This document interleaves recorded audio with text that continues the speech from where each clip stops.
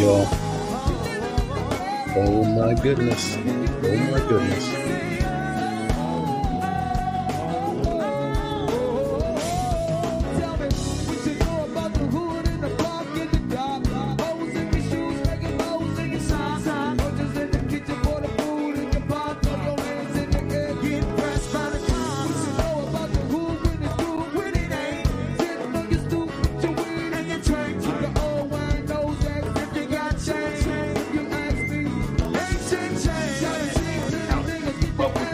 Puff was a rich cat with no musical talent, but also with a stable of mostly white advisors and lawyers who taught him how to put voodoo on his artists. And you went on and said that after Biggie signed the contracts that Puff forced on him, for example, he walked away with only $25,000 to avoid people finding out just how broke Biggie was when he was killed. Puff announced that he was giving the Fallen Stars family several $1 millions, but if he had given Biggie a fair contract, Biggie would have had plenty of money to take care of his family forever and wouldn't have needed Puff's one-time charitable donation. For those of you that don't know who this is a Bad Boy artist that left Bad Boy a while ago by the name of Mark Curry, who wrote a book called Dancing with the Devil.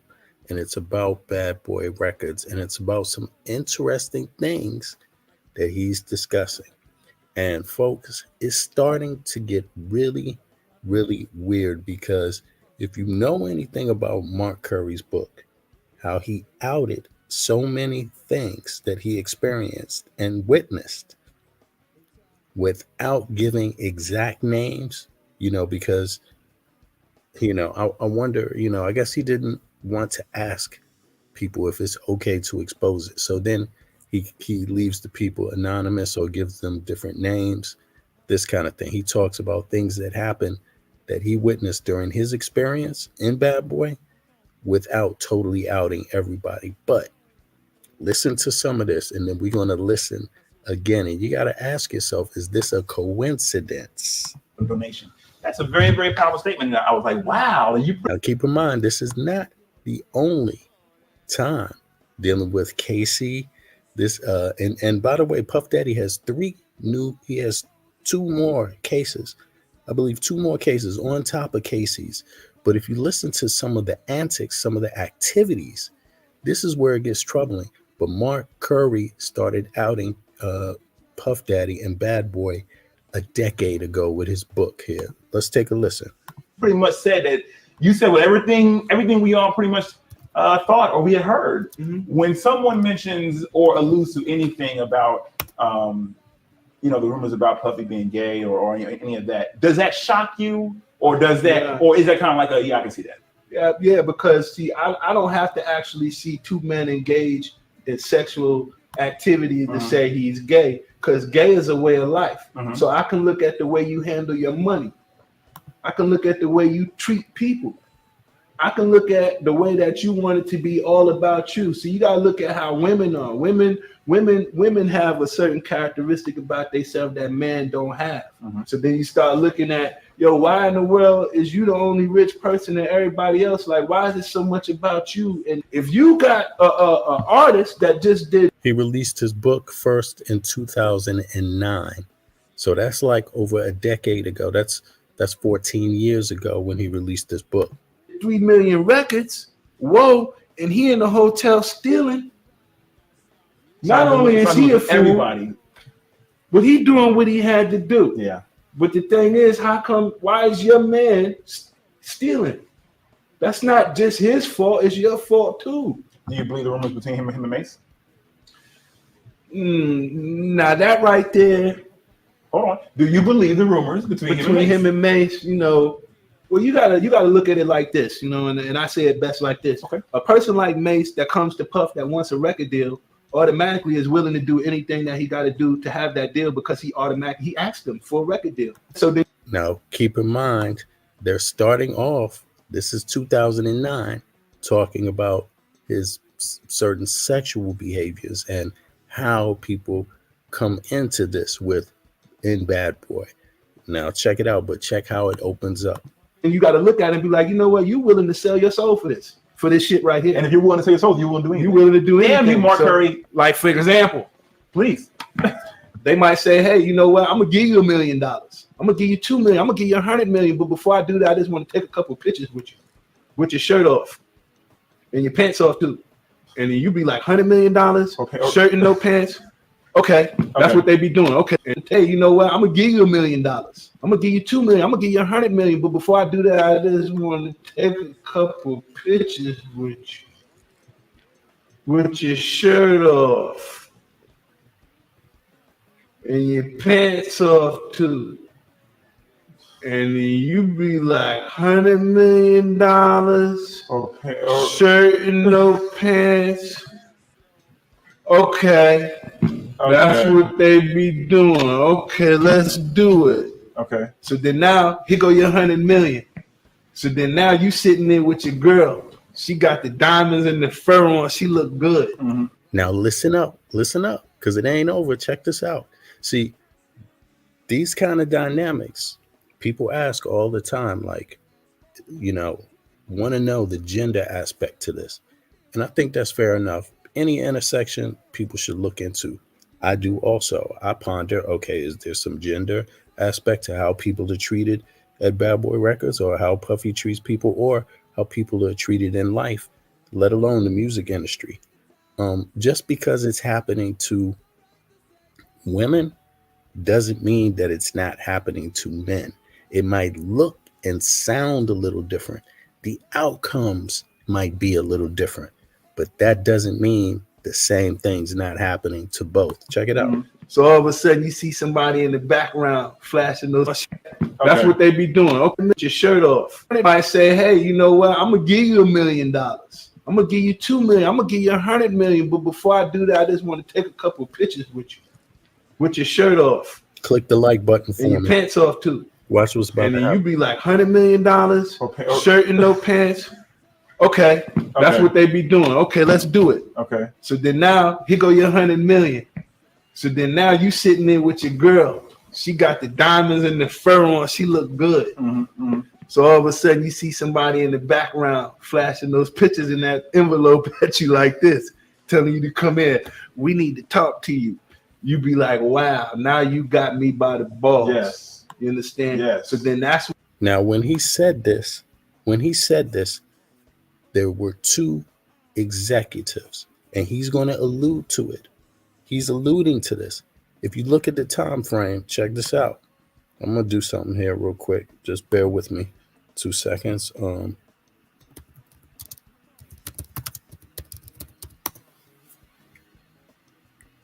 Right?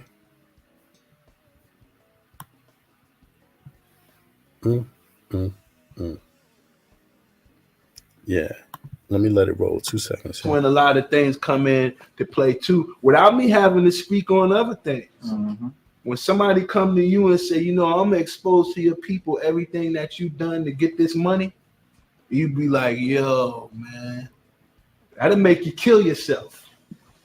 Now, if you don't know who he's talking about, then I just cannot help you. People were questioning the deal between Arista and Bad Boy, the affiliation anyway, from jump, just about, a young black man getting this large chunk of money to start this new venture. Mm-hmm. It seemed to have been also the catalyst for the downfall of Arista in a way.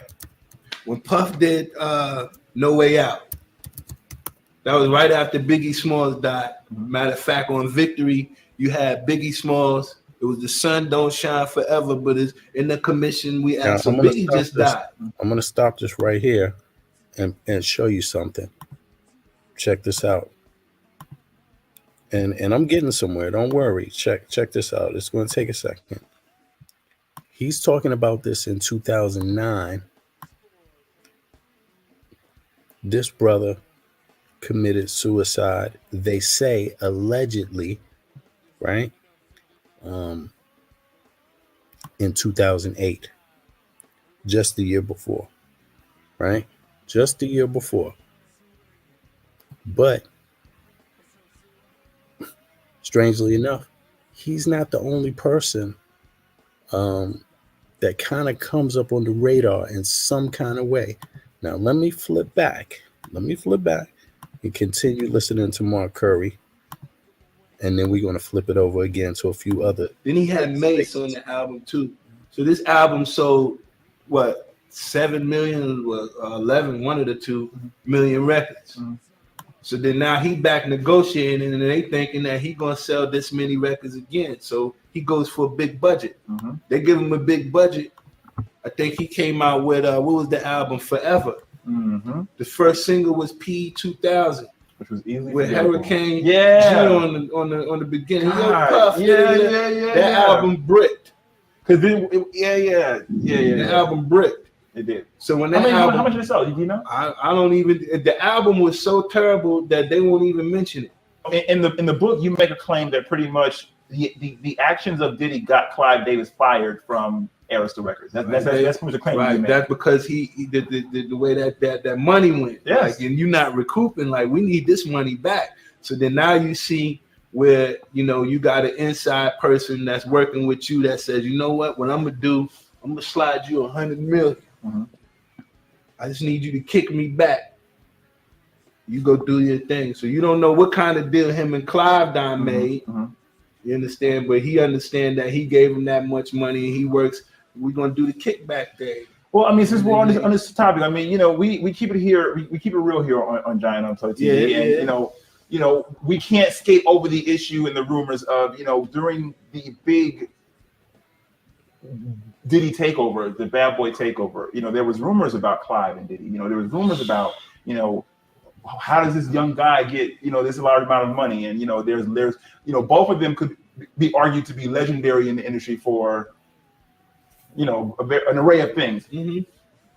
Let's just go ahead and get this out here. In terms of the rumors that Diddy was involved with Clive on a more than friendship level, that he was involved with some different things. And this is what I want to pay to you, just simply. When did you ever see anything like that? Can we just clear all that up? Was there big rampant homosexual parties at Bad Boy? Like, what exactly went on, and where did all that come from? See, these kind of things you won't see, you won't know. That's like a phone call you get on the phone from your girl saying, "Come over here, I want to see you." Okay.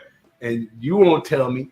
You won't tell nobody. You're just gonna go handle your business. Okay. But if you break down the whole history of Clive Davis, we want to go back from Eric Sermon. We want to start there when Eric and Paris making dollars, EPMD. When Eric sent the people, because the publishing problem between Clive and you understand. Yes. So you understand that he's a wicked dude.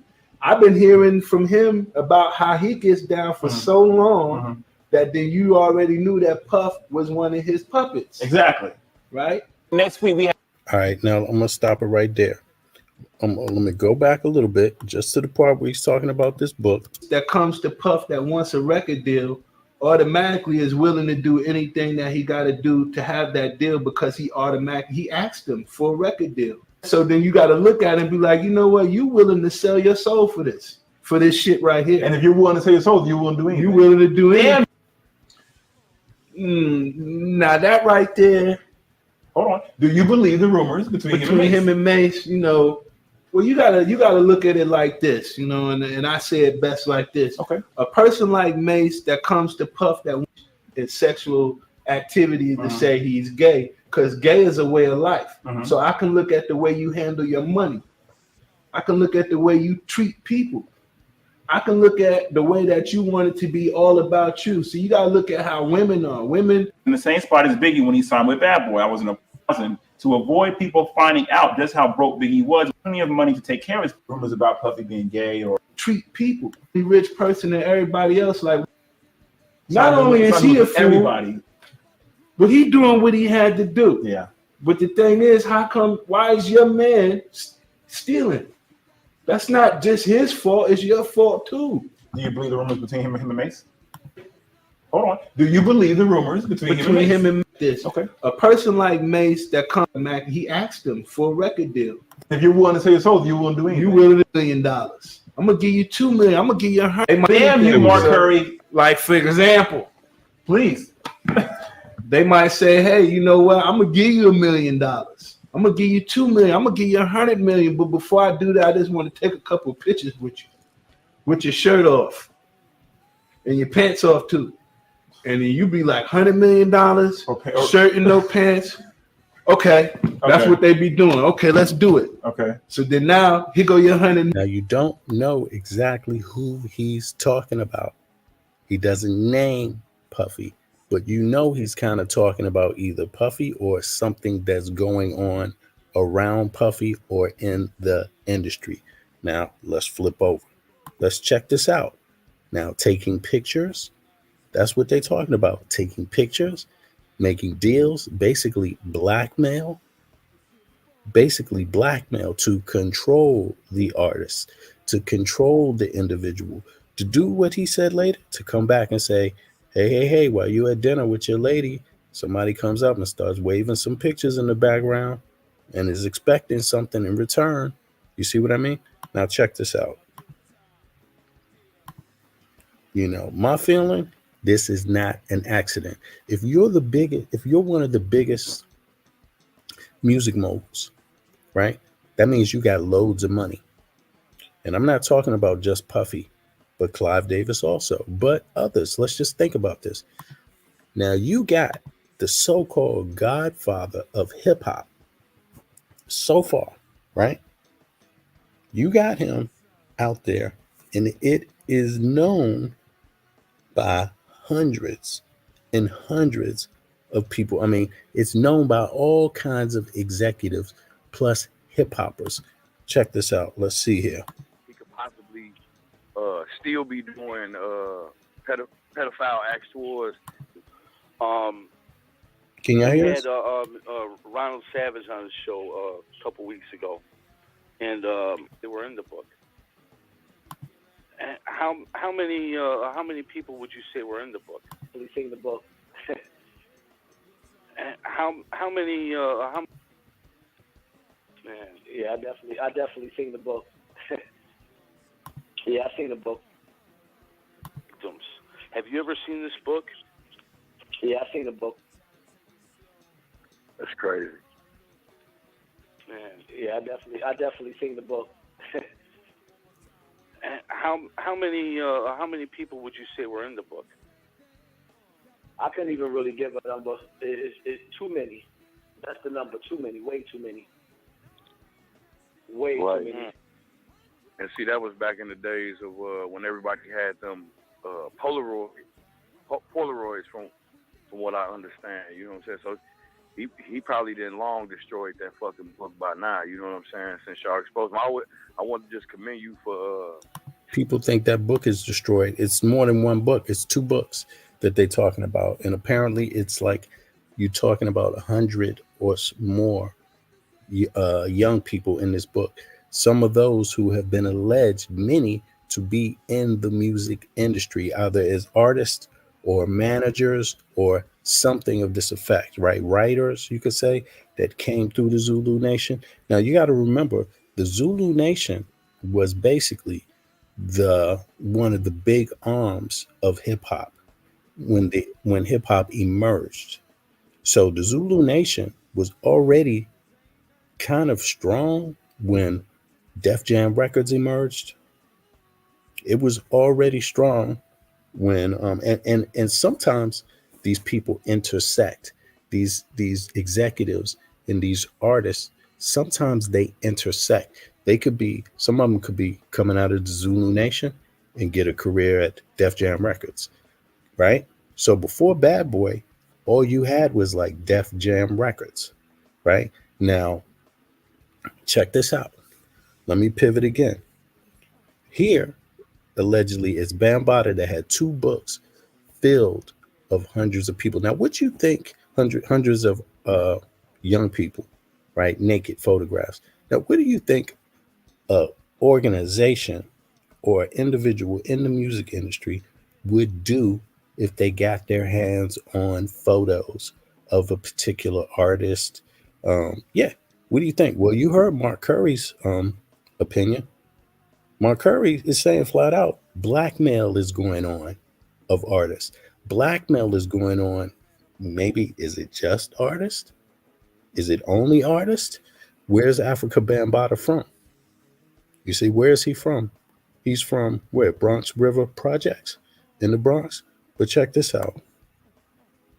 There's another individual record exec who allegedly committed suicide, who's a big wig in the music industry. Yes, a manager. Does his career intersect with Sean Puffy Combs? Absolutely. It also intersects with Africa Bambaataa. Absolutely. It does. It's cold facts. Check this out. Chris Lighty. Chris Lighty was born in Bronx, New York City, and raised in Bronx River housing projects. His mother was single. He has 5 siblings, including a brother, Dave. Career. Lighty began working in the music industry by carrying vinyl records crates for DJ Red Alert, another big wig. Later, Russell Simmons. Now, Russell Simmons intersects with, with Puffy, you could say. Def Jam Records does, right? They intersect through Chris Lighty and a lot of other artists. Check out who's on Chris Lighty's roster. So while Def Jam is signing cats, Chris Lighty is managing many of these people, right? Chris Lighty is, and he's from Bronxdale Projects. By the way, allegedly, he committed suicide. Now, he began later working for Russell Simmons. See, Russell Simmons, people are talking about Russell Simmons coming up with these charges, running and evading charges to DJ Red Alert said he never seen nothing. He never seen nothing. You know, Chris Lighty is carrying crates for him, but he never seen nothing. Okay. Rush Artist Management, right? That was the management company at the time Def Jam was emerging big. But, there's a conflict of interest there. So what was Rush Communications kind of turned into Violator Management, right? After leaving Rush, he founded Violator Management. Now, check this out with Mona Scott in 1996, right? The company is named after the gang he belonged to in the Bronx. Violator was responsible for getting LL Cool J his first Gap commercial.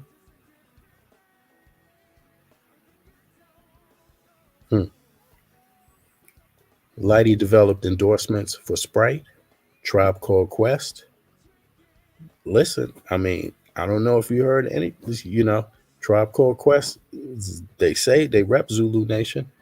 The native tongues, we talked about the native tongues before, right? What is it? The Jungle Brothers, right? Yeah. And Q-Tip, his name has come up a few times from, let's take a look. Let's take a look at this. Tribe Called Quest. Let me see. Give me 2 seconds. Let me pull up. Let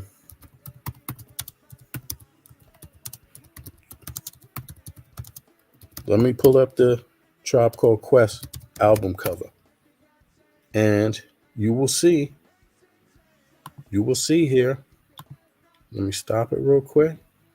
Here we go. Let me pivot over to here so y'all can check out and see what I'm talking about. Tribe Called Quest. Here. You see, here is the album cover. Now, how does Poppy... What's up, everybody? KUT here once again. Just going to make this quick video for everybody. How does Poppy end up on the Tribe Called Quest cover?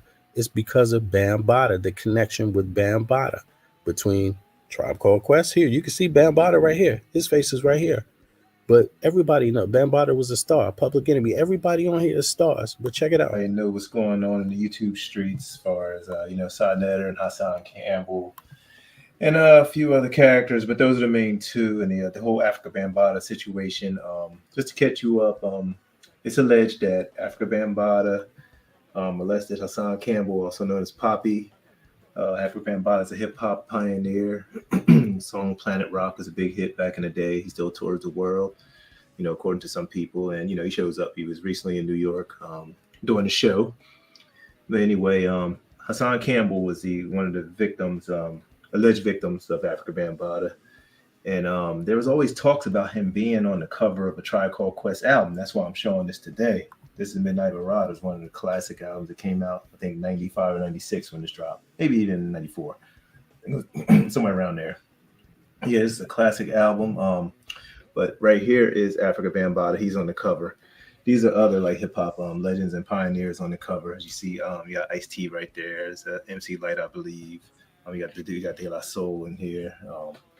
There you got Kumo D, Heavy D, Grandmaster Flash right there, legendary DJ, Beastie Boys, Dougie Fresh. So there's a lot of pioneers on this cover. But there was always talks about Hassan Campbell being on this cover. He's not on the front cover, but if you go to the back, I'm gonna flip this record around. So here you have more legends and pioneers and influencers and people in hip hop. If you look very close right here, this is Hassan Campbell, I believe. Got a little blur happening. There you go. It's Hassan Campbell. This is Hassan Campbell. And that's the person you just saw talk about the books that he saw that Bambaataa had of different people. And he's already said some of these people are in the industry. He don't want to out them, or he's alleged something like that. And it's multiple persons, multiple people, right? So when you look at this and you see the bridge, right? Now, who negotiated that? Who negotiated? Who worked on these covers? Tribe Called Quest. Chris Lighty. This is Chris Lighty, 1997. You see what I'm saying? You see? So there's a bridge. There's contact between these folks. Now, check this out. Look, Lighty worked for Def Jam, Jive, Loud Records. He's the chief executive and brand asset group. 2004, Lighty brokered the largest brand endorsement deal in hip hop to date. He was the architect of what turned out to be the most lucrative deals in hip hop history. Look at this. Another name that's been coming up. This guy been all over Diddy for a minute. But check it out. Rapper 50 Cent. He managed 50 Cent, Chris Lighty. Right? He handled this deal. Vitamin Water. That's one of 50 Cent's biggest deals. Look, Coca-Cola paid Vitamin Water Company. 3 years later, 50 Cent received $100 million, and Lighty received an undisclosed sum. Right? Now, check this out.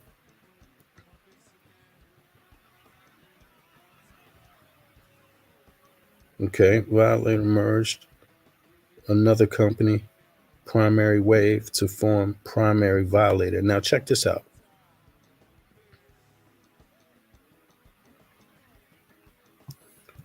Lighty married his wife, Veronica, in 2003. Together, they had 2 children, daughter Deja, born in 1995, as well as a son born in 2007. He also had 4 other children in previous relationships, including daughter Tiffany, born in 1995. In 2011, Veronica filed for divorce. But at the same time of Lighty's death, she claimed to have retracted her original request. He had reportedly been under, now keep in mind, you already heard of one music exec. I'm going to go back and check him out. He was with Def Jam. Now, who just mysteriously one day to the next committed suicide. Yeah. Now, the wife said she retracted her original request for a divorce. So they were having some marriage problems, but she said she retracted it. He had reportedly been under scrutiny for income tax issues about up to $5 million. But look, if you're negotiating $100 million contracts with persons like 50 Cent, do you really think you're going to have a problem? 50 Cent speaks highly of Chris Lighty and many others. But this was resolved with the sale of a Manhattan property of his. Other sums were also owed. Right? Death on August 30th. This is 3 years later after what's the brother's name? Shakir Stewart committed suicide. These are These are very successful executives in the music industry committing suicide. August 30th, Lighty was found dead on the patio of his South Riverdale, Bronx apartment from an apparent self-inflicted gunshot wound to the head. Keep in mind, you hearing things like this already, right? But let's go back. This behavior, these things, these activities had long been scrutinized before by a lot of men. You know, a lot of male artists, they were speaking up about this stuff. And not only male artists, a lot of female artists were talking about um, sexual harassment, rape, you know, and executives, female executives. But as I said before, the same activities could be going on with men, but they might just look a little different. They might, you know, and look a little different means maybe they might have a different title, job title. Maybe how they deal with it and the outcomes are different. None of these people have success. None of these men have successfully sued anyone. Now check this out. Why do you think that is? Lighty was found dead on his patio apartment from an apparent self-inflicted gunshot wound to the head. The New York Daily News reported that the gunshot was heard and Lighty was found lying face up with a 9mm pistol to his body. Forbes magazine reported that he had been involved in an argument with his wife, Veronica, not too long before his body was discovered. Check this out. Lighty's brother and many other celebrity figures stated that they did not believe the death was a suicide and that the family would be staging its own private independent investigation and would share any solid findings with the public. Rapper 50 Cent, a client and close friend to Lighty, also questioned the suicide claim. He hired a team to investigate the details of the incident at the request of Lighty's mother. Friend and rapper Papoose questioned Lighty's death as a suicide in a song Obituary 2012. Yes, that's real talk. These things actually been going on, and it is so sad. Now let me just go back. Let me go back a little bit, y'all. I hope everybody's doing good. I don't know who's listening, but let me know if you're in the house. Yeah, click like, by the way, if you're listening, because obviously you're watching for some reason. Don't be a hater. Be a, you know, be a supporter, you know, of positive content, because I know you're not just hearing this. I've been looking for this conspiracy on YouTube for a minute. I haven't seen that many people talking about Chris Lighty's death, connecting it to Bronx River projects, showing different individuals how they kind of seem linked together. Now, I'm going to ask you this question. If you're Africa Bambaataa, everyone that you heard of, there's so many people out there have said, yeah, they heard of Bam, they heard of this book. Let's go back and see if there's mention of who else is in this book. But before that, let me just flip back to this brother here real quick and to go over his story, because as we found out, Chris Lighty, he worked with Def Jam. Chris Lighty represented some Def Jam artists. Chris Lighty has represented Jive record artists that were down with the Zulu Nation also. So if these people are linked, how is it none of them know about this book? How is it that none of these people knew about this book? Hassan Campbell knew about the book.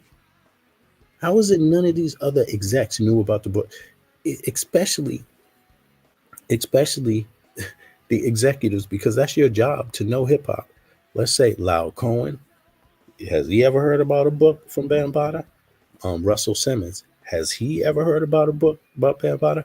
Sean Puffy Combs. Has he ever heard about a book from Bambaataa? Because if you look, again, you got Mark Curry alleging that somebody in Bad Boy Records is holding pictures up, blackmailing people. That's what he's alluding to. Now let's go back to this guy. Have you heard of so many successful A&Rs, people in the music industry just killing themselves? right? One of the most powerful figures in hip hop, famous for signing Beyonce, died on Saturday from a self inflicted gunshot wound. Shakir Stewart, Def Jam executive VP, died. Shakir Stewart, executive vice president of Def Jam and one of the most powerful figures in hip hop, died this weekend in an apparent suicide. Police reported that the man who signed Beyonce was found in the bathroom at around 4 p.m. Saturday, suffering from a self inflicted gunshot wound. He was taken to Atlanta's Kenny Stone Hospital, where he died later that day. Though further details have not been released, Def Jam confirmed Stewart's death in a statement yesterday. Def Jam chairman L.A. Reid, who has also, look, L.A. Reid and all of us at Island Def Jam Music Group. Now, who is L.A. Reid? Has he been accused allegedly in any civil cases? Has any woman accused him of, harassment, rape, anything like that? Let's check it out. Now, if your behavior is similar, if you're in the same level, like in the executive level, like, executive, uh, my question goes out to L.A. Reid too. Have you ever heard about Bambaata's books? Have you heard about these things? All right. Shakir was an amazing man in every sense of the word, but yeah, that's what they always say. Stewart had only recently taken over the label, succeeding Jay-Z after the rapper's departure in June. Stewart at the time called it a dream job. The Oakland, California native began his career in a more humble way, passing out concert flyers at 7 clubs at night, 7 days a week in 20-degree weather, as he told Billboard this year. Later, he worked for LA Face Records, Hitco Music Publishing before joining Def Jam. Artists he was responsible for signing: Sierra, Rick Ross, Young Jeezy, Beyonce Knowles, Karina Parshan, and he just started the job. The interviews after his summer hiring, Stewart spoke to the need for music executives to file 27-hour days. I see a lot of kids who want to live this lifestyle but don't want to put in the work and do what it takes, he said. Okay. Yeah, but let me go back here. Shakir Stewart. Let me just copy this real quick, just to make sure I don't miss one other detail here. Oh, is this the wiki? Let me see. Let me go through this one again, too. Right.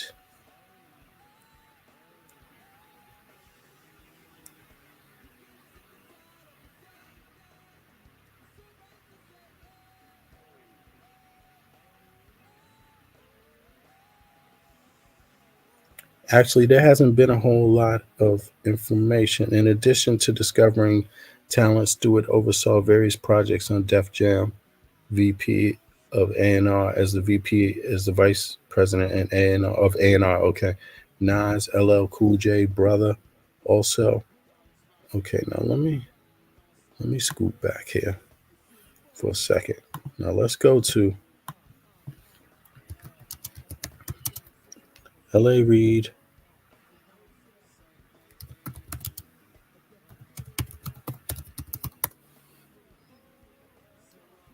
Right, here we go. Music mogul L.A. Reid sued over sexual assault claim by former Arista record executive Drew Dixon alleges in a complaint brought under the Adult Survivors Act, right? You heard of that? That's what Puffy's going down for. That she was assaulted twice and that she was forced out of the music business due to Reid's allegations and misconduct. And my question is, has he heard about Bambaata's book? I mean, Antonio L.A. Reid, a Grammy-winning music executive known for helping launch, or did you learn some tactics? The careers of Usher, Outkast, Pink. You see, Usher, Outkast, Pink. Now, everybody knows Usher because he's famous for being signed by Diddy, right? being groomed basically by Diddy. I mean, Diddy got this dude, Usher and P. Diddy. Diddy signed him. I mean, look at this. Let me just play you this. I mean, you see, this is like these people. This is a lot of like tight stuff here. Without mentioning P. Diddy. But now it seems that the story is tainted by some disturbing details. Were they just bros, or was there something more between the younger artist and his mentor? Did Usher's mom really take him away after something shady happened between him and Diddy? Let's get into all the details as Usher speaks on his creepy relationship with Diddy, a very inappropriate mentorship. Every artist wants a big break, and sometimes they're ushered into it by someone with more experience than them. And for Usher, this person was Sean P. Diddy Combs. Usher was signed to LaFace Records as a young teen, and he worked with P. Diddy, who was the producer of his very first album. They had a somewhat friendly relationship, and in no time at all, the 14-year-old was under P. Diddy's unofficial mentorship. As one person recalled in 2010, when Usher was Justin Bieber's age, Diddy was his mentor. The mentorship was beneficial for the young singer very early on because he got the opportunity to rub shoulders with rap legends long before he established himself as a star in his own right. In a recent interview with Vulture, the R&B veteran reflected on crossing paths with the likes of Tupac, the Notorious B.I.G., and Ice Cube during his come-up in the early 90s. And while this certainly did wonders for his career, it may have come at a price that was way too high.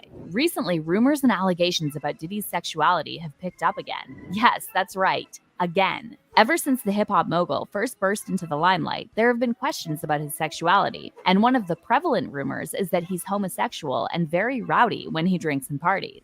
And with that knowledge, let's take a step back into that little tidbit of info that says Usher was living with Diddy when he was barely a teenager. And in case you haven't figured it out, that means that he was partying with the hip-hop stars he met when he was younger. While news outlets and media personalities have continued to suggest and imply that Diddy is gay, the one person championing this course is none other than Diddy's biggest rival, 50 Cent.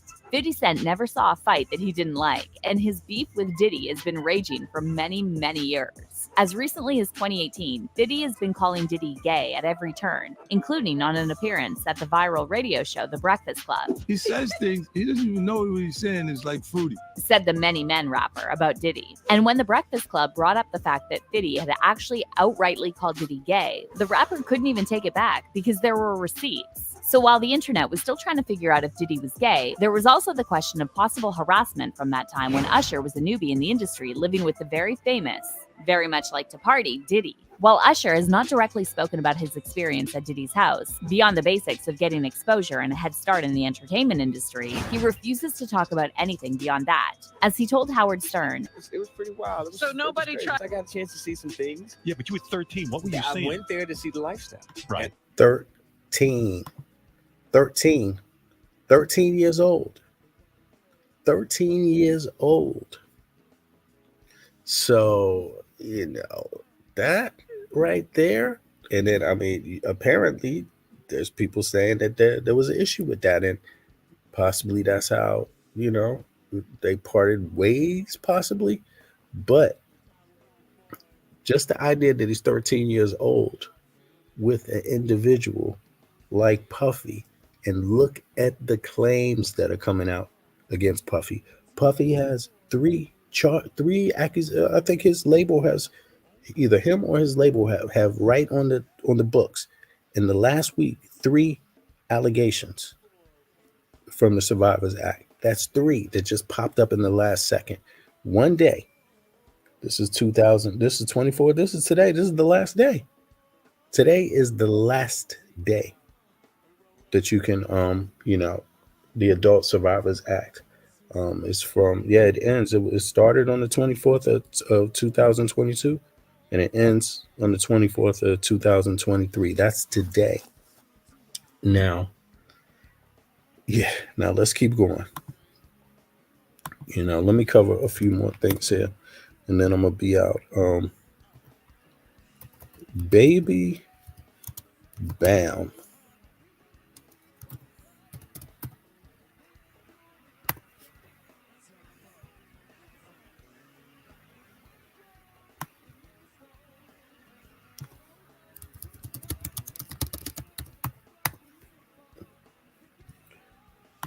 Yeah, I hope y'all can see this.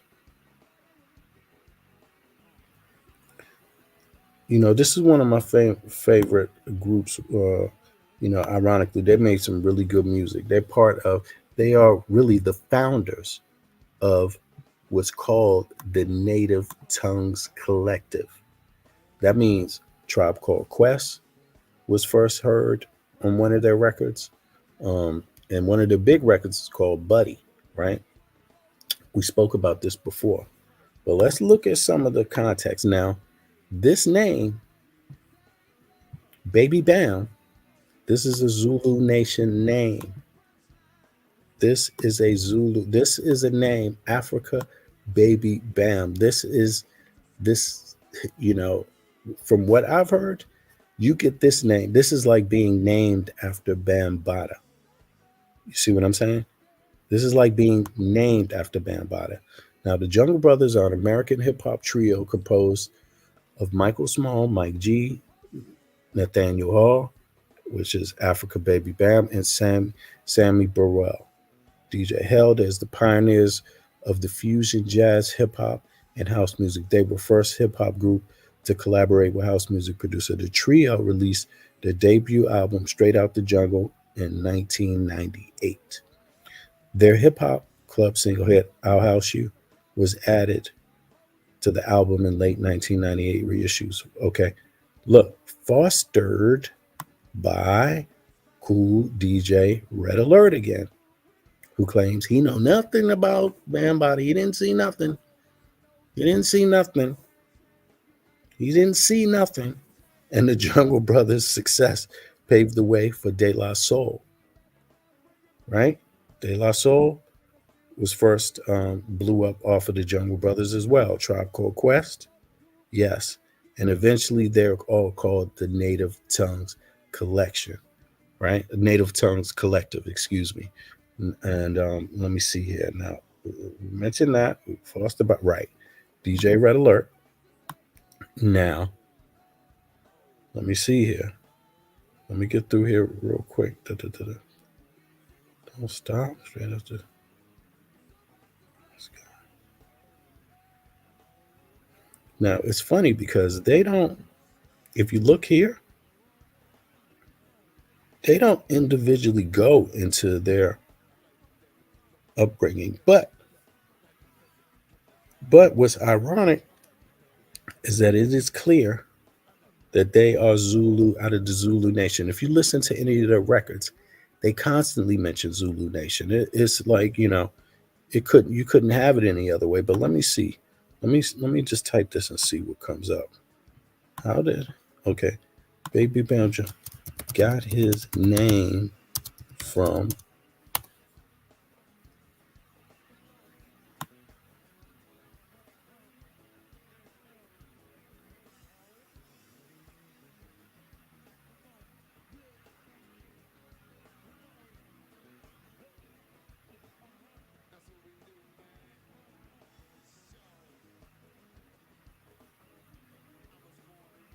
yeah, this is one.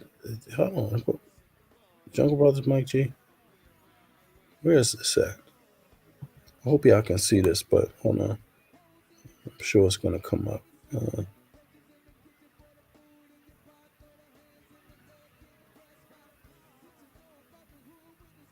I mean, I might have to find this one later, but it is pretty obvious. This name is a Zulu Nation name. Let me just type one other. Baby Bam Bata. Baby Bam and Bam Bata. Baby Bam and Africa.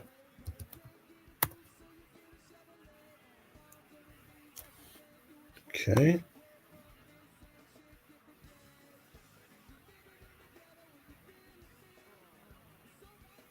Africa Baby Bambaataa discography. What? Right. In fact, this name is Baby Bam Jungle Brothers. Yeah, that's actually his name. It's not even Baby Bam, it's Africa Baby Bam. I mean, this, yeah, this is very weird. But let me see here. Let me flip over to one more. Um, KRS1, right? Um, Africa Bambaataa. Now we went over this before. You know, KRS1 is alleged. He's the one who defended Bambaataa, right? Now you have. Let me hold on. Let me flip into KRS before we. Let's listen to this. KRS1, right, and see what it says. Just so you can have an idea of the proximity of all these people. Could you know about a book? Has KRS heard about a book about about Bambaataa? Excuse me. Has he heard about it? I'm wondering, right? Let's see here. Lawrence Parker was born in New York City borough of Brooklyn, 1965, an American mother, his father, right? Island of Barbados, his father's career. Okay. He had a troubled child life, suffering severe beatings from his American stepfather, John Parker, when the family lived in Harlem, New York. When his mother left the marriage, both he and his younger brother, Kenny, moved to the Bronx. Before again moving a year later to Brooklyn, home life continued. I wonder when this page gets updated. I need to look at that. At 16, he left home permanently and spent time living homeless in New York before eventually signing himself into a group home in the Bronx. Okay. Now let me see here. How do we... Let me go back here and just Control F real quick. Control F, DJ Red Alert. Right. DJ Red Alert. I mean, he had one of his first big breaks with a record called it's called Jimmy with DJ Red Alert. Now, I don't know if I could play you this song, but let me just get Jimmy. Let's see here. Jimmy by KRS1. This is the song. It's on his second album, right?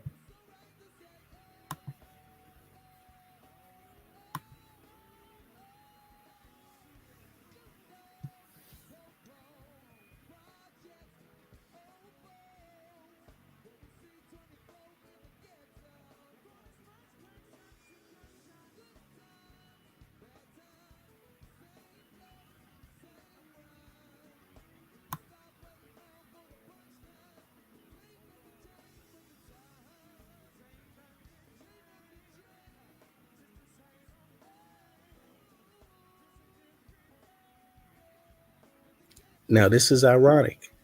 This song is about the Jimmy. They're using the same, language of this time, Jim Brownski. This is a Jungle Brothers song. Also, at the same time, similar time period, not exact same time period. But let me go back. That's a small note in it. Let me go back here. KRS1 Bambaataa. Ooh, did I type that right? KRS1, right, Africa Bambaataa. Here we go. Now, this guy. One of the first people to come to Africa Bambaataa's defense following his sexual abuse claims was KRS-One, who brushed the controversy off before releasing a statement clarifying his comments. In an interview facilitated by Doggy Diamonds TV, currently available to view on the site, OG Half Pint said to have a disturbing encounter with Bambaataa at just 12 years old before giving his thoughts on the reasons why the Zulu Nation was created.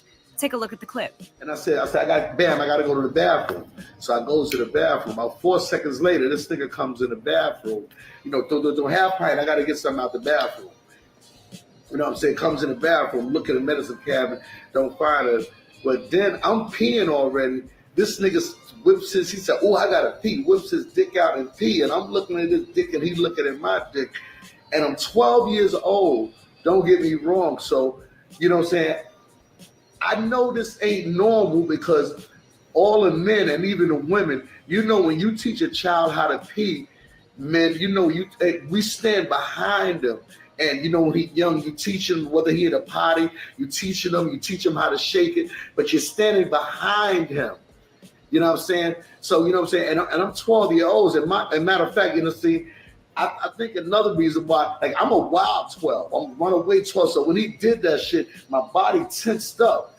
You know what I'm saying? It tensed up. And him being a professional pedophile, he sensed this. He sees this. Directing his anger toward KRS-One, he made bold allegations about his relationship with... And notice he said professional pedophile. He's not talking about accidental. He's saying professional, like prolific. He got the science down. So that means long before you expecting anything, he's already peeped it and plotting out a plan. He knows exactly what to do, how he's going to go about it, what the setup is going to be, all of that. Bambaataa in the clip. KRS-One, you stupid motherfucker. Yo, I'm telling you something. Chris, I know Bam sucked your dick. I know it's no way that you sit there and you try to like I ain't got nothing to do with that. You a man. You don't have nothing to do with another man touching little kids. So that now, see, folks might be thinking, why is he making this accusation so freely? It's because folks pretty much know that KRS and Bambaataa had a very close relationship. Yes, KRS was on the scene back in those days, early at Bam's apartment. You see, Zulu Nation, Bronxdale Projects is not far from, which is like BDP, Bronxdale Projects, BDP, which is KRS's group's name, which they say it means Boogie Down Productions, but okay. But that's not far from Bronx River Projects. These people are all in contact with each other early on. And it's not just these folks. You see, yeah. Now let me just let that go. Let me go back a little bit. You heard that. So this guy is not, you haven't heard KRS-One defend this openly. You might want to ask, why not? Why hasn't he? You see what I'm saying? It's because he will have to talk more, and people will say, hey, but that's not true. Other people speak out when you say something that's not true. Often when you don't speak at all, people just let it go. They just say, okay, you don't want to speak about it. But if you speak back and you respond and you start saying lies, well, then someone else might have to come out and say, whoa. Now, I have to set this straight. That's not what it was. Now let's go back a little bit. Let's go back. I mean, this is an open rumor. Now, the thing that is crazy about it is that this is hundreds of people. Now, let me see here. Let me go back. There's an explanation for this, and I need to remember where this is real quick so I can pick it up. There's an individual that breaks down how hip hop emerged, who were the movers and shakers in different boroughs at the same time, and it's alleged that these people somehow, through the music industry, through business, through money, through executive money, through big wig executive money early on, that they are connected. You see, let me see who just left a message. Yo, Afro Cuz, what's up? KRS never said nothing about that. I mean, what do? You go out on, I mean, I'm not saying there have to be a great response, but there's nothing. There's no response at all. And that's kind of like, okay, like no response. But in any case, let me continue with this. There is a breakdown. Russell Simmons, Africa Bambaataa, and a few other early wigs that were in the industry. At that time, when Russell Simmons was coming into it, that's when hip hop was emerging into, you know, a dominant, you know, or beginning to express itself as dominant in the music industry. You know, it had the beginnings. Now check this out here. One of the artists is LL Cool J. I mean, why is it that you have so many of these artists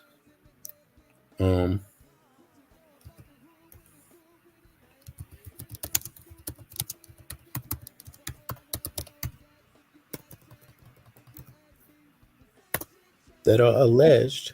You see? Look at this. This is not possible. You know, this doesn't happen so easily. These things, I mean, you could say this is a coincidence. You can say it. I ain't got no problem with that. You know, that's perfectly fine. Everybody has their own mind. I got my own mind. And, you know, my mind, the way my mind works is when I'm around people I don't know and I come into scenarios, I really start peeping shit.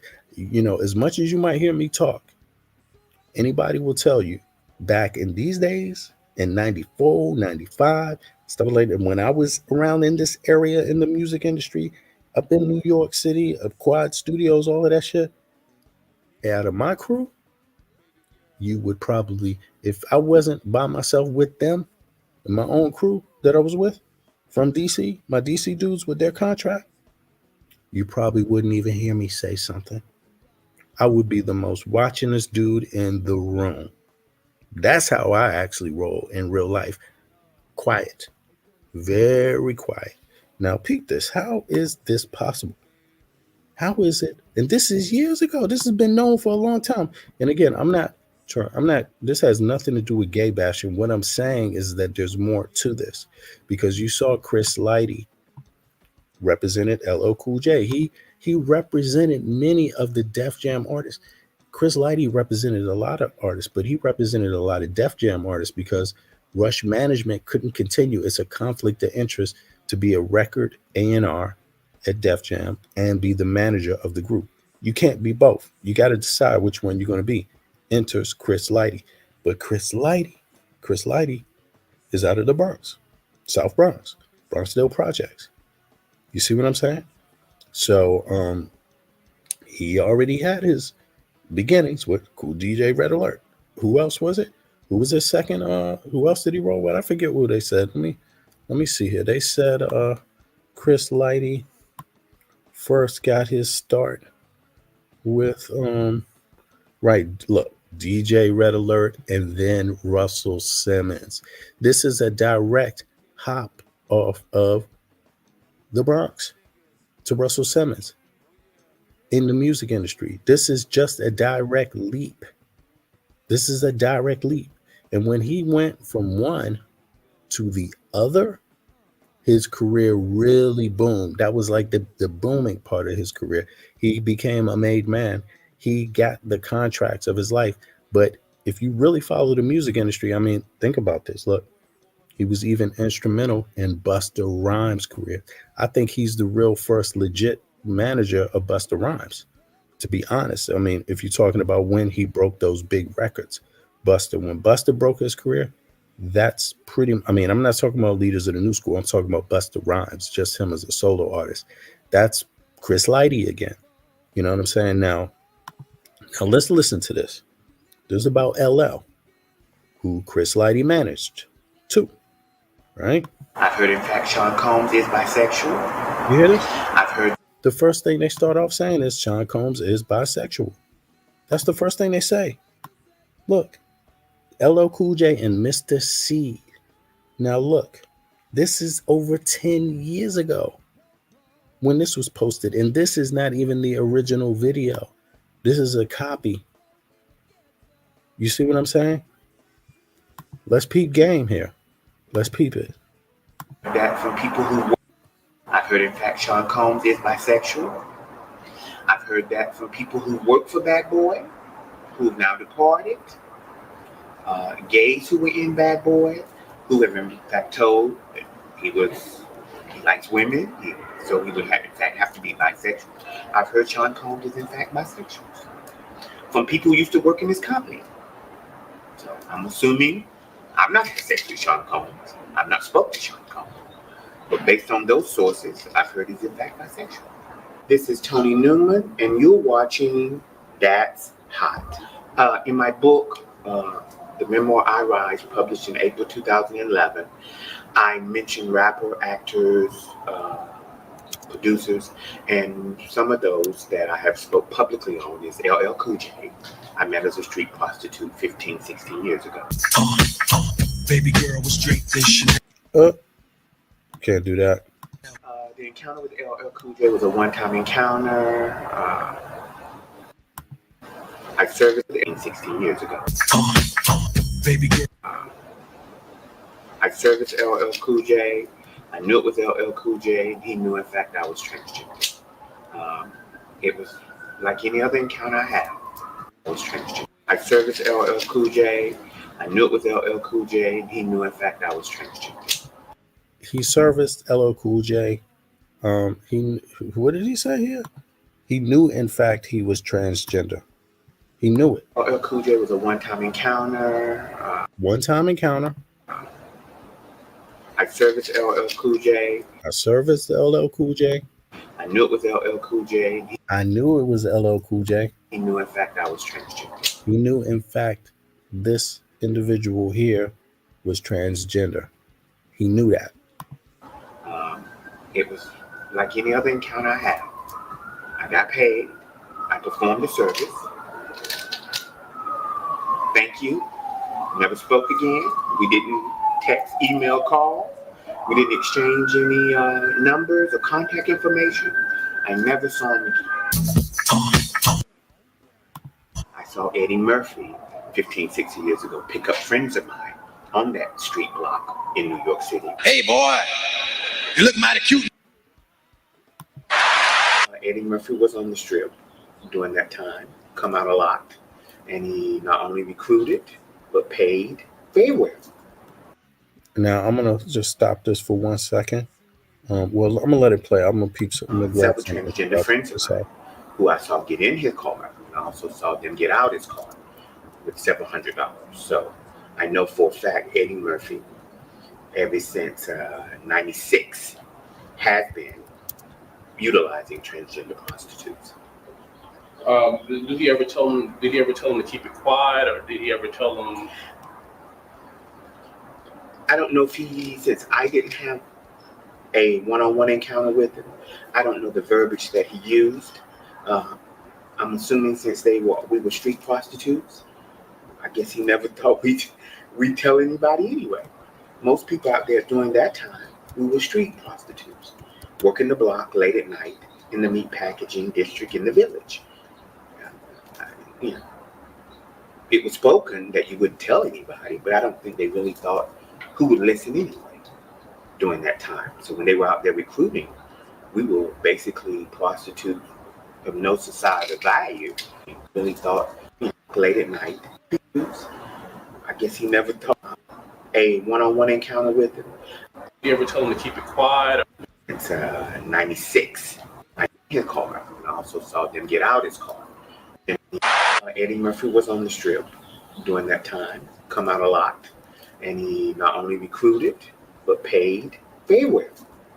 Several transgender friends of mine who I saw get in his car, and I also saw them get out his car with several $100s. So I know for a fact Eddie Murphy, ever since 96, has been utilizing transgender prostitutes.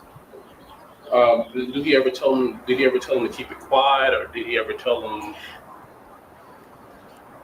I don't know if since I didn't have a one-on-one encounter with him, I don't know the verbiage that he used. I'm assuming since we were street prostitutes, I guess he never thought we'd tell anybody anyway. Most people out there during that time, we were street prostitutes, working the block late at night in the meat packaging district in the village. It was spoken that you wouldn't tell anybody, but I don't think they really thought who would listen anyway during that time. So when they were out there recruiting, we were basically prostitutes of no societal value.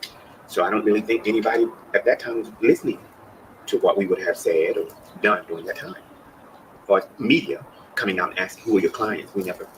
Nobody cared except the police, who came up quite a bit. And just for people who might not be familiar with New York or might not be familiar with like the area of like what was you referring to, can you explain what the meatpacking district is? We used to call it 14th Street. 14th between 7th, 8th, and 9th Avenue. You would see 50 to 100 on the block, street spread across of African American, Latino, and Asian, and other minority transgenders out walking the streets trying to make a hustle.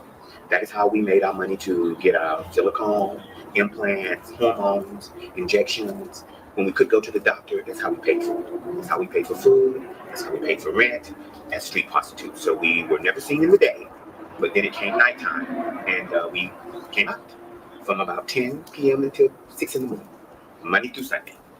Also had multiple encounters with Hot 97 DJ Mr. C. You know what I mean? This is the winning game. Mr. C, he's discovered, in fact, Biggie Smalls. That's Sean Puffy Combs' biggest artist. It's this man, Mr. C, right? Now it's going to get deeper. Check it out. And I would say maybe 30, 40 times doing that. 30, 40 times. Time around, we saw Mr. C driving the Hot 97 van, circling around. I've been in that van, I would say maybe 30, 40 times. During that time, I had long braids. I was called Fit Terry, was my street name. And that was my transgender escort name, Terry. And I was out there. Mr. C was very nice to me. He enjoyed receiving good oral sex, would verbally express, do it right, come on. And the better you did it, he throw a 20 your way. So, all right now. And you keep doing it until he finished his thing and you grab your money and he opened the van door and out you went. And what about how long was that ago? For me, that was about 15 years ago that I used to see Mr. C doing that. Year and a half, 2 years, I worked as a street prostitute. I saw him 3 or 4 times a week. I was fortunate in the beginning to get picked up 3 or 4 times a week. 25 years ago? He began to look for newer people. He'd use you for a while and move on to new meat. And I didn't get in as much in the last year, but that first 15 years ago is 25 years ago, roughly. So 50 times I've had encounters with Mr. C. Yes, there are gays, and there are gays and lesbians and bisexuals in hip hop. Because not all of them are gay. Some of them do like women, but they get freaky sometimes. Now come on over here and fuck me up the ass. The National Enquirer contacted me, polygraphed me with Joe Paglioli, a Secret Service agent from John F. K. He polygraphed me. I stayed there for 2 hours. We signed a contract and rap gay artists. Well, Frank Ocean came out as an R&B singer, and he was big. He was on the incline, and, a lot of people accepted him and appreciated him for being, a stand-up guy to say that he was. But I believe rapping is a little bit different because it comes from a culture where, that's not accepted. And LL Cool J, wasn't he a rapper before he was anything else? Well, what's happening now is you're seeing the skirt being lifted up of hip-hop because not only is that not true, that it's not accepted, but it has been heavily accepted. But that's not what I'm getting at. What I'm getting at is something else. When you extort, take pictures, and basically, extortion is enough. I mean, we heard in Cassie's case, Cassie, that's what they call her, right? It's basically extortion. They don't say it, and people need to look at the paperwork, but it's alluding to it when you're taking pictures, right? When you're, threats, extortion, all of these things. But here, let me just. Doesn't they give him awards for being one of the earlier rappers who laid the way? What is he? Didn't Hot 97 DJ work with Biggie? Produce some of his stuff, if I'm not mistaken, in his early history? They worked together? So wasn't he a rap producer? Isn't he in the rap industry? And he's Hot 97 DJ, Mr. C. So who is Mr. C and LL Cool J but not a rap producer and a rap artist? So there's two people that defies Snoop's argument. It's in hip hop. Frank Ocean is hip hop. Frank Ocean ain't rap. But what if Mr. C and LL Cool J? So I don't know. All right, now I'm going to flip it over to this one. This is going back to Russell Simmons, right? Let me shut this down for a second. Come on. Let's get it going.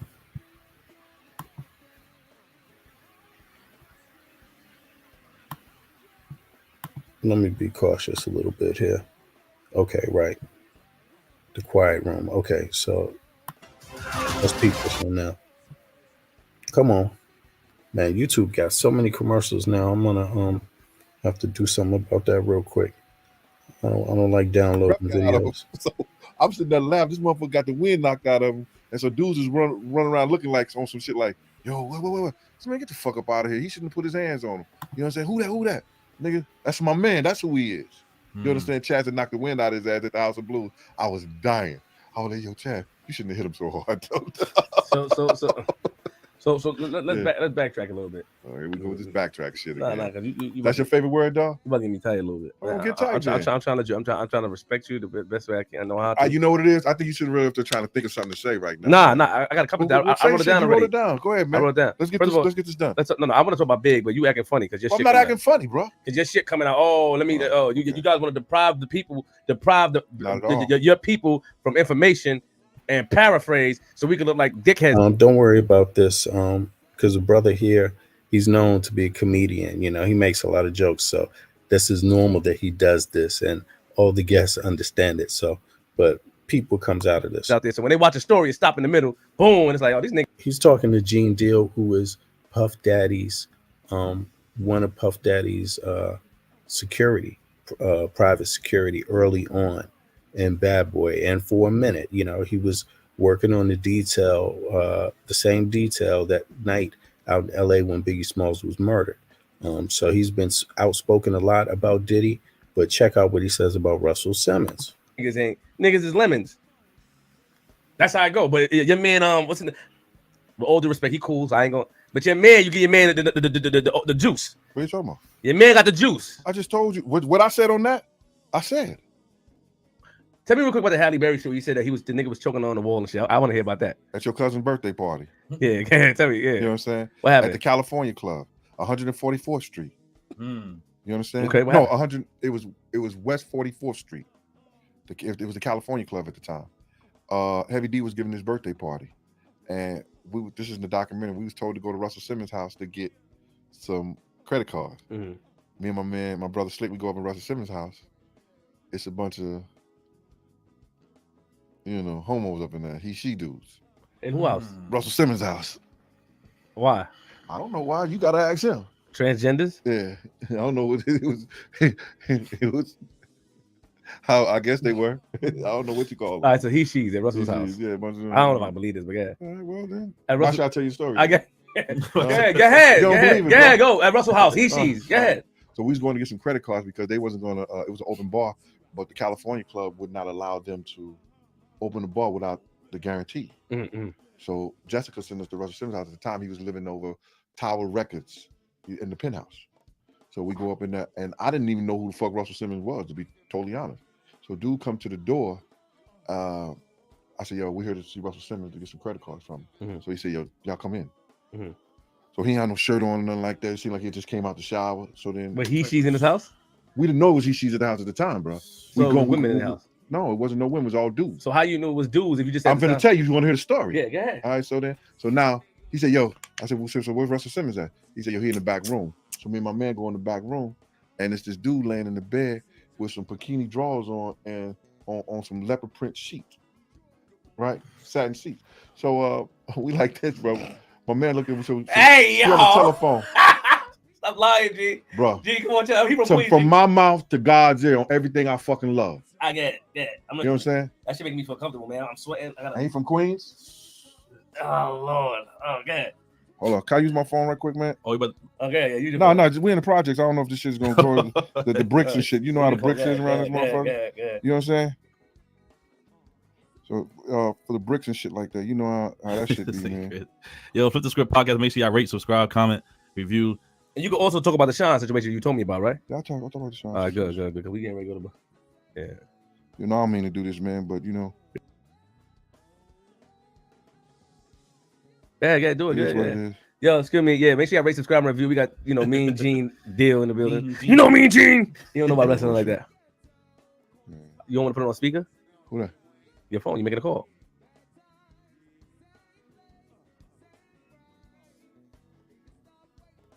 Oh, excuse me. You gotta know when to hold on, know when to fold on, know when to walk away, know when to run. You don't count. Full, nigga. Who you calling? Huh? 3-1. Calling Puff. Gene did us dirty. Huh? Gene got some juice too. All right. No, I was calling the dude that was with me. Oh. I'm gonna let him tell you the story. So call him one more time. Now I'll text him and say, call me back ASAP. I bet. So y'all went there. There was a man. It wasn't Russell Simmons laying on the sheet. It was another man. It was another man. He had bikini drawers on with leopard bikini drawers on the black satin sheet. And so my dude was with me. Slick was like, "Yo, the fuck is this?" I said, "Yo, dog, I don't know." Hey, yo. He pulls out the 357 Magnum. Who your man's? He pulls out the 357 Magnum, and the dude starts screaming, "Russell! Russell!" Screaming. My man clicks and shit. My man clicks and says, "What the fuck is this?" Gene Russell Simmons running the room. Say, "Yo, I'm Russell Simmons, man. Y'all come on." And that's the first time I'm meeting Russell Simmons. So how you know? Now, a lot of people may not be aware of this, but Russell Simmons, he, now you hear this this allegation about messing with men, and this is years back. This is a decade ago. This is not new. This is way back, right? Now you heard this. There's several males in this place. Now, does that remind you of something? I mean, Puff Daddy is alleged by Casey to have taken pictures and hiring. He's accused of hiring male prostitutes, essentially Puff Daddy. Now, Russell Simmons, this guy walks into Russell Simmons' apartment. I believe this is when it was down there, Tower Records. Isn't that what he said? That's 4th and Broadway, right? If you know Manhattan, Tower Records used to be under 4th and Broadway, but around the backside of it. But check this out. So he's talking about males, several males, right? So there's some kind of thing lining up here, but a lot of people don't know. But Russell Simmons, he just not at the same time this stuff is going on. There's other stuff going on. It's not just with the men. You see what I mean? It's not just with the men. It is apparently 18 women accuse music producer Russell Simmons of sexual misconduct. Everything they've said. Now, this is not even. This is not even the all of it. There have been so many accusations about Russell Simmons that people believe that this is why he left the country. Now, for those of you that don't know who Russell Simmons is, he is one of the godfathers of hip hop, right? Period. So we can just cover this. You see, he's born in 1957, so that makes him older. He is the one that he created. He's the half of the label Def Jam Records. He created Def Jam along with Rick Rubin. He brought into the business Curtis Blow, Run DMC, Houdini, Jimmy Spicer. Simmons joined forces with Rick Rubin to found Def Jam Records under Simmons' leadership as chairman.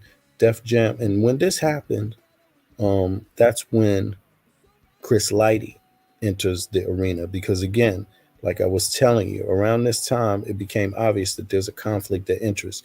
You cannot manage the same artist that you sign, that you're that you hold it. If you hold them as artists on a record label, you can't manage them. Just like you can't do two jobs. You can't be the record label and the lawyer for the artist. You can't be the manager and the lawyer for the artist. These things can never happen, you see. So in comes Chris Lighty. Now, what do you think all that decision, what comes down to that decision making? I mean, Do you bring somebody into the business that you don't trust? Or do you bring somebody into the business that you don't have some influence and power over? And how much power would you want to have? I mean, how much could, if you could really control somebody, because, how much would that benefit you in this kind of business? Multi-million dollar, billion-dollar industry. Def Jam signed acts, including the Beastie Boys. These are some of the biggest acts of all time in hip hop. They had Cheddar at this time. They had Cheddar, LL Cool J, Jay-Z, DMX, Kanye West, Def Comedy Jam is even a splinter off of that. Now, let me just review something here real quick. Eddie Chiba, you see? Right, Eddie Chiba. Upon hearing Eddie Chiba, pioneer in the 70s. Okay. Let me just, they've had even movies. I mean, Russell Simmons has been big. Look at this name come up. 1996, Simmons co-produced the hit film Nutty Professor. Right? We just heard about Eddie Murphy, and I'm not dissing. I have a lot of respect for Eddie Murphy. I mean, come on, we watched a lot of Eddie. We grew up watching Eddie Murphy make us laugh. You know what I mean? Just like we grew up watching Russell Simmons, artist, rap. It's a similar thing. But you see now, Kimora. Now check this out. Check this out. Now, Russell Simmons' wife. Let's look at this. This is ironic. Again, I'm telling you, it's a small world with these folks. Russell Simmons' wife. She is out talking about Diddy. You see, not only she's out right now talking about Diddy. Look, and right. Let's see here. P. Diddy. She is the one that that's claiming. Look, Kimora Lee reveals Russell Simmons helped Diddy groom and abuse women. You see? You see that? This is just one day ago. But before I play this, there's other allegations. I've never seen a civil case filed about this. But long ago, hey, what's up, Beverly? There, good to see you. There were people, this is a decade ago, there was an ongoing rumor that Russell Simmons allegedly was offering blowjobs by himself to artists, to get, artists that were looking to sign deals that he was meeting with and things like this, would occasionally give some of the individuals an offer. And Kimora Lee is actually one of the people that has something to do with leaking that information, right? I mean, seriously, it's been said by others. She's not the only one that has said this. Now, at that time, those rumors 15 years ago, this might even be 20 years ago now, to be honest with you. Yeah, close to 20 years ago, there was this ongoing rumor. And one of the stories got a lot of buzz, but you got to think 20 years ago, Google is just getting active. All these search engines, people are just getting accommodated. Not everybody is working with the internet that well. So people didn't really read these, but on the grapevine, word of mouth, if you're in the music industry or people in the music industry, you would hear this rumor. But in any case, let's peep this out. And apparently that's one of the reasons why they got divorced. You see what I mean? But check this out. Here, let's go to this. Hear what she got to say. She's outing. Look, this is not all she had to say. She's recently come out just 2 or 3 days ago and alleged that Diddy was abusing his wife, who died mysteriously. right? And that this wife was allegedly writing a tell-all book about Diddy. But let's see their relationship, just in case you think that Russell Simmons and Diddy, they just two different record executives. They work at different labels. They just do business together. Let's find out if that's true. If it's just business, or if there's more to it. If they hang out a lot together, anything else, let's see. Young, probably too young, bride. So I had these kids very early. Sean Diddy Combs allegedly threatened to hit Kimora Lee Simmons, who was pregnant at the time. They told me they couldn't go after Puff, but they could go after Russell. Now check this out. It's been alleged that Kimora Lee was even a minor when she even got hooked up with Russell Simmons and was having these babies, or got married to him, something like that. When their relationship started, she was clearly a minor, apparently. But let's listen. Russell Simmons. Those people knew that Russell Simmons was on the chopping block and something was going on. Kimora Lee Simmons has broken her silence on growing allegations about Diddy being involved in trafficking alongside other high-profile industry men, and she allegedly believes her ex-husband, Russell Simmons, is one of them. In 2017, multiple women accused Russell of SA, with the youngest alleged victim being just 17. And then months later, Russell moved to Indonesia, a country that doesn't have any extradition treaty with the U.S. Now, as you all know by now, Diddy's ex, Cassie, accused Diddy of trafficking, SA, and DV in a bombshell lawsuit, which he then settled in record time, probably to avoid the discovery phase and trial. So after Cassie's story blew up, a lot of people pointed out that it sounded very similar to what Kimora Lee went through with Russell Simmons. See, Russell was 35 when he met Kimora, who was 15 or 16, while Diddy was 37 when he allegedly started grooming 19-year-old Cassie. Kimora also accused more discovery phase and trial.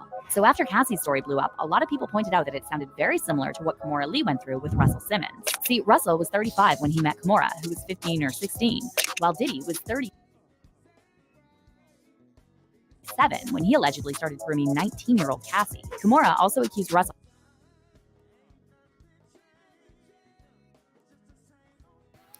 You hear that? Did you hear the age? Let me just rewind that. Sorry about that, y'all. And DV in a bombshell lawsuit, which he then settled in record time, probably to avoid the discovery phase and trial. So after Cassie's story blew up, a lot of people pointed out that it sounded very similar to what Kimora Lee went through with Russell Simmons. See, Russell was 35 when he met Kimora, who was 15 or 16. 15 or 16. While Diddy was 37 when he allegedly started grooming 19-year-old Cassie. Kimora. And you know what? I don't even think that's. I think they may have. That might be earlier. They're saying 19 because, maybe, that makes her a clear adult, but it could be maybe 18. He might have been aware of her before even 18, because that's kind of how record contracts work.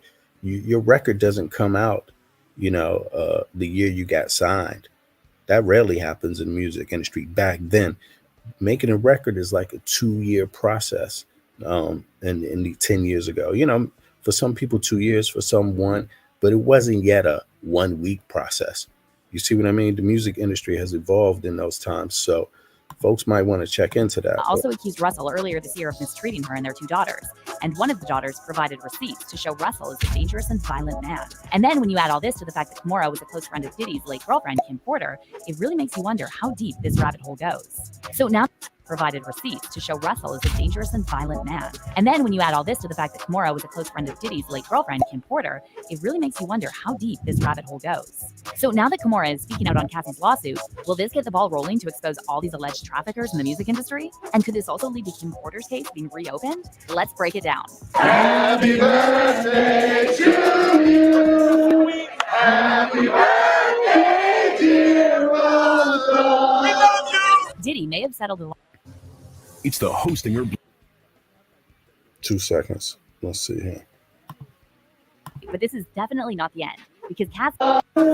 Happy birthday, dear Russell. We love you. Diddy may have settled the lawsuit with Cassie, but this is definitely not the end, because Cassie opened a can of worms, and by making her story public, she encouraged other people to speak out against Diddy's alleged crimes. One of these people is Kimora Lee, who just broke her silence on Cassie's lawsuit and hinted that Diddy is finally getting the karma he deserves. One day after Cassie filed a lawsuit against Diddy, alleging years of DV, SA, and trafficking, Kimora shared a story with the message, "As you sow, so shall you reap." Meanwhile, an old interview with Kimora resurfaced where she spoke about how Diddy once threatened to kill her while she was pregnant. Back in 2004, Kimora talked about this incident with the New York Magazine. Did you hear that? I mean, this has been out now. Diddy threatened to kill Kimora Lee. Yes, Russell Simmons' wife at that time. I believe. I don't even. I'm not sure if they were still married at that time, but check it out. And interestingly, she mentioned her then husband, Russell Simmons, suggesting Yep, then husband. It happened. that Diddy copied Russell in everything. The article states there was a nasty cloudburst when Kimora said something to Combs, and he threatened to hit her. And then Kimora added, "And I was pregnant. The moron." The article goes on to say that Diddy got down on his knees in public to apologize, and Kimora said, "I appreciate knowing that everything he does is emulating my husband." Now, Diddy and Russell were very close for years, and Russell was a regular at Diddy's infamous parties. Diddy and Russell also reportedly used to vacation together back when Kim Porter was still alive. But what's really disturbing are the similarities between Russell's relationship with Kimora and Diddy with Cassie. Kimora was just 15 or 16 when she met 35-year-old Russell, and they started dating shortly after. Russell later claimed that they didn't begin dating until Kimora turned 18, and back in 2020, he wrote this. You hear that? There's a few years discrepancy there from Kimora Lee and Russell Simmons' version of the story. On Instagram. She was that they was just 15 or 16 of the similarities between Russell's relationship with Kimora and Diddy with Cassie. Kimora was just 15 or 16 when she met 35-year-old Russell, and they started dating shortly after. Russell later claimed that they didn't begin dating until Kimora turned 18, and back in 2020, he wrote this on Instagram. She was legal at 17, but she turned 18 that May.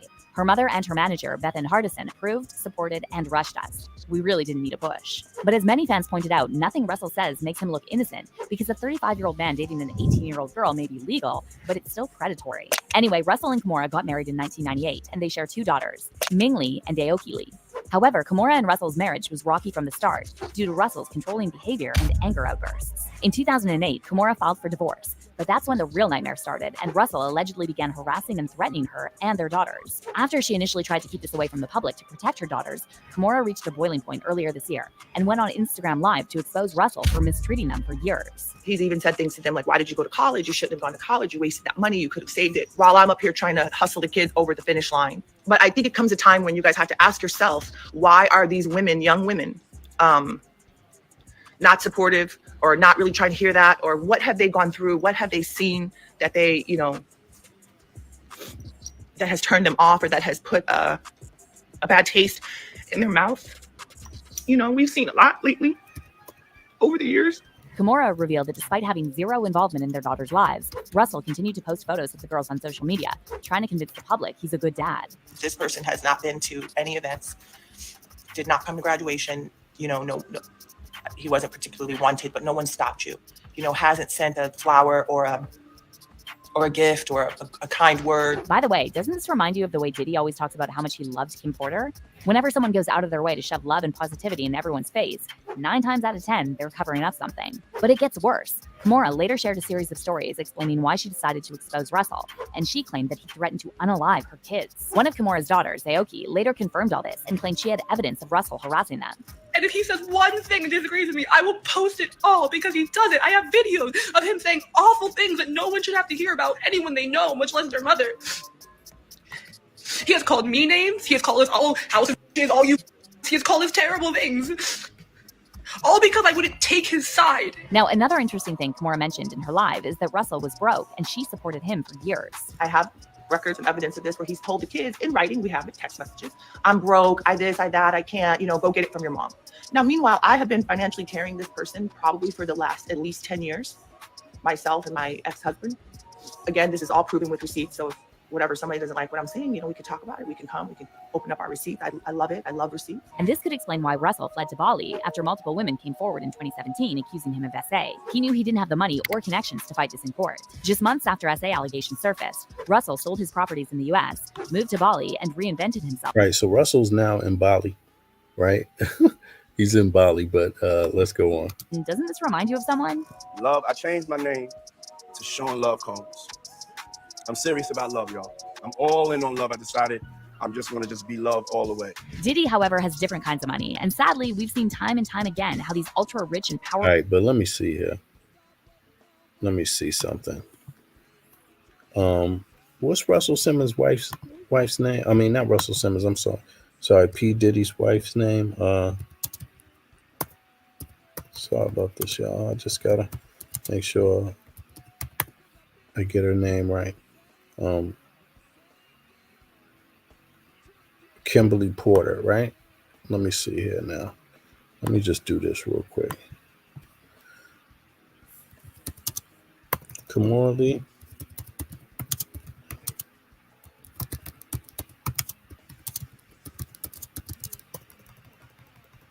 Damn, yeah.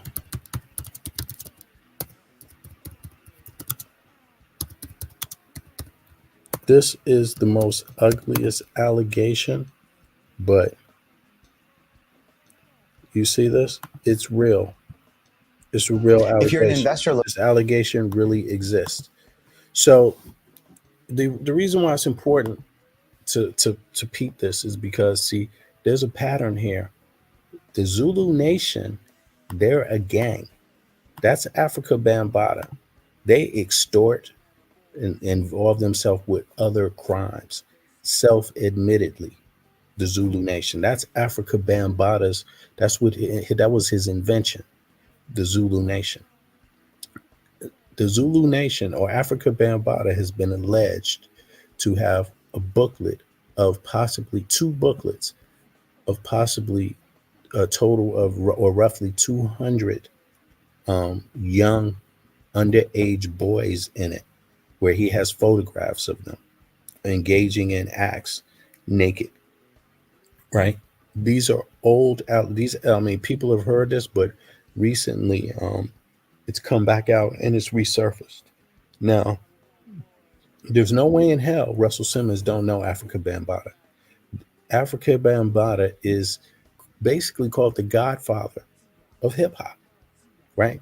See, although on the surface you don't hear a lot about connections, but I'm gonna ask you this question: if you're in the space, in the same space where you hear these allegations, keep in mind people heard these allegations about Africa Bambaataa, boys, young boys, sex trafficking. Also, that's what Africa Bambaataa's current trial is about: sex trafficking. Look, Africa Bambaataa, sex trafficking. You know, this is real. This is real. Let me just put this up on the screen so y'all can follow me here real quickly. This is real. This is a case right now. The victim, we're waiting for the verdict. Africa Bambaataa allegedly never showed up to the civil trial, and now it's waiting for a judge to give a verdict, right? And yeah, and this was the person alleged is an undisclosed person, and they alleged they were 12 years old. Look, traffic, abused and sex traffic from 1991 to 95.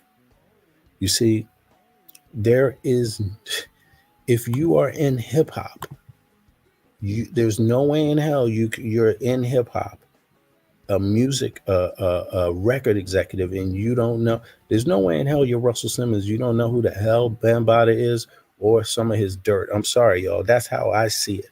Let me read some of these comments. Yeah, I'm glad everybody's having a happy day. I hope everybody's having a good day with their families and everything too as well. Let me see here. It's always been known that Kimora Lee was 16 years old. She was a runaway model, and it's known throughout the music industry and fashion industry. Let me see here. Beverly, okay, let me see. Afro Cuz said, it's starting to look like the music industry is founded on a crazy, definitely, bro. And I think it's definitely all of the craziness that, and again, he was never married to Kim Porter. Okay, right. Yeah, that's true. Well, the mother of his children, right? She was allegedly writing a tell-all book. And, who's in the tell-all book? That's the thing about it. But in any case, getting back to Africa Bambaataa here, what it says, just a review, because it's important to keep these times close, Now, Africa Bambaataa is being sued right now for this. It's alleged that he's molested hundreds and hundreds of boys, young boys, out of the Bronx area or other areas, right? It's alleged that some of the musicians, famous musicians you have seen and heard and danced your ass off to and rapped their lyrics, have been in this book that Bambaataa has. Yes, and my question is that, again, going back, damn man, this is a deep one. Going back to what's the brother who wrote the book, Dancing with the Devil? Where is it at here? Where's he right? Dancing with the Devil by who is it by? What's the brother's name again? With the Devil. Damn, I don't even know how. I can't remember his damn name. The book, Dancing with the Devil. Let me see. Here it is. Curry, Mark Curry, exactly. He alleges that in what he has witnessed or what he has knows about from his time at Bad Boy, that extortion is going on with photographs that maybe your wife won't want to see. And it's alleged that they get these photographs because people are saying, you know what, you want this deal. And so you want this deal. How bad do you want this deal? And then when they get you to do something, they take photographs of it and they hold this over your head for the rest of your life, extorting you. You see what I'm saying? This is what we're talking about here. Extortion. We're talking about other depraved behavior like rape, beating women, raping little boys, raping young women too, right? But this is what we're talking about. We're talking about hiring male prostitutes also in some of these events. We covered that with Russell Simmons. It's been alleged that Sean Puffy Combs did that too. You see what I'm saying?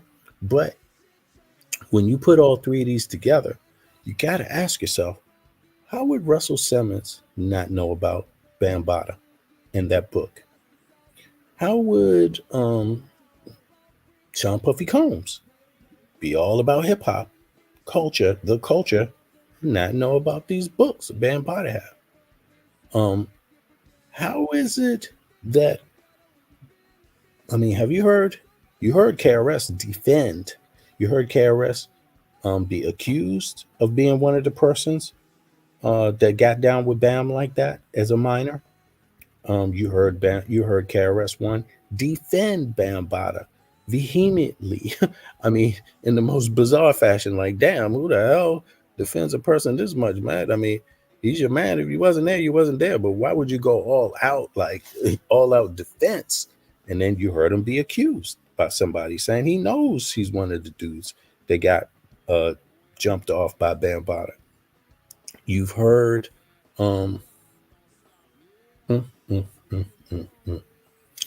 heard one of the people that outed Bambaataa discuss KRS-One. You've heard other people be alleged to kind of be associated with the Zulu Nation and possible other persons, but I don't want to go too far on that. But oh my God, this one really gets at me, man, when you hear this. But this is a case of Africa Bambaataa right now that people should be concerned about. People should think about also, not just Cassie's trial and not just the ones associated with Sean Puffy Combs, but there tends to be a pattern here. Like there's never been a civil case won by a man regarding these matters. Never. There's not even been, I don't believe there's even been a settlement. And the victims that we're talking about, just alone with Bambaataa, they trump Sean Puffy Combs and Russell Simmons, right? And these are not the only ones. This is not the only individuals, but they trump them. Now, yeah, I hate to do this because I don't like digging up things about artists.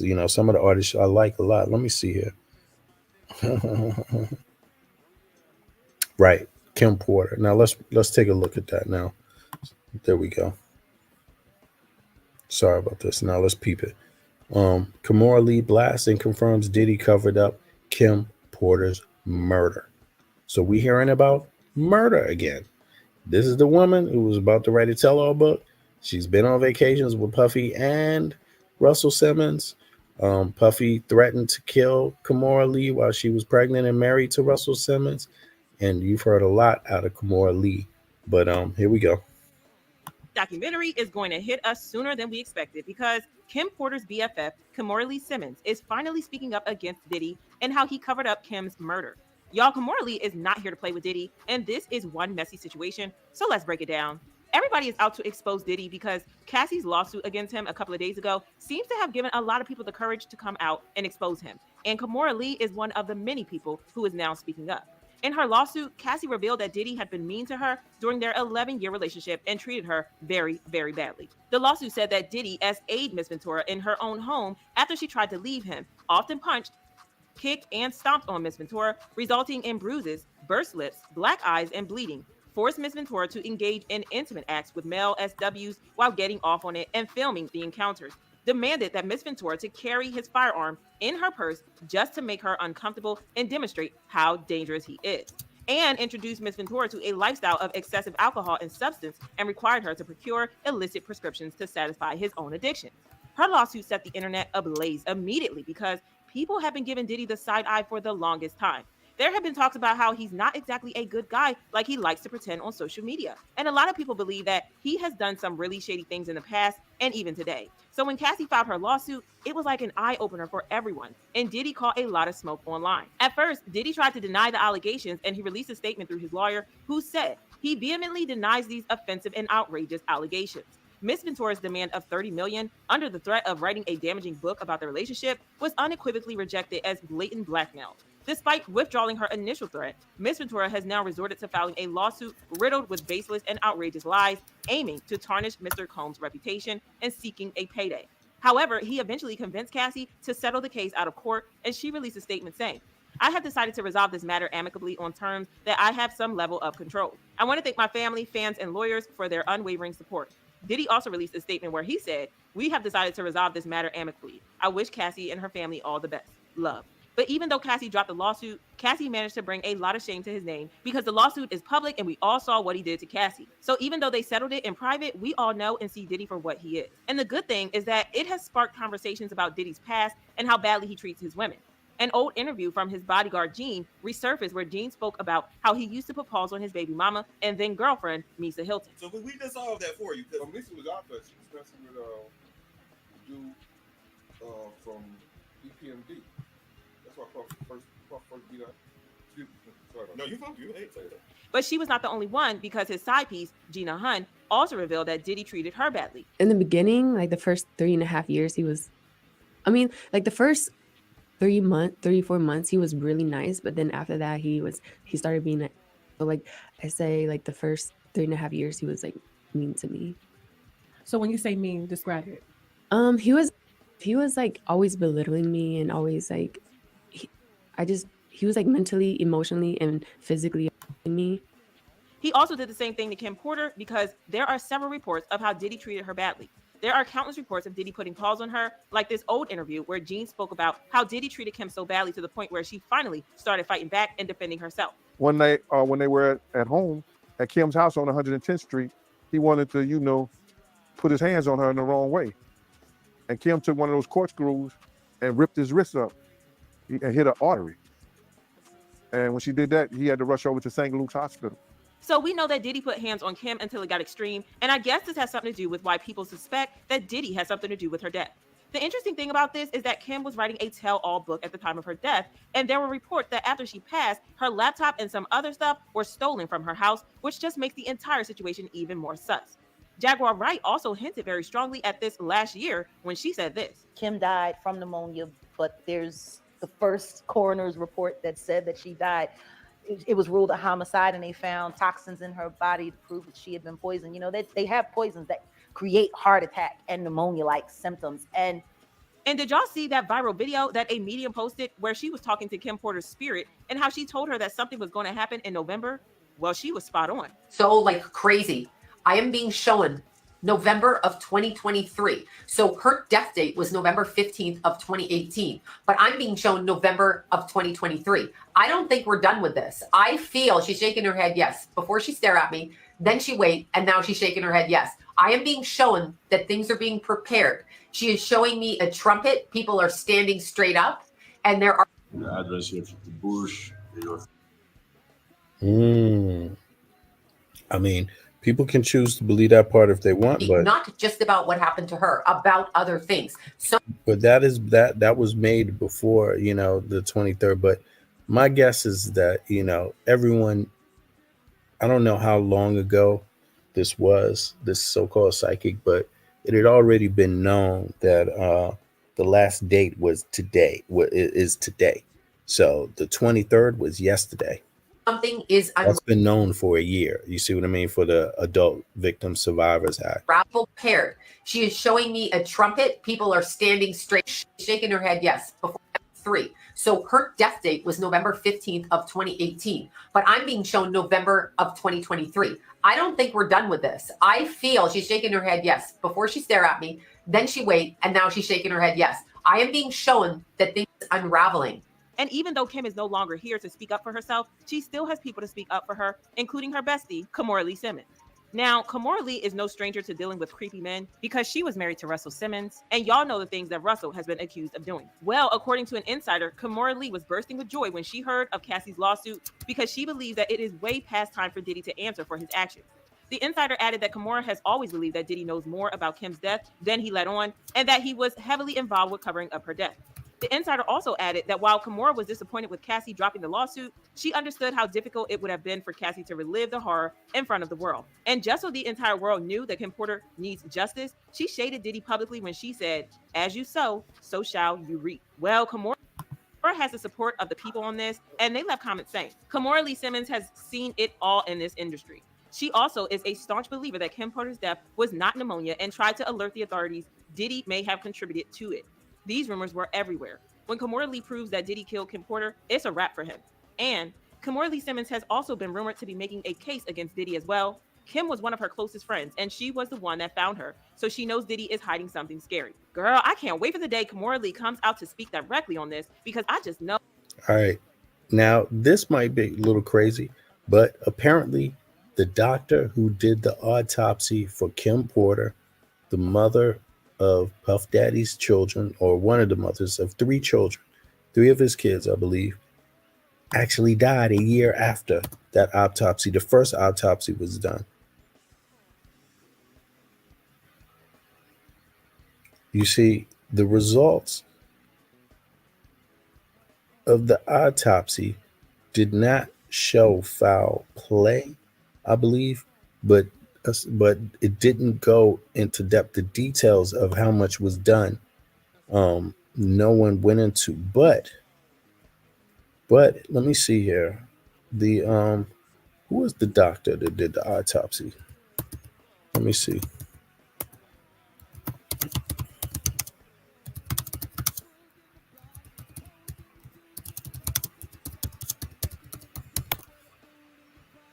Man who did, you see? This is on TikTok. Should I even play this? Yeah, I'm gonna play it. But let me see something here. Let me go back.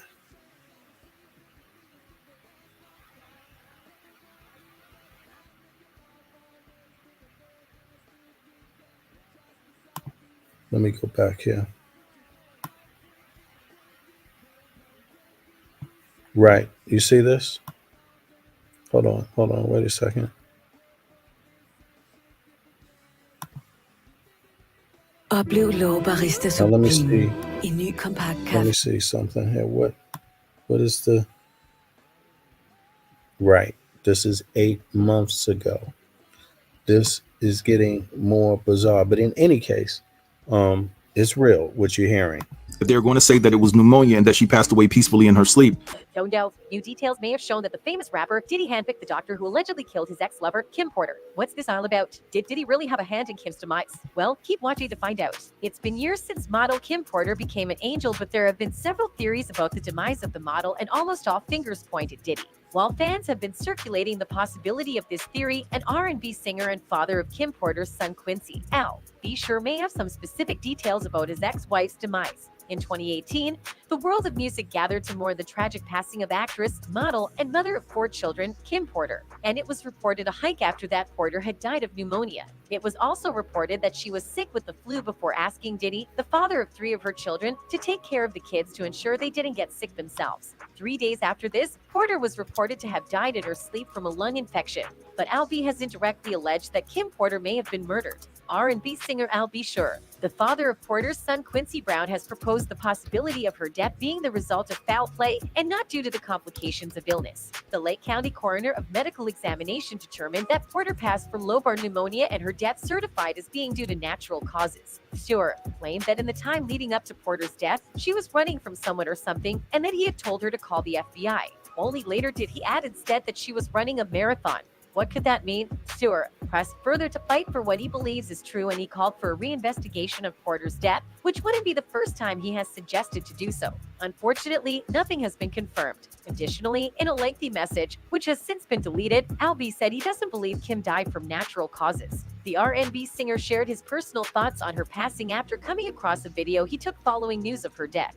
I just found this footage from the morning I learned of it. Lady KP's aka hashtag Kim Porter's murder and how it ripped the soul from my physical body. The record producer wrote on Instagram next to a clip of himself crying as a slow R&B song played in the background.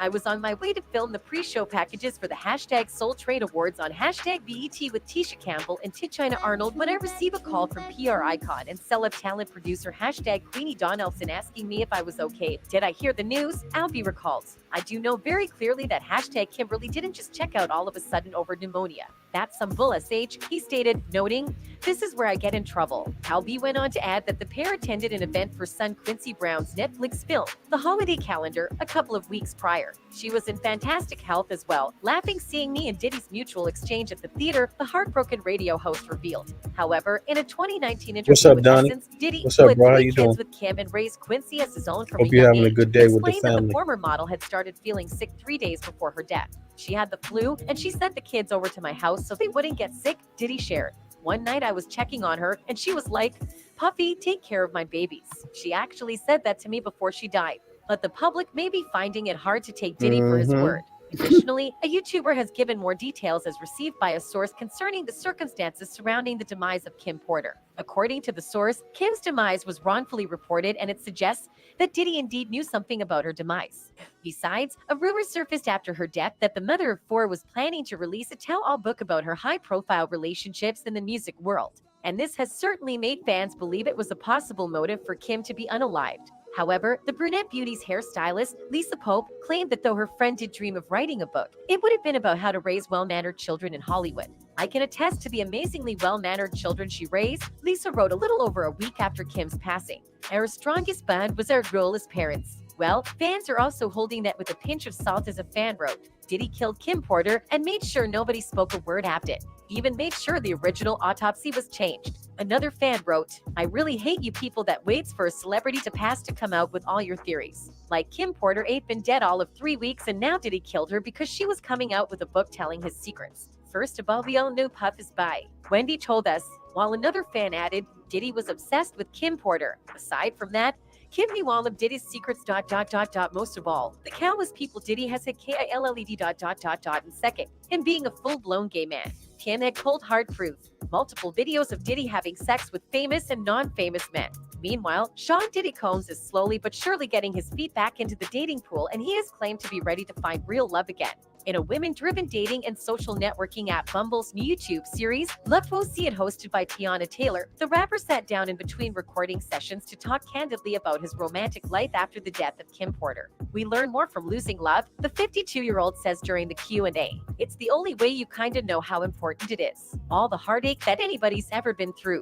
That's the thing that really makes you appreciate the times you actually felt that and actually received that love. When you lose that unconditional love is when you put some respect on love's name." In case you didn't know, Diddy began dating Porter in 1994. They welcomed their first child together, son Christian, in 1998, only to break up a year later. But they reconciled in 2003 2003 and welcomed twin daughters, Delilah and Jessie, in December 2006. Although they called it quits again a year later, they remained close until the model's untimely death from lobar pneumonia in 2018 at age 47. During the recent interview, the rapper delves pretty deep, sharing that he finally had the heart to go through old conversations with his former girlfriend and just how much his heart still hurts from her loss. Just the other day, I just got the courage to look at Kim's old text. Diddy says, I shouldn't have really did that. I was like, yo, I hope I can find somebody who can love me like that again. I'm not giving up on love, but it's hard. A different level of heartbreak. Whenever I see the sun, I see God and I see Kim. Taylor also asked the Bad Boy Entertainment CEO if he can even think about starting to find love again. And although he's struggling, he admits he's trying. I haven't reached that place yet, but I haven't given up, though Diddy says, I haven't given up. I know that Kim would want somebody to love me right now and not on that time. It definitely puts up a lot of barriers for you because it hurts so much. The thing is to not give up on it and know when you're ready, because I got to love myself. I'm not going to rush into something and it be a rebound situation, and I'm trying to stop the pain. I want to get my soul snatched. That's what it's going to take, just to genuinely love is really real. He adds, I'm ready for some action and adventure. I'm ready to get swept off my feet. I can love again. Not I can love again. I think I can at least start to try and love again. Yeah, I haven't reached that place yet. Yeah. I haven't given up though. You know what I'm saying? Right. I haven't like given up. So it's like, how do you, I know that, you know, Kim would want somebody to love me. You know, right now I'm just not on that time. You know what I'm saying? Because, you know, it definitely puts up a lot of like barriers for you. You know what I'm saying? Because it hurts so much. But the thing is not. Also, the father of 6 admits that in the beginning, he didn't handle dating after Porter's death in the best way. I did a bunch of rebound stuff and was definitely vulnerable. The Sierra Vodka owner adds, noting he had to go through that but is in a good place now. My heart just wanted somebody to love me. Although he confirmed he'd been seeing City Girls rapper Young Miami and has also been linked to the likes of models.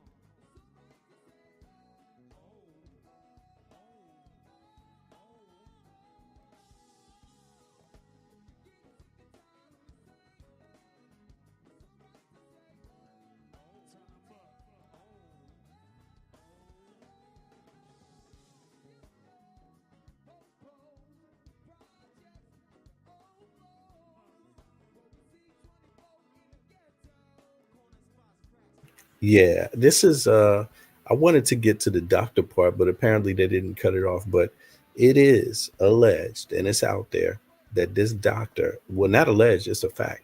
The doctor who did the original autopsy, and apparently it's alleged that it's been changed. Apparently afterwards, this doctor died a year after in an accident in, I believe, in California. But this is the part I was trying to get to. But let me just flip back now, because we started. Now, again, I'm going to ask the question. If you are a hip hop mogul, if you are the founder of a hip hop record company in New York City, and you come from New York City, where is Diddy from? Excuse me, Pity. Where's Diddy from? Harlem. He's from Harlem. Just for folks to understand, let's pull up the map real quick. I mean, because this is so important to see. Harlem, NYC, right? Just to get a real fact, because a lot of people don't, right, know really much about New York. You know, I know a lot about New York. Now, just take a look here. This is Harlem. You see? This is Harlem right here. Let's zoom in. Can y'all see this? Hold on. Y'all can't see this. Let me make sure y'all can see this. Where y'all? Yeah, y'all can see this. Okay. This is Harlem. Now let's just zoom in. This is where Sinetta from too. but this is Harlem, right? 125th. You see 125th right here, right? But if you look very closely, this is the Bronx right here across the river. This is the South Bronx. Harlem and the South Bronx are neighbors. They are neighbors. You understand? You understand that? They are neighbors. How many minutes drive? Minutes. 5 minutes maximum. You know, this is the South Bronx right here. This is the South Bronx, y'all. Now, you growing up in Harlem, there's loads of people that, you know, understand how close proximity this is. People understand that this is like you're going to interact with each other, right? If you're up here in the back when Bambaataa was, you know, DJing and the Zulu Nation was big, you was, you know, interested in this. You knew who the Zulu Nation was. You knew who Bambaataa was. Now, Now let me flip over to this again. So we got Harlem. This is Diddy. You know, he grew up. How old is Diddy, by the way? Let me see something here. How old is P. Diddy? Just to make sure I get. Yeah, he's fit. So he's a year older than me. See what I mean? So he came up when Russell Simmons was blowing up, was getting big. He was coming into 12, maybe 13 years old when Russell Simmons was blowing up Run DMC and all of that shit. Curtis Blow. You see what I mean? 82, 83, right? Now, let's shift over for a second to go back to the South Bronx. But hold on, let me peep something here. Bronx, Dale. That's here. Let me zoom back out now. Yeah, Pelham Parkway, exactly. Now let's zoom out. Now you see? Let's go back in. Zoom in. Bronxdale is up here. Where's Bronxdale Projects at again? Don't they outline it? Where the hell is it at? Let me type this. Bronxdale Projects. I just want to get this. There we go. This even more south. You understand? So let's zoom back out. You see? So here we are again. Bronxdale Projects. That's here, right? This is Harlem up here. You see? Washington Heights, right? Exactly. Now let's see something. Bronxdale Projects. Let's say directions. Now let me say Harlem, NYC, just to make it clear. You see this? This is what we're talking about. Now, of course, you know, the train and all those things add up, you know, travel time. Also, this is not small. This is not small distance, but it takes 15 minutes by car, right? Probably take you an hour by train, they say, right? But it's just to know 35 minutes by bike, right? It's just to be clear about this. This is where Bronxdale is, right? Now let me see. The other project is let me see here. Is what is it? Bronx where the hell is Bambaataa from again? What project is he? He is from where the hell is he from, man? Africa Bamboo. Well, let me see something. What project is he from? Lance Taylor, right? It is. Damn, how do I not remember this? Not that I want to remember this shit, but let me be careful here. Let me see. What is it? Bronxdale? Yo, anybody remember where he's from? What is that project? It's Bronxdale Project. That's BDP. That's where KRS is from. And then there is Bronx River Projects, right? There we go. Let's do that. Bronx River. That's even closer, obviously, by the name. You see what I'm saying? Because where's the river? Oh, well, now it's deeper. It's just a little bit further from Bronxdale. So that will be 3 more minutes by car. 5 more minutes by train. Okay, so this is the proximity. You see? Upper Manhattan, Harlem is in Upper Manhattan here. So this is the area we're dealing with. Right there. And obviously, this is Queens over here, Brooklyn, you know. Brooklyn's down here. This is Long Island, you know. Exactly. Now, let me come out of this and go over to Africa Bambaataa here, right? For people to. Now, this is the OG of hip hop. This is before Russell Simmons, right?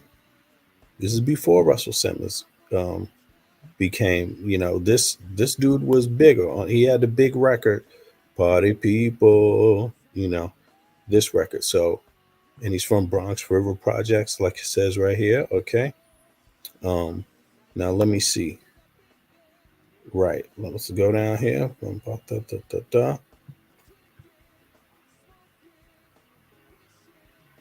I don't want to hear this made up story, but because I don't consider this story of Grandmaster Flash, Cool Herc. I don't consider that to be the original hip hoppers, but you know, everybody gotta have a story, right? Now let's see here.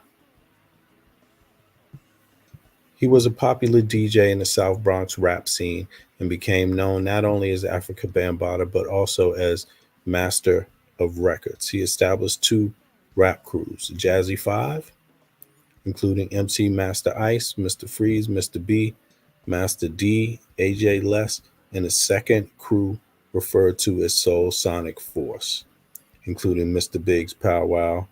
Okay, now let's go down here. Right. Now let me see here. Arthur Baker, Bertha Zulu Nation, Beat Boys Graffiti. Right. Um, and be and this was a hip hop crew on the surface, but they were doing it was operating like also like a gang, you could say, early on, right? Because obviously, yeah, that was the Bronx at that time. It had a lot of gangs, and but let me see here. Let me go back. Let me go back a little bit. Go to this one. Yeah, go back. Now let me see. Go to this one here. And let me review this one more time.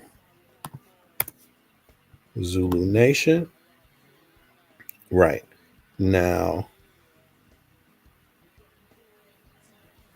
this is how big, they're big. They were known everywhere pretty early in the since the 80s, right? Now, this is pre-Run DMC, right? But it's almost sure that you have to, if you're in the music industry and you're a bigwig like Russell Simmons, you almost have to know this guy personally. He's almost got to be on your direct Rolodex, And what's so funny is you almost never see any images about them together, any stories about them together. But how could you both be so important, have so many people in common, yet you don't know each other? What y'all think that's about? Yeah, what you think that's about, Donnie?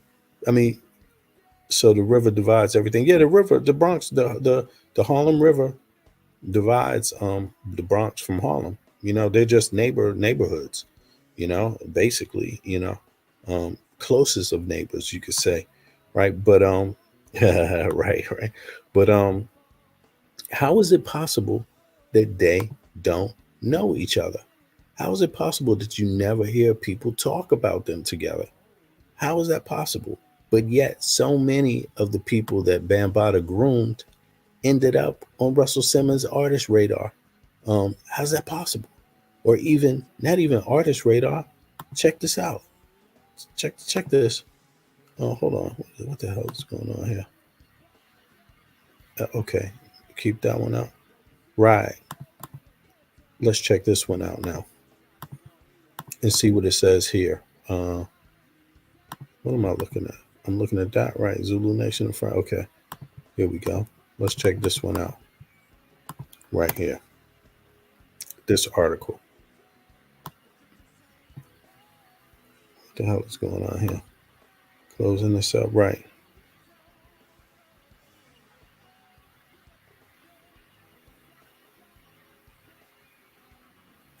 You see? Now, Rush, that's Russell Simmons' management agency, right? This is what he had before he became, or at the beginnings of Def Jam Records. They also managed the artist. Of course, it's a huge conflict of interest, but they solved that by doing this.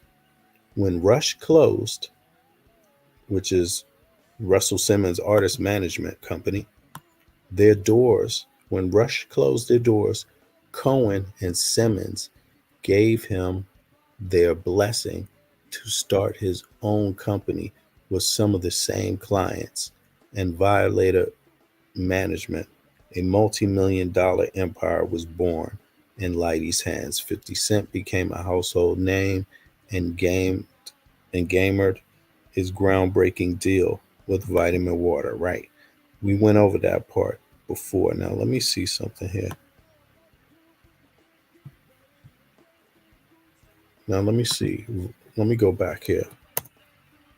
Violator Records. And thanks y'all for being up tonight.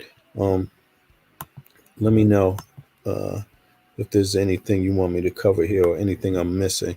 You know, I've always been, I felt sorry about Chris Lighty's death. You know, I always found it to be very mysterious. But then the more I looked into it, I realized there's a lot of folks that seem to intersect and interact with each other that were down with the Zulu Nation, with like Chris Lighty was, who come from South Bronx, right? And but you know, for some reason, they're ending up in some very strange situations. Oh, we didn't even cover Mr. C, but here we go. Lighty partnered with manager Scott Young, right, to launch Violator Management.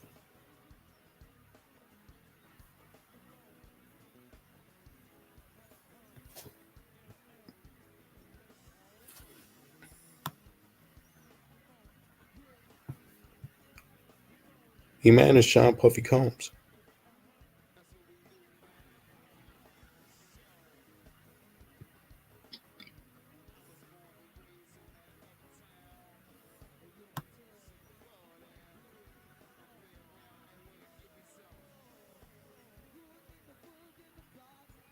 These are all the clients. Again,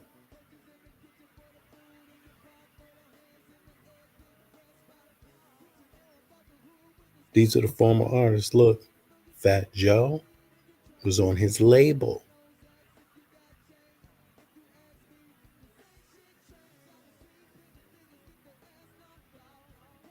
The Beatnuts out of Queens.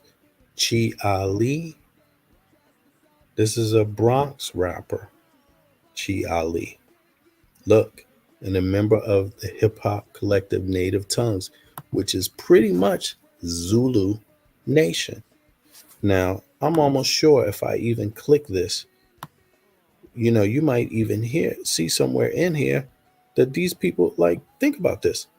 Fat Joe himself said he was a member of Zulu. You know, this is, if you listen to these cats, they will tell you this is how big the Zulu Nation was. But if you go into here, you're going to see a web of artists. Look, Black Sheep, also called Native Tongues. They out of Queens, though. I think Q-Tip is out of Queens too, so that don't cut it. They still Zulu Nation. They will all tell you this. A wolf in sheep's clothing.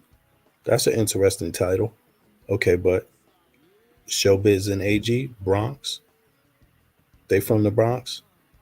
They were big rappers, but they're also, I guess you could say, let me look on here and see if they say something about Zulu Nation. Let me control F this.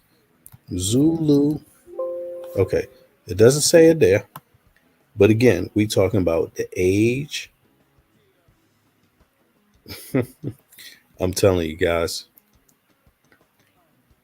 Big L, okay. KRS-One is right here. Sound of the Police. You see,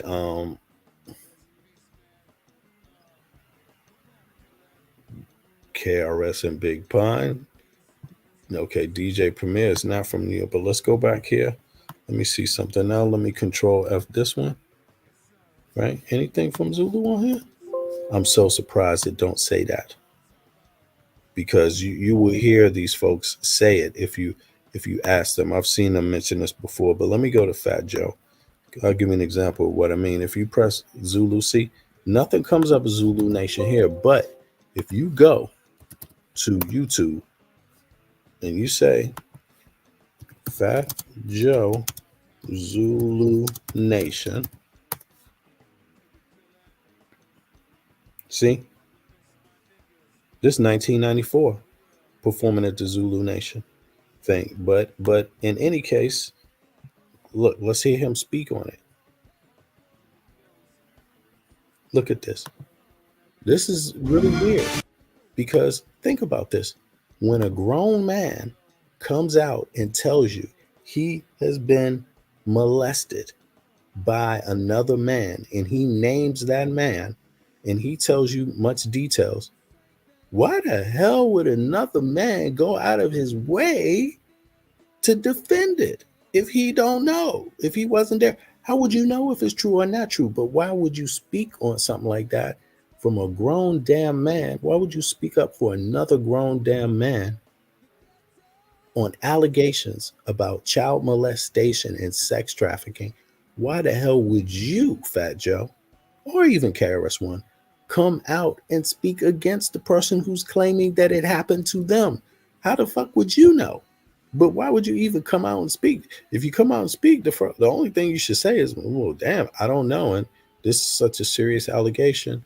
I hope it's not true, but, we're going to find out. And this man needs to speak for himself on that topic. I don't know anything about it. Just that only take not 30 seconds to say. But listen to Fat Joe. Let's listen to Fat Joe talk, because it ain't going to be 30 seconds. This is just some ridiculous shit. It makes you wonder, like, what's up with this? And let me tell you another graphic detail. It is alleged that Africa Bambaataa liked Latino boys. Yes, it's alleged. And is Fat Joe not Latino? But in any case, you can ask him. I don't know. You should ask him. And where's Fat Joe from? He's from the Bronx, right? But let's peep game, or Harlem, one of them. But I'm gonna go back and peep that. Where's Fat Joe from? I don't want to make no mistakes. Let's listen. No, and Jigs, you know what to do. We got him. whatever you say, Jigs.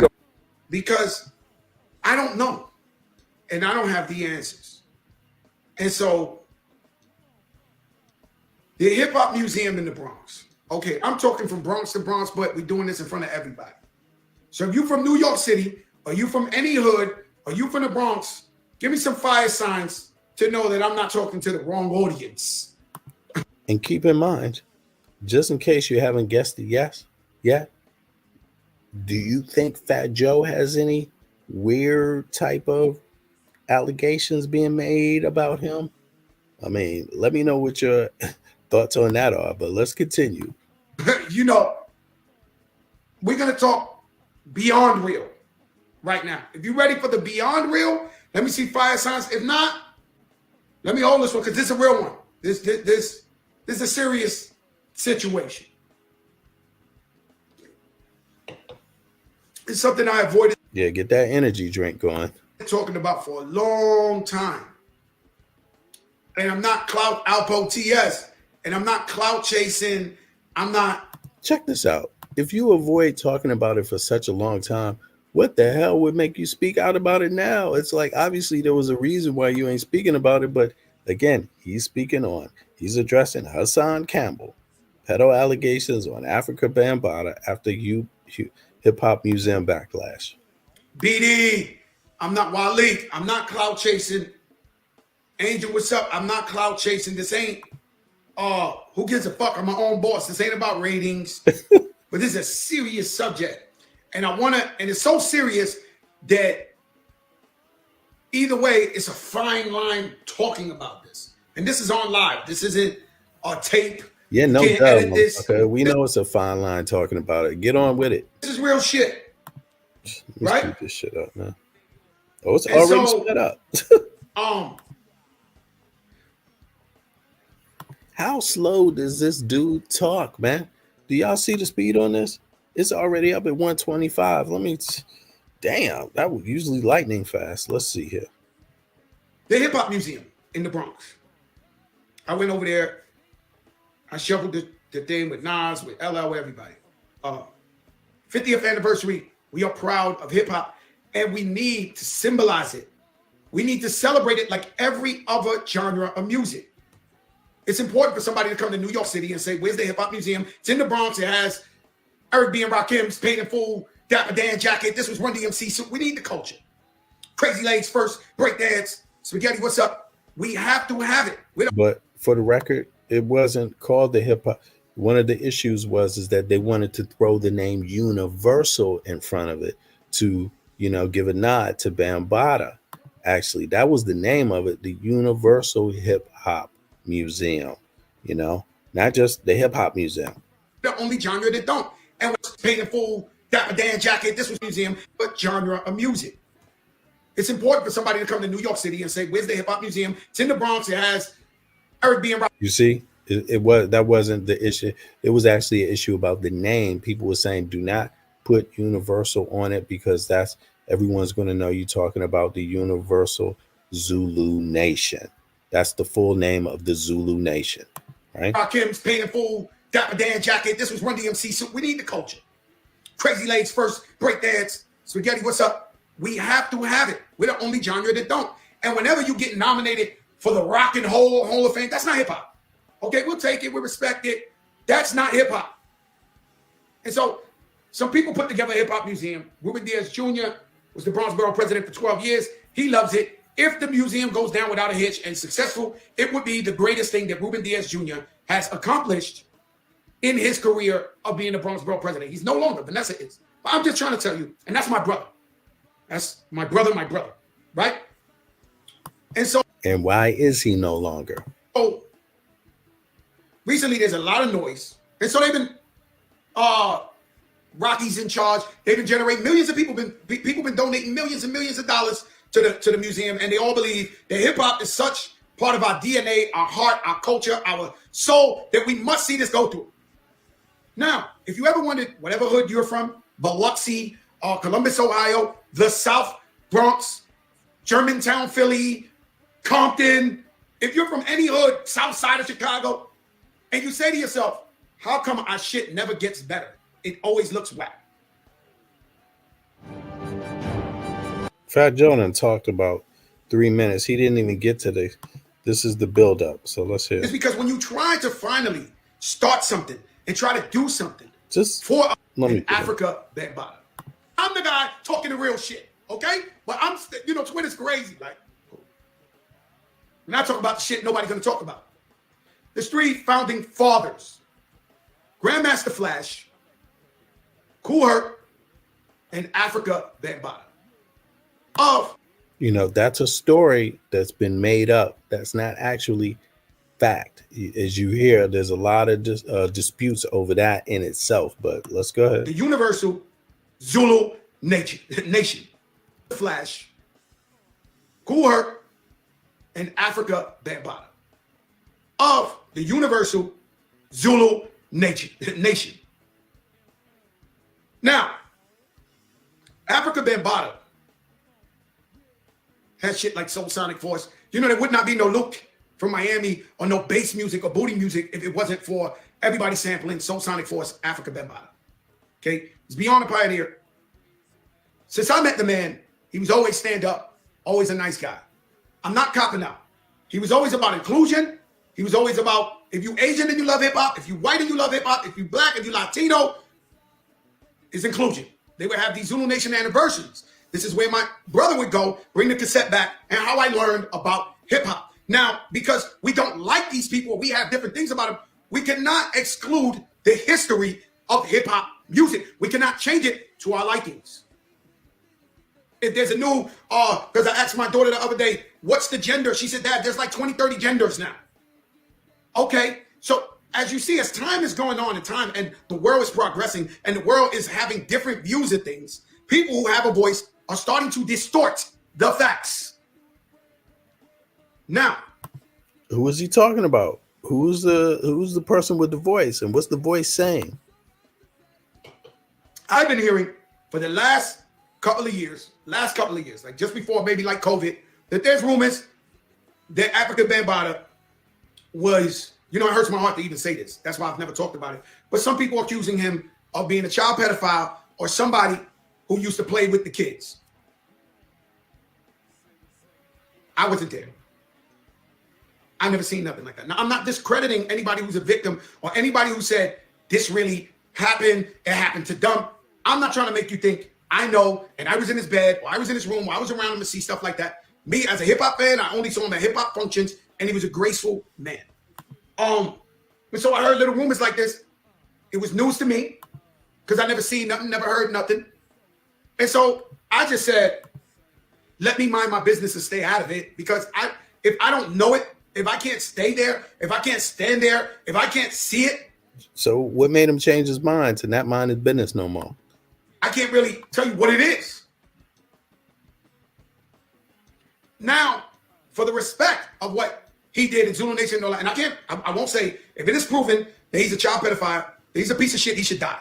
It's a fact. I've always told you that. Not about him, about anybody who does that. He's explaining, bro. I haven't seen him get locked up. I haven't seen him, and it's not too hard to take a black man to jail for some shit people are saying. You hear that? Y'all hear that? That is correct. So that's what his reasoning is. Not too hard to take a black man and it doesn't sound like it when it comes to these kind of things. It sounds like it's very hard. It is very hard. Let's look at the history, because check out what he's talking about. And this dude is talking about black men, by the way. You know, I mean, he's talking about how hard it is for black men to get a black man in jail. Okay. Do this guy even know anything about the person he's talking about in the first place? But he's talking. Fat Joe is talking. Fat Joe is part of Zulu Nation. He was down with it. He will tell you, look. It just ain't. Right? So he hasn't got locked up. I haven't seen that, but I heard the rumors of people saying that. So now we got a big problem. We got a hip hop museum that's run by Rocky, and the security, everybody's down. Look, everybody was down with each other. Even Fat Joe was Zulu Nation back in the days. You hear that? You see? So that it's not just the hip hop museum. It's the fact that basically within that structure, the main damn, what's my English, man? I've been missing my English so much. It's good. The pillars within the museum is, they had it to be persons closely connected to Africa, Bambaataa, in the Zulu Nation, even people that knew what was up back then, when persons like what's the brother here on the screen? Damn, Poppy Hassan Campbell was making, you know, when he's going through this stuff, allegedly being molested by Bambaataa. There's people down with it back then that are pillars, that are, you know, have board seats, you know, several of them apparently, right? So this is the problem, right? He's not saying that himself, though. Fat Joe is not saying it. He's talking about it like it's something else going on. Everybody was down with each other. So a lot of the people that are trying to preserve the culture at the museum are either really, really tight with Bambaataa or were very tight with him. I'm talking about What's the goddamn difference? Are very, very tight with him, or was very, very tight with him? Let's just say what it is. I mean, everybody. I'm talking about Ahmed. I'm talking about LG. I'm talking about Mickey Benson. I'm talking about everybody. Fat Joe was down with Zulu. We're talking about people that if you believe anything about these allegations, in other words, these were people that were around, that know about this book, have heard the allegations, knew about these allegations, maybe even witnessed, maybe even partook. You see what I'm saying? That's how serious it is. But okay, everybody. This ain't okay. This ain't, you know, I'm just saying everybody knew each other, right? And was down with each other, right? So now there's people saying, yo, let's stop the hip hop museum because these guys are cool with Bambaataa. These guys are this and this and this and this and that. Now we got the idea of, all right, do you stop the preserving of the hip hop culture, the hip hop museum that people invested their whole lives into and gave up millions of dollars? See, he's given a false narrative. That was never what the intention was. The intention was never to stop the hip hop museum. The intention was saying, why are all these Zulu Nation people that are so closely connected with Bambaataa in his history and around the time that the alleged pedophilia is going on? Why are so many of these people involved in this hip hop museum? And why are these people now trying to change the name of it to even the Universal Hip Hop Museum? Fat Joe ain't saying none of that. And went all out to get it done, to make the Bronx a destination across the country, to this, that, because this man might have did some ugly shit that we haven't proven yet. But because people that are involved with the museum know him or are cool with him or haven't denounced him, they're starting to start the, I'm going to City Hall, I got a complaint, I got this. What will happen is, what always happens, say they shut the whole shit down. Because these people saying, I don't want Bambaataa, picture in there, I don't want him this, he did this and this and that. So now we're asking ourselves, why is it that women are getting justice on this issue and men aren't? Why is it that these boys didn't get justice? This is getting really peculiar because, again, this is one of the people that they call the godfather of hip hop, one of the pillars. And again, you cannot have a record label in New York City that's dealing with hip hop and had any career that spanned over 20 years and not know exactly who the fuck Bambaataa is and exactly about the. You didn't hear nothing? You didn't hear nothing? So you didn't hear Russell Simmons, Sean Puffy Combs. They never heard nothing from Melly Mel about Bambaataa. They never heard nothing from any of these other old school cats about Melly Mel. They never heard nothing about it. That's what they're all claiming. But the person that they never heard nothing about, Russell Simmons, the person that they don't have any connection to, Sean Puffy Combs, right? They also claim, you don't hear them talking about this book that other people are talking about with all these kids in it. We're talking about hundreds of kids, young boys. They don't know nothing about it. These men don't know nothing about it. And these men are also not Bambaataa, because apparently he don't go towards women. He only goes towards the boys. But Sean Puffy Combs and Bambaataa and Russell Simmons are alleged to not only go after women. You heard about Usher and Sean Puffy Combs. You've heard them say bisexual about Sean Puffy Combs. That means women, boys, and girls. That means both genders. Russell Simmons, what did they say about Russell Simmons? I mean, there are allegations. There have been allegations out there. They didn't get widely spread. They're not new allegations. They're old allegations at the advent of damn Google damn near. When people popularized Google, these are 20-year-old allegations that maybe disappeared. You see what I mean? But there have been allegations out there, open rumors about Russell Simmons trying to get people, males, who want to get in his company to allow him to do a Bambaataa on them. Yes, those allegations have been out there for more than 2 decades, damn near. You see what I'm saying? So let's continue listening to this dude. You stop the museum. And this is why whenever people that look like us, speak like us, come from where we come from, try to do something, we shut it down. Hej, mit navn er Kevin, og jeg er 26 år gammel. What the heck is that? They shut it down, huh? Shut what down? Let me see here. And so this is very, very, very situation because they're making a lot of noise out there. And I don't know what noise is because, I told one of my friends the other day, my friend was asking me, relationship advice. And it's like, I'm sensitive, my boyfriend, sometimes he says jokes, but not to hurt me, but I'm just so sensitive, it bothers me. I'm not one of those people that laugh at the jokes, especially when it's about me. And I told her, you must have not went on Twitter with me. Because let's keep it real. This is one of Chris Lighty's clients. Chris Lighty managed Fat Joe. He was also on his label, Violator Records. See what I'm saying? When he came out. You see, I go on Twitter right now. I'm a fat fuck. I'm a devil worshiper. My mother's a lesbian. It's incredible. They fuck me. The Twitter. If I want to feel like shit, I just go to Twitter every day. But you gotta be thick-skinned. You gotta be ready for what comes your way. And so we got a problem. And so now what they're asking for the people who knew him not be involved with the museum. The people who came up with the whole concept, who made up the idea, who got the money together, who got millions of dollars for it, you shouldn't be able to do it. It's a very, very... Now look at this. Is this right here? I mean, is this ironic? Because people are asking the same question. Why is Fat Joe silent about P. Diddy? That's what. Look at this. This shit is just everywhere. Fat Joe has become a sense like a celebrity gossip blogger type guy on his Instagram. He talks about any and everybody that goes through situations in the industry. But I noticed that every artist has been quiet about the allegations against P. Diddy, including Fat Joe. Why haven't Fat Joe made a statement about P. Diddy, but he have a statement about everybody else issues that goes on in the industry? What say you?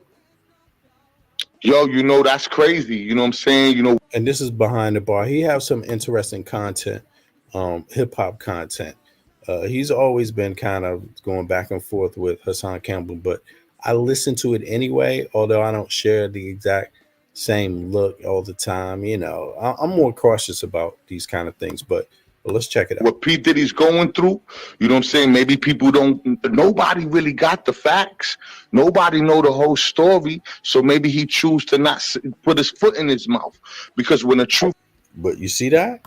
That don't make no damn sense, because he put his foot in his mouth about Africa Bambaataa, you know, defending him. You see what I mean? It's not the going at Bambaataa that Fat Joe did. So, you know.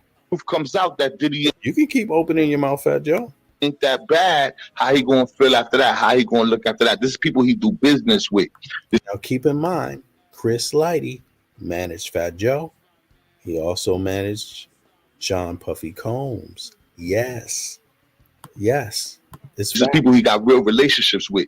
You know what I'm saying? So of course he's not gonna try to shit on them.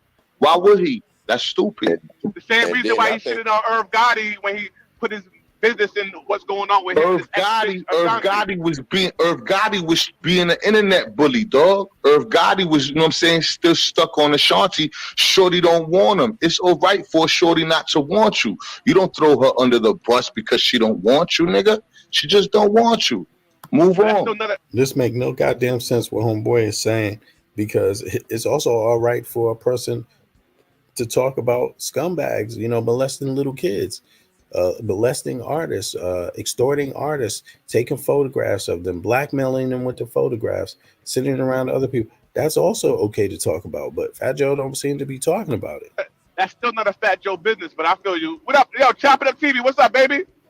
What up? Wait, it's Barbershop Talk TV now, man. Barbershop, what up?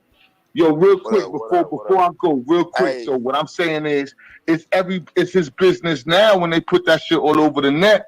When he go on Drink Champs and try to shit down Ashanti, you know what I'm saying? It's his business at that point. One, Drink Champs is one of his businesses, and two, you know what I'm saying? Ashanti is one of his people. Okay, and I hear what you're saying on that part, but it's everybody's business. Once P. Diddy paid that $30 million or whatever within 24 hours. That's a plea of guilty, if you ask me. God damn it! But you know, right now, this, I'm telling you, it's not an accident that this was done 8 hours ago. That people are starting to peep Fat Joe. Folks are starting to put together these pieces, and I'm telling you, from what I can see, these pieces, there's something more to this puzzle than meets the eye. There's something more to this puzzle. It's not an accident these kind of statements come out. Folks are focusing on Fat Joe, yeah. So he didn't speak up about P. Diddy. He defended damn near, even though he tried to say it's not a defense. Africa Bambaataa, right? Chris Lighty is from Bronx River Projects, the Bronx. He's been down with Zulu Nation from back then. Way back. He was the manager. He got put on after he left Zulu Nation and DJ Red Alert.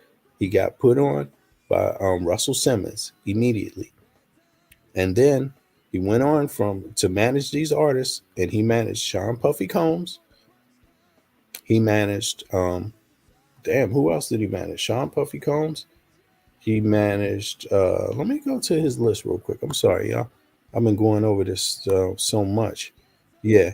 Okay. He has managed right after Red Alert, he went to Russell Simmons. That's early. You see what I mean? DJ Red Alert is Zulu Nation back then. This is the beginning. He he has managed LL Cool J. Right now, let's look again. See who's on. He's from Bronx River. He's from Riverdale Projects. I'm sorry, South Riverdale, Bronx. And I believe it's Bronx River Projects. Even if it's not that, it's Bronxdale. But they right down the road from each other. This is Zulu Nation. Epicenter we talking about. What did Fat Joe say about KRS's comments? You see what I mean? Keep in mind, this is going on. Fat Joe's comments are going on at the same time. KRS came out and defended Africa Bambaataa. You see what I'm saying? And if we look at this, let me just go to this. Chris Lighty's family, friends, all close friends, all of them say there's no way in hell Chris Lighty killed himself. There's no way in hell. And yeah, this is starting to look real weird. But in any case, let me type something here real quick. Just 2 seconds before we continue, because I know where I'm going with this. I just want to repeat some information that I put out here. Yeah, Violator Records, right? Violator Records. Damn, did I do that right? Tour Records. Damn, my spelling sometimes is not good here. Sorry about that, y'all. So Violator Records, right? His clients: 50 Cent, Busta Rhymes, Diddy, Nori, Papoose, Prodigy, Q-Tip. There's people that have been saying something about Bambaataa. Not just him, the Jungle Brothers has come out. I didn't even go into the Jungle Brothers thing really that deep, but there's some things where they're saying that the main dude or one of the dudes from Jungle Brothers is a transvestite today, a cross-dresser. And the artist I'm talking about from the Jungle Brothers name is Baby Bam Africa, Baby Bam. I mean, that's Baby Bambaataa. Africa Bambaataa, Africa Baby Bambaataa. Come on. This is Zulu Nation stuff. But in any case, Fat Joe was one of Chris Lighty's clients. So, but let's keep now we're on a public platform with Barbershop Talk TV, right? Right. It's everybody's business at this point. We gave it to them. Yeah. Well, If you don't want your business out there, stay the fuck off the net. I'm 45 years old. I've been watching this clown for a long time, man. You know what I'm saying? Now, let's not get it twisted. I mean, I've been paying attention to all the Fruity stuff. I've never been a big fan. Yes, I do get good nigga Fruity, but I'm not hating on him. Who we talking about? P. Diddy. But I'm not hating on him. But that dude is a powerful, dangerous man, though. I'm not gonna lie. I believe that. That's why you really don't got a lot of people trying to like Fat Joe, for instance. Dude. A lot of people scared of that dude in the game, bro. It's not really his physical strengths and getting people hurt. None of that. I know. I believe that what it is it's just like if you shit on Jay-Z and you trying to come up in the rap game. You know what I'm saying? Niggas don't want to do that. P. Diddy's a gatekeeper, bro. He's a gatekeeper, plain and simple. I don't care what you say. He's a gatekeeper, and he can make your shit crumble if he wants to. You're probably right, son. You're probably right. No, what I'm saying is, so even more. So if he was a gatekeeper, then that's more a precaution that people gonna take coming against him, especially when they're trying to be successful in his lane or whatever lane he's in. They trying to get him out the way because they know he's a gatekeeper and he's not letting shit move like what people. You know what I'm saying? They gotta get through him to have shit move though. That's just what it is. And you're right. You're right. Hey, P. Diddy is somebody that be blackballing people, just like Fat Joe be blackballing people. You know what I mean? Like that's what they do. They power trip a lot. Bro, you know what I mean? If it's their way to highway. The only way you gonna reach to the top, if you trying to get up there, you gotta go through P. Diddy. You gotta go through Jay-Z. Not in today's day. You really believe that in today's day and age? You know how many kids blowing up and never even heard of a P. Diddy? Yo, this ain't 1997, son. You heard it's 2023. You know what I'm saying? Maine just did almost 30,000 views on the video the other day. He ain't even no P. Diddy. You know what I'm saying? Going viral and shit. Yo, we don't need these niggas no more at the end of the day. All I'm saying is Let's set a history right. You heard? I feel you on that. But you know what?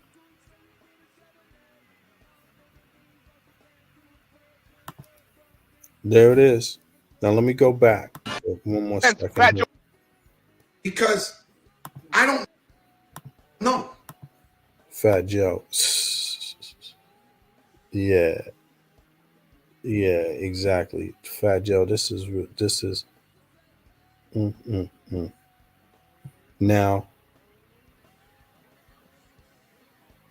I'm gonna go to Layla Wills for 1 second, and as you can see, who's on the panel? Layla Wills is one of the people that orchestrated the demonstration in front of City Hall about the Survivors, Act, uh, and Assault Survivors Acts, right? And you see Hassan Campbell, one of basically the main dude who outed Bambaataa, and outed. You can't find all these videos, but he's made some comments that refer to a few other people that's been down with that, right? And Hassan essentially is one of the persons that could attest to some of the gang activity of the Zulu Nation. So don't get it twisted. While these kind of things are going on, this little clubhouse in the apartment thing is going on, where Bambaataa is going at his alleged victims, right? Um, there's young kids like 16 years old, like Poppy Campbell, who are down with this now. They become like soldiers for Bambaataa. Like, you owe him money, or if you got some legal shit going on, they will go out there. It's like a gang. You see what I mean? It's not just a hip hop where you break dancing and blah blah blah.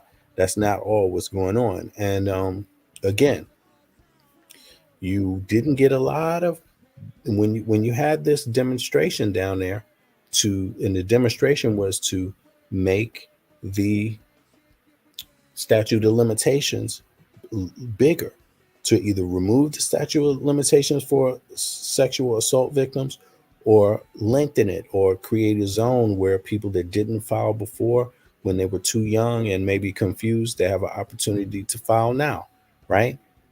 How many people did you see down there at that demonstration? Did you see Russell Simmons support it? Did you see Jay-Z support it? Did you see Sean Puff Daddy? Did you see Puff Daddy support it? Nope.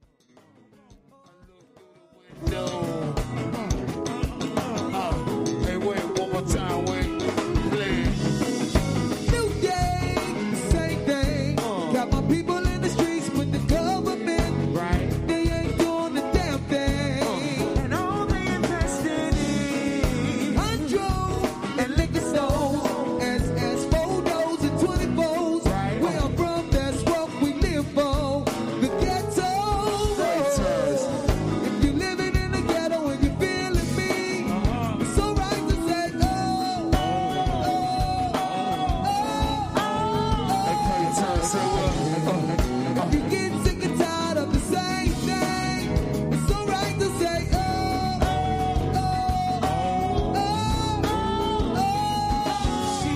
you know, projects, ovals. What we see 24 in the ghetto. Good times, bad times, same place, same rhyme. We can stop waiting around for the punchline. Ain't nothing changed but the time. Ain't nothing changed, just the same old thing.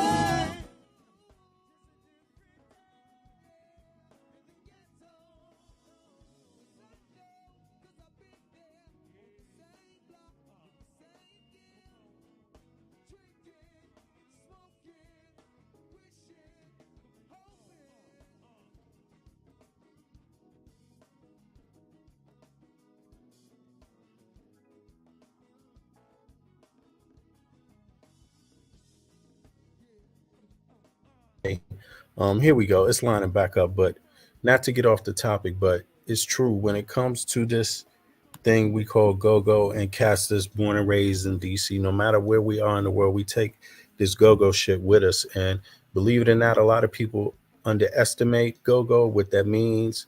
When you hear these brothers from the capital of the United States have their own music style that's like 40 years old, damn near, that is heavy percussion, you know, you can think about that a little bit and think about the significance of it. Why would we make that music? But in any case, what's up, Kenny? Thanks for coming up, man. Let me see here. Now, I'm gonna drop the link in a second, but what I was saying is that Layla Wills to the left, she's one of the organizers of this was just like a year ago. They was downtown in front of City Hall asking New York City to remove the statute of limitations for sexual assault victims, including children, right? And so they were down there demonstrating, and you know they got some stuff done. Now, why do you think you didn't see Sean Puffy Combs down there? Why do you think we know why we didn't see Russell Simmons? He's probably not in the country, or maybe he was. I don't know, but why wasn't you there? You could have give a word of solidarity over the internet. You got Instagram, right? We know why Bambaataa wasn't there because, you know, Bambaataa is one of the people that came up on civil charges because of the extension, right? You know, and Layla Wills has been. These people have been covering that. They know a lot about it, about Bambaataa and some of these things. But in any case, so this is Poppy on the screen next to Layla Wills to the right. And let me take this off. And let's hear what they got to say about this fool. Now, this is the letter. See, we got a letter from the museum. Now, after all of that bullshit, you heard, oh, y'all can't see this. After all that bullshit, you heard Africa Bambaataa say, right? Now, this is the real reality of what, I mean, Fat Joe say about Africa Bambaataa and the Hip Hop Museum. Here's something real about it, right? So you can hear the other side of the coin. But again, where were all these entertainers? Where were any of these entertainers? LL Cool J, where were they downtown for this demonstration in front of City Hall? Where were these folks? You know, where was Q-Tip? Where was Q-Tip? Where was anybody that has anything to do with the Zulu Nation? But guess what? You don't have to be down with the Zulu Nation to have a goddamn heart and to care about child predators. What the fuck is up with these people? Like, that should be a serious red flag for a lot of folk. That should be a serious red flag, you know? And I believe that's what Poppy was alluding to when he went crazy the other day and went down to his projects in the Bronx again and got his ass shot, you know, because he's losing his mind. He might be losing his mind over this shit. Like, really. Sicko, he did what he did, and that's just what it is. Okay? And what? No, I said, okay. And there's individuals that want to say, oh, where's this proof? Malik, did you see anything? No, I didn't see anything. But I'll be on record to say, like I've said before, the first week of May 2015 at a Universal meeting, when I found out he was gay, I was out. Because when I grew up in Zulu, that was, you weren't gay. That wasn't allowed. there's a contradiction in certain things he talks about and other people talk about that according to his ideologies that would be conflicting. So I left. The next month, Yeah, they be saying it. They will say it, but then what's going on is the exact opposite. You know, how many times have you heard that a wolf in sheep's clothing? from June all through that summer 2015, everybody frozen? I just had individuals coming to me telling me things in regards to the pedophilia that I was clueless about. So a lot of this makes sense, has made sense. That individuals that are sticking around in the hierarchy of UZN and individuals in the subculture of hip hop that defend this guy, one hand washes the other. What did you do? What is it that he knows that you did? What were you guys in cahoots with? So you guys are shading each other's sin is what it is. Then you got people who just don't care. Then you got it's the thing of it could be financial. Well, if I'm down with this, it's going to give me some type of status. So there's variations. Now, to the individuals that want to sit there and blame the white man all day and the government, Lance Taylor is not the equivalent of Martin Luther King Jr., Marcus Garvey, Malcolm X, any of these people, anybody you can think of that was somebody who really stood up for people. It's not in the equation. Him and Dr. Pork are not in that equation. They couldn't walk a block in the shoes of a Malcolm X. Let's just be honest here. All right. So now you know who he's referring to as Dr. Pork, right? He's not talking about Africa Bambaataa. He's talking about the person that Africa Bambaataa religiously was getting down with. And that person is Dr. York. The biggest, I believe, the biggest pedophile in the United States history on record. This man. You see, so the founder, the person that they're trying to label as the founder of one of the OGs of hip hop music, right? Who is linked up with, all sorts of rappers and, and hip hoppers, hip hop producers, hip hop rappers, hip hop managers, the person who's linked up with all of these people, right, was a follower of this man, the biggest pedophile in the United States history, Dr. York. You see, so if you know about degrees of separation, Russell Simmons is 1 degree of separation from Dr. York. Chris Lighty is 1 degree separation from Dr. York. That's really, you know what I mean by degree? 1 person. That means you may not know who Dr. York is. You may not hang out with Dr. York. You may not have ever even, but your main man does. Your main man is a believer in Dr. York. Your main man is down there. Now, peep this. This is insane. Dr. Dwight D. York, also known as Malachi Z, is an American criminal, black supremacist, pedophile, convicted child molester, musician, and writer best known as the founding leader of several black Muslim groups. Now, when they say musician, this guy had studios in New York. So, like, if you are, for example, the Jungle Brothers, maybe Tribe Called Quest, I don't know, maybe early Zulu Nation members, you might have been going to Homeboy's actual music studio and not even known it's a pedophile studio, or maybe you did know, or maybe you didn't know. Who knows if you knew or not? I don't know. But this is very, very strange. Like, you're actually going to record music at a studio that's owned by the United States' biggest pedophile. The founder of hip hop is taking people to these studios. Let's check it out. But hold on. Before I go here, let me press Control F and say Africa. Or let me say Bambaataa. Who else is it Bambaataa? All right, let me Google it. Where the hell is this dude at? Don't they say who knows him? Who hangs out with him? Don't they say that? Zulu Nation? All right, let me go back for a second. Let me go back here. Dr. York, Africa, Bambaataa. Here we go. Damn, I don't even want to know some of this shit here. Trapped in the Culture. That's one of Layla Will's vids, documentaries. She did a documentary called Trapped in the Culture. But let me see. Let's just do it like this. Let's start off with the, whoa, what is this photograph right here? Look at this. Do you see this? Do y'all see this? Do you see who this picture is? That's Russell Simmons and Malachi York to the right, the United States' biggest pedophile. That's that. You see that, right?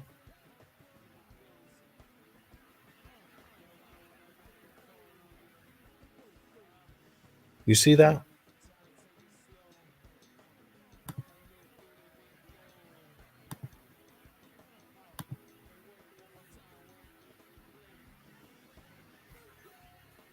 Y'all see that picture? Now, think about this. Dr. York was a musician, like we just covered. Dr. York had recording studios. York Street Studios. Hold on, this ain't it. Sorry. What was it called?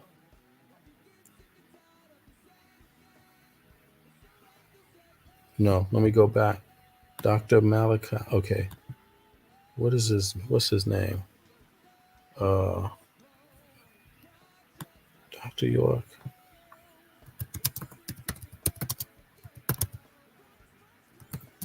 Bambata. Let me go back to these images here. Why am I not seeing the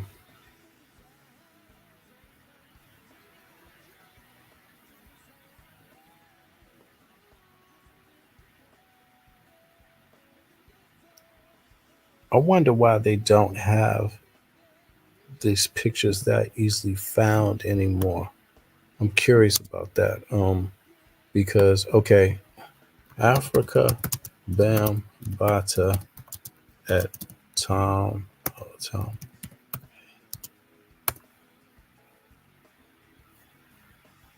If you pay attention, you will see some things like stuff like this is inspired by Dr. York, by the Nuwabians. Let me just say this. Africa Bambata Nuwabians.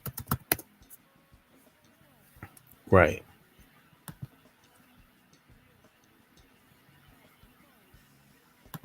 Now, I'll be damn surprised if they don't have images of him down there in Tamaray. And but let me see something here. I'd be surprised if they have some shit with Dr. York. Look at this. You see this? Do you think these dudes don't know? I mean, do you think they don't know? This is one of Africa Bambaata's records. He's got this, and I hate when they use this Egyptian stuff because they just mangle it. They mangle it. But that was a big theme for him. And of course, that is what connects him to Malachi York. Africa Bambaataa, Malachi York. Let me just keep pressing that and see. They should have some. Let me go over here back to all. There's probably some articles. Let me see here. Bambaataa, Malachi York. Here we go. Let's just pivot to this article real quick because I just want folks to know this is not a joke here. Like, this is really real. But damn, for some reason, it seems to be a lot of shit missing lately. Here we go. Nuwaubian Nation. You see here, the first name they say is Africa Bambaataa. Now, let me just control F and type Africa. Now we saying, you see, influence upon hip hop. As Dr. York's movement leader was a vocalist and music producer in Brooklyn before he left the area. During this time, his Nuwaubian teachings affected hip hop. Look at this. Exactly. And black culture in New York. Journalist Adam Heimlich of the New York Press suggested the following were influenced by York. Jazzo, Dougie Fresh. Did you see Dougie Fresh down there at the hip hop at the child? What is it? The child or adult survivor, child survivors demonstration in front of New York City. Um, did you see that? City Hall, New York City Hall. Look, past the news. De La Soul. You know, I mean, it's not to imply too so much, but listen, this is real. Look, Blavatsky, what is this? He's down. You know, Dr. York was down with all of this weird shit. But listen, this man had a studio. Now I'm trying to figure out what is his studio called, so we can find that studio. Music. Okay, here we go. Passion Records. You see, fraternal orders. You know, York was arrested in May 2002, and in 2003 he pleaded guilty to child sexual abuse after being indicted on 197 counts of child molestation, including charges of what? Sex trafficking. Yes, that's exactly what Bambaataa is on civil case for. That's what Puff Daddy has been accused of. Um, I don't know about Russell Simmons right now. I don't think it's anything about sex trafficking. But let me see something here. Shatar. Now, let me go back to the. But in any case, Bambaataa is alleged now. He's alleged Bambaataa to have taken some of the teachings of and practices of Dr. York, which are very weird. Like he is alleged to be like sucking off little boys, Dr. York. Yes.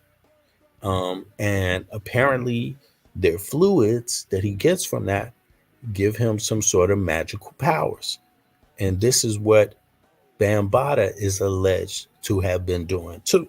Now, this sounds freaky. This sounds crazy. You talk about magical powers. Yeah, I think the shit is dumb and crazy and sick. But keep in mind, people believe a lot of crazy shit out here and try a lot of crazy shit out here, especially for, all kinds of reasons. Witchcraft, who knows? People get twisted like that, but people get sick in the head, but in any case, I'm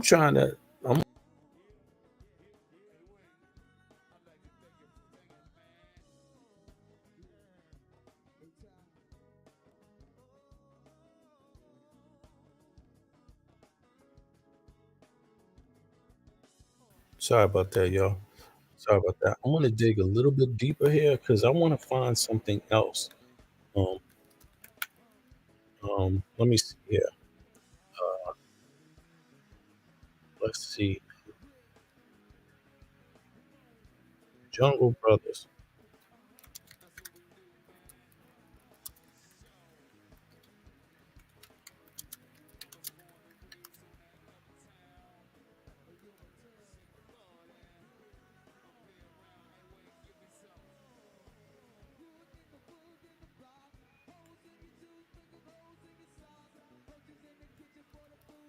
I'm going back. I'm pivoting back to this one. Now, this one right here. This is the dude named Africa Baby Bam. That's his name. Africa Baby Bam. You see here, it correlates here. De La Soul again. You see, and again, I'm not suggesting anything, but although somehow Q-Tip's name keeps coming up. I don't know how, but and again, let's ask the question: was Q-Tip there at the demonstration in front of City Hall for the Child Survivors Act or adult survivors. You know, was he there? Was he there? This just a year ago. Who were the rappers that were there? You see what I'm saying? And they were mentioning down there Bambata. This shit was going on because of Bambata. Yes. And legal things have changed in New York City, and more are coming. But because of that, that's just a year ago. Where were these folks at? Why do you think all those folks are so goddamn silent? I mean, is it ethical at this point? Is it even okay at this point to be silent about all of this shit? Do y'all think it's okay for all these goddamn men that know shit, even if they don't know shit, to not lend a voice to young boys in the hundreds? Do you think that's okay? Do you think that's normal? That, in my book, looks very goddamn strange. Money cannot be, I mean, you have to be held hostage to over your money to not say anything. Because, I mean, come on. It's like, damn, it's all out in the open now. You may as well speak up to show that you support victims, right? But look, it says the album was released on Warlock Records, right? Well, check this out now. Soon after, they were signed to Warner Brothers Records. This is not a small record company. That's not a small record company, obviously. But Warlock Records.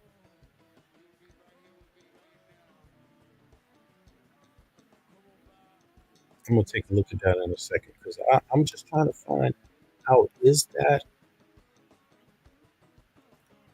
was that got something to do with with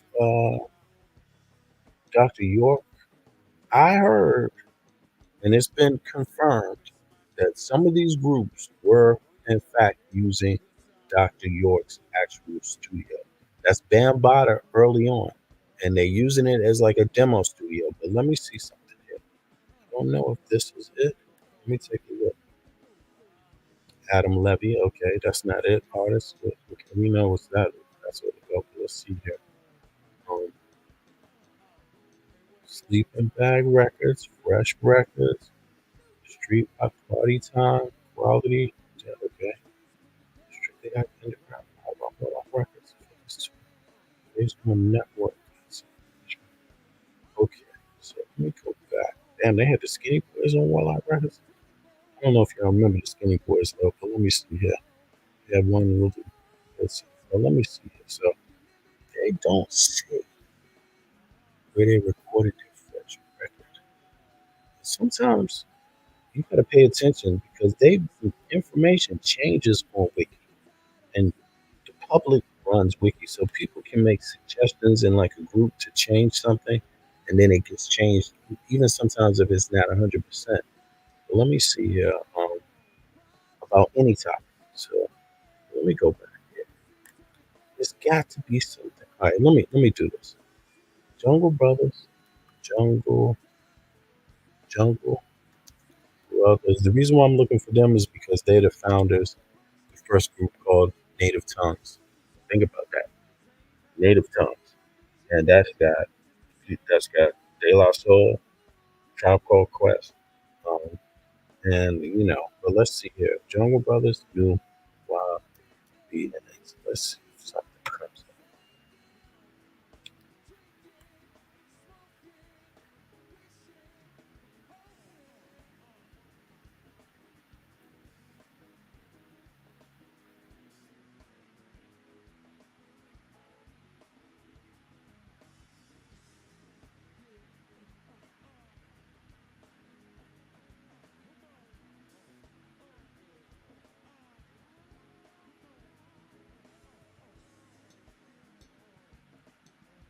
All right, I'm gonna have to do a little more research on this one.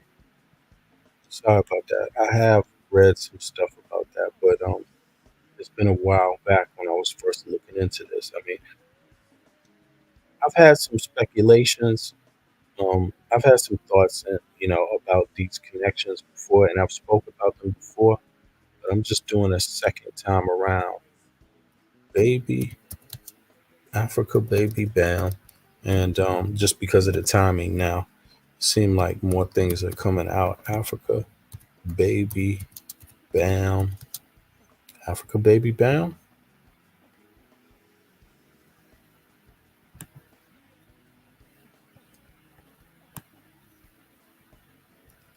I mean, as you can see,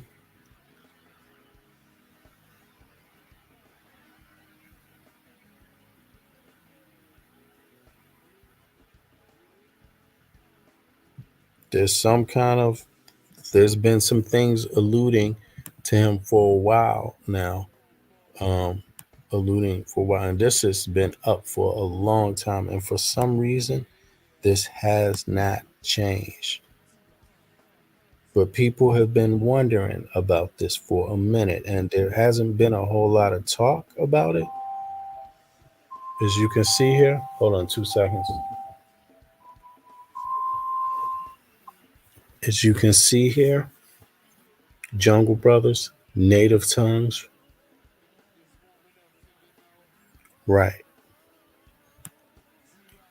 And again, I'm not talking about this about any allegations about being gay, because I could care less about that. What I'm really looking at is like something else going on, because just because you're gay don't mean you got to be down with pedophilia, and all of this little extortion moves and all of that shit, you know. And yeah, this is this own man's words.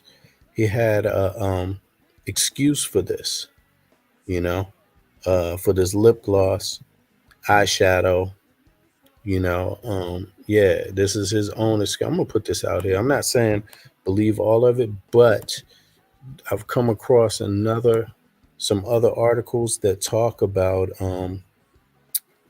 these studios some of these cats were using early on. I'm talking about the Jungle Brothers, and apparently one of these studios is in fact, um, allegedly, Dr. York's one of his studios. Africa Bambaataa uh, apparently was kind of experimenting there, and some of these Zulu Nation artists, people that was down with the Zulu Nation, you know, they're alleged to have early on in the first records, like there's a record called In Time. Uh, I can show you this record now, just to give you a look of it. Let's see here. In Time. In Time, Jungle Brothers, right? I mean, the song is good. Don't get me wrong; it's a classic hip hop. It's a classic hip hop record. But as you can see, the record is has the emergence of Q-Tip. This is where Q-Tip, the rapper from Tribe Called Quest, emerges out of. He emerges out of this group's fame, right, early on. And I'm not going to play that song, but let me see here. Let me see something. Let me go back. It's called In Time, right? Jungle Brothers and Q-Tip, right? And the promo, which is like the same beat, the backside of In Time, right? Now let me. Right, both songs appeared on the Jungle Brothers debut album, Straight Out the Jungle. Right. Now let me just do something here real quick. Let me see here. Born Jonathan Williams David. Let me see. Right, Caribbean island. Okay. Raised in Cleveland. Mother African American, Alabama, one child. Albans, St. Albans, Queens, New York, Fife Dog. Okay. Now let me see. They both are rapper. Okay. Q-Tip. Right. Were first befriended. Where he first befriended Ali Shaheed Muhammad, Africa Bambaataa. You see? Africa Baby Bam, I mean, and Mike G and this Brooklyn high school, right? Um, right. And let me just keep continuing down here. I mean, I'm going to catch up with some of these folks and just ask them flat out, what's up? What you say about, what did you think about? What you think about Hassan Campbell? What do you think about Bambaataa? That's what I'm just going to ask them flat out. But let me just get here. I want to find out where they talked about their, where they first recorded Declining. Okay, hold on. 93, no. Damn, do they even say Africa? Look at this. Listen, think about this. Africa Baby Bam gave him his nickname Q-Tip. And the question is, who gave Africa Baby Bam his name? Who do you think gave him his name? I mean, folks, don't think I'm crazy. I'm not making this shit up. I'm telling you, there's something to this. Africa Baby Bam. This is not an accident. But think about this. He gave Q-Tip his name. He gave him his name. That shows you how relevant he was in his career, right? But who gave Africa Baby Bam his name? Look at this. Look at Roz B from exactly, bro. Like, I'm serious. And think about this. Who brought his mentor into the business? Think about this. I remember this shit. Yeah, bro. Exactly. Kenny Mack. Exactly, man. I mean, look, I'm not a hater. You know, we all used to rock. If you my age, we all used to rock some of these early, Tribe Called Quest is like a legacy group, Bonita Applebum, you know what I'm saying? But what's really weird is that, you start hearing some things that I when I heard about Bambaataa, I started hearing a few songs differently. Like My Buddy, that song, I started hearing that song a little differently because when I started thinking about some of the terms they use, these Zulu terms, I don't know. I mean, it seems to be just something I've been scratching my head around, but it just seemed like something else. But I'm just telling you, where are all the rappers when it comes to that a year ago in front of City Hall, that demonstration put together about child sex victims, sexual assault victims? Where was it? Where Bambaataa was one of the main focus, where they want to change the law some more. Young people can have more time to get their shit together. Where was they at? And as we know, zero. All these dudes isn't from New York. Where the fuck was they at? They passed it up. And think about this in retrospect to the women filing their cases. The women are settling cases for millions of dollars, 30 million, for 100 million. You don't know. You don't even know how much Cassie settled for, because I guarantee you this is not good news for the music industry. You don't know if somebody picked up the phone and told Puffy to settle that case. Why? Because they want to shut this shit down. There's too many people interconnected. This shit could bring down a lot of music folk from different labels, bigger ones than just Puff Daddy. You see what I mean? Old heads that we don't even hear about. You see what I'm saying? Like, you just got to ask yourself, is this how it's going to be? Sure. Maybe KRS wasn't a victim, even though of Bambaata's, but he's alleged to be. It's alleged that Bambaataa has 2 books with hundreds of naked boys in it from New York. Many of these people who are now successful artists, music executives, music managers, shit like this. Why did you not see LL Cool J down there at that rally? Why did you not see any of these? Did you see one person on Chris Lighty's list down there at that rally? Did you see? I mean, any of them? They didn't even give a motherfucking phone call. They could have went on Instagram Live. I support this. Where was it at? Where was it at? But look at the women. Then look at how the women are handling it. The women are coming up. They're getting paid. They're getting paid. I mean, they're winning these civil suits. They're winning not a whole lot. They don't always win. The women didn't win against Russell Simmons, but look where he at. He out of the country now. You know, and again, I got a big respect for Russell Simmons, whose work is get up and go and all of this shit. Hip hop is cool. Hip hop is like the cousin to go go. I got nothing against it. At one time, go go and hip hop sound damn near the same. You know, pump, pump, pump, pump me up. Sugar Hill Gang. No. What the fuck? What am I talking about? Trouble Funk did the original version, and then Sugar Hill Gang Records copied it. Melly Mel and them did their version of, you know what I'm saying? All these rappers been sampling go-go for a long time. So these are close music genres. But where were these people? Where were they? And that's the oddest thing when you see that. Now, a year later, there's all these civil cases coming out. Bambaataa got one civil case, 2 books full of books. There's 2 books full of boys. That trumps all these other cases. That trumps the allegations against Russell Simmons. He got 18 women that accused him.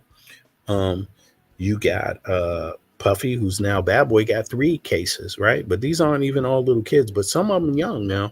But Russell Simmons is alleged that some of them could be young now. But Bambaataa, all of them are fucking young. All of them were full-fledged minors. The one who's suing him right now is 12 fucking years old for sex trafficking. That means driving this motherfucker around, excuse my language, to sell his body to other people. Bambaataa saying, hey, you want some of this little boy's butt? I'm gonna drive him to you. You see what I'm saying? This kind of shit. Man, I'm sorry, when you have to speak out about shit like this, even if you don't know something. And you heard Fat Joe's big dumbass. He spoke out, but spoke the opposite way. He's like, I don't know. He's like making excuses. You know, it's about the museum. They don't want the museum to be open. It's like, man, this ain't no conspiracy against fucking hip hop, dude. This is a conspiracy against black people. Fuck the museum. Look at what you did to little kids, motherfucker. What about that conspiracy? What about the black kids and the black girls? What about that conspiracy? Let me just shift, because look at this dude. Again, you got to ask the right questions. Lyle Cohen, did you hear anything about Bambaataa's books? Because think about this, folks. If you are a hip hop industry executive, you want power. Look at this. Def Jam. Yeah, Rush Productions. You see that? See, he's right along there with Russell Simmons.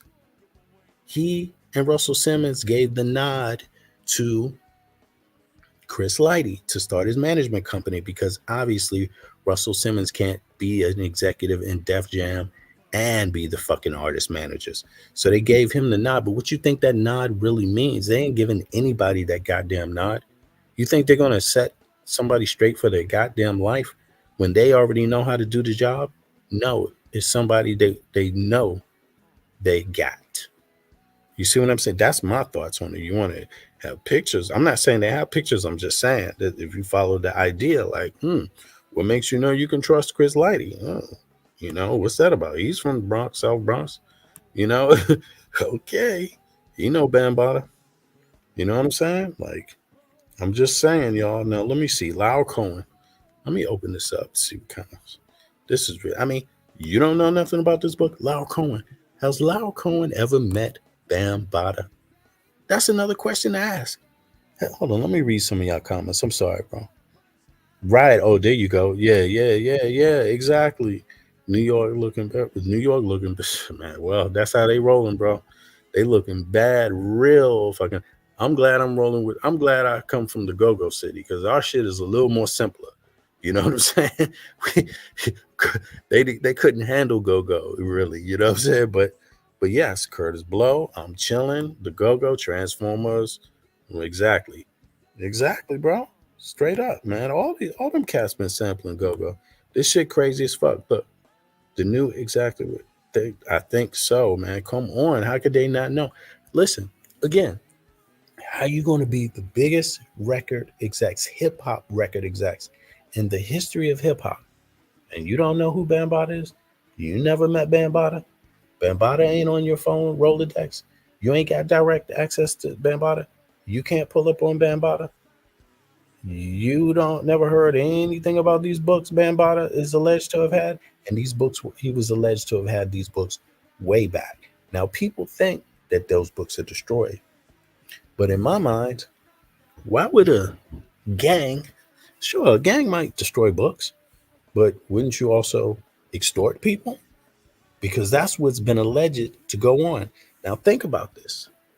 Think about this. Just to recap here. Just to recap. I'm going to go backwards now. I'm going to go backwards for just 1 second, then I'm going to get back with Lyle Cohen. Check this out. Mark Curry, again, said something very straightforward and serious, right?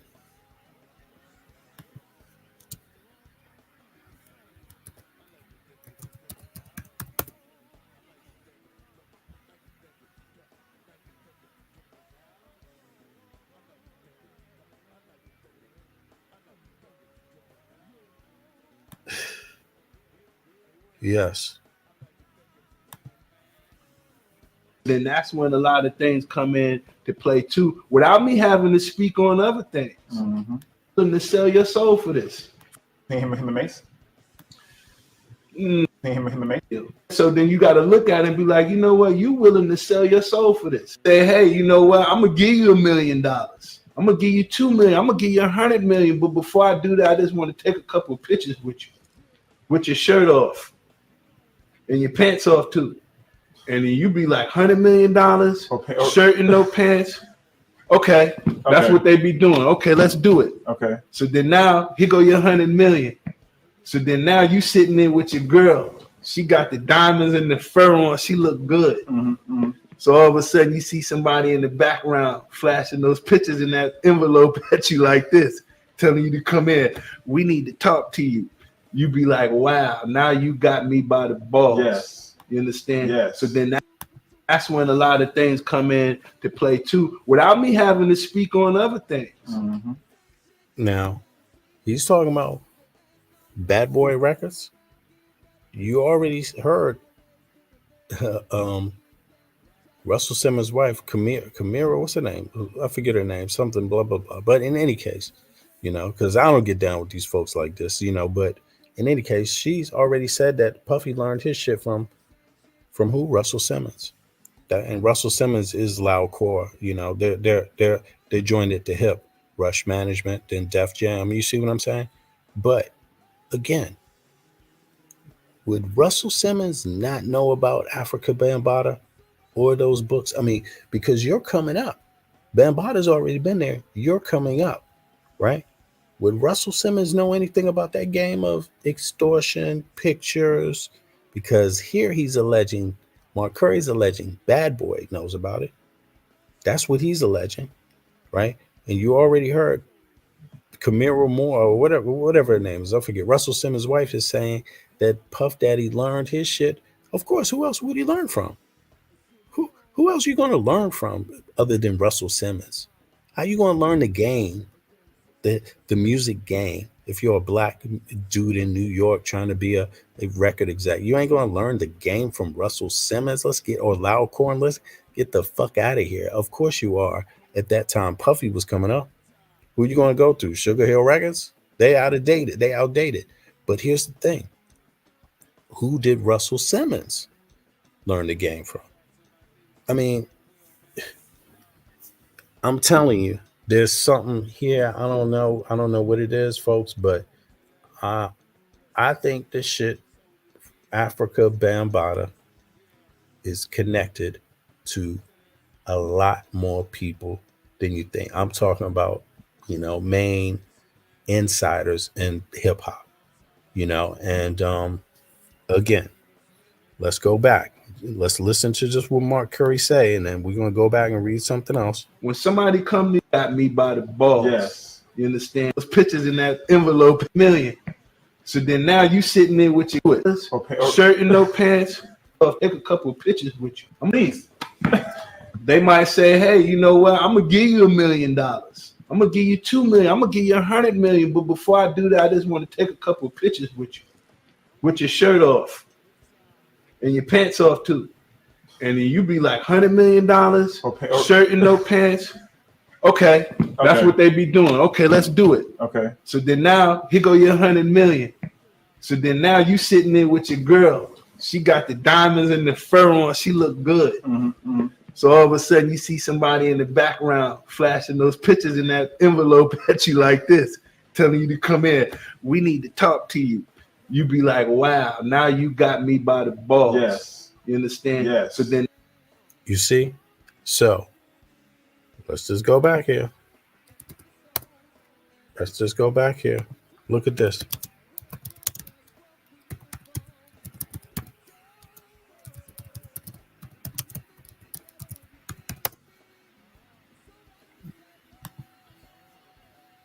I mean,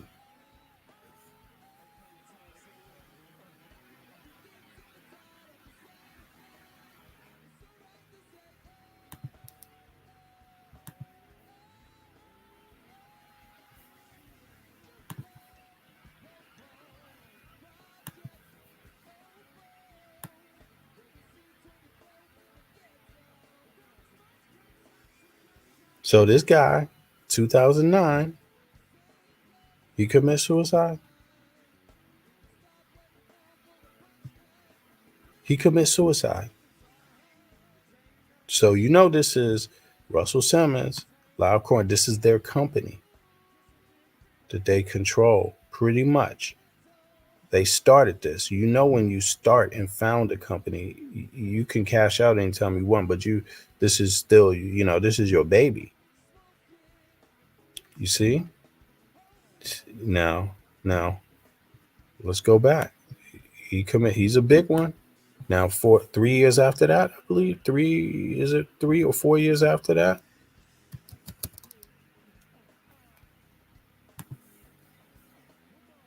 Okay, the other one's connected through Def Jam. This one's connected through Def Jam too. He owes his career to Def Jam. Chris Lighty owes his career to Def Jam. Look, Rush Artist Management. That's what we just read. Lyle Cohen was down with Rush Management and Def Jam. You see? After leaving Rush, Lighty co-founded Violator Management with Mona Scott Young.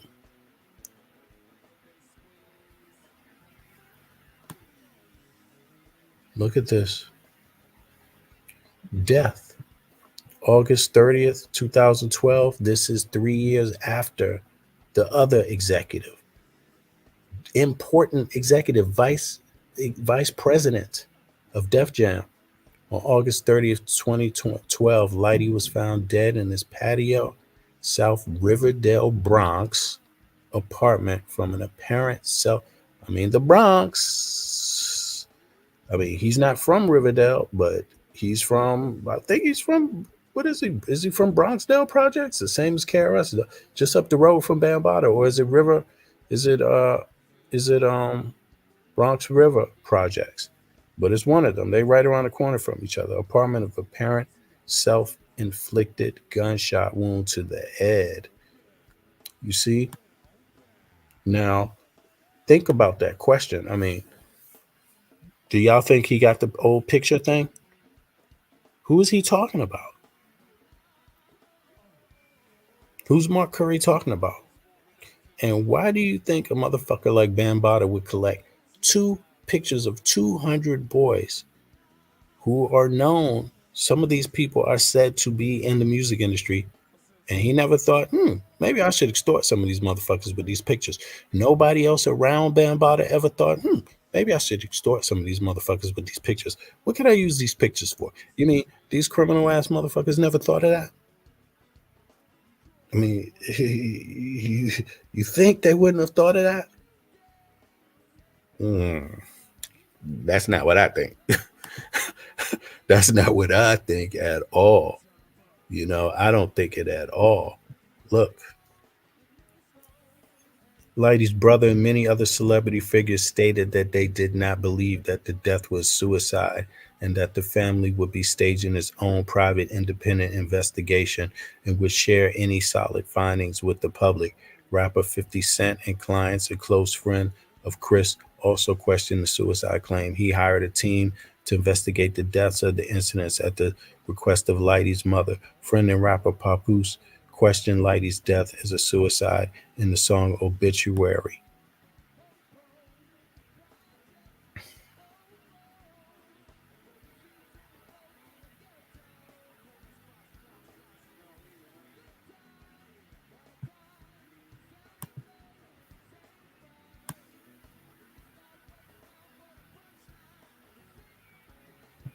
Who did Lighty manage? Look, Q-Tip, Sean Puffy Combs, Fat Joe, 50 Cent, of course, LL Cool J, Busta Rhymes, Mariah Carey, more. So he wasn't just your anybody manager.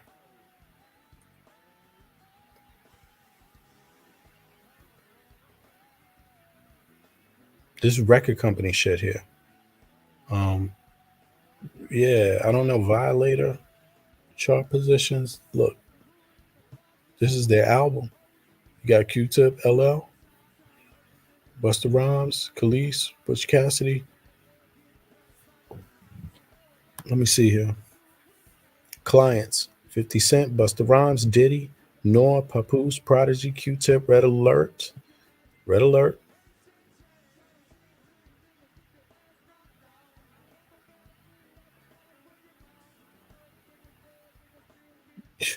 Red Alert ain't heard nothing about nothing. He ain't seen nothing. You know, I mean, any of these people go down there and support their rally for the Child Survivors Act, you know, Victim Survivors Act, any of them, none of them, you know, yeah. Anyway, folks, just keep it very clear. You heard me say this. Now, when a year from now, 2 years from now, when you start hearing the news, when you start hearing more rappers all of a sudden photos, or you know, when you start hearing shit, you know, because think about this. You have these women that are filing these cases, and apparently it looks like they're about to pick up steam and have success winning them.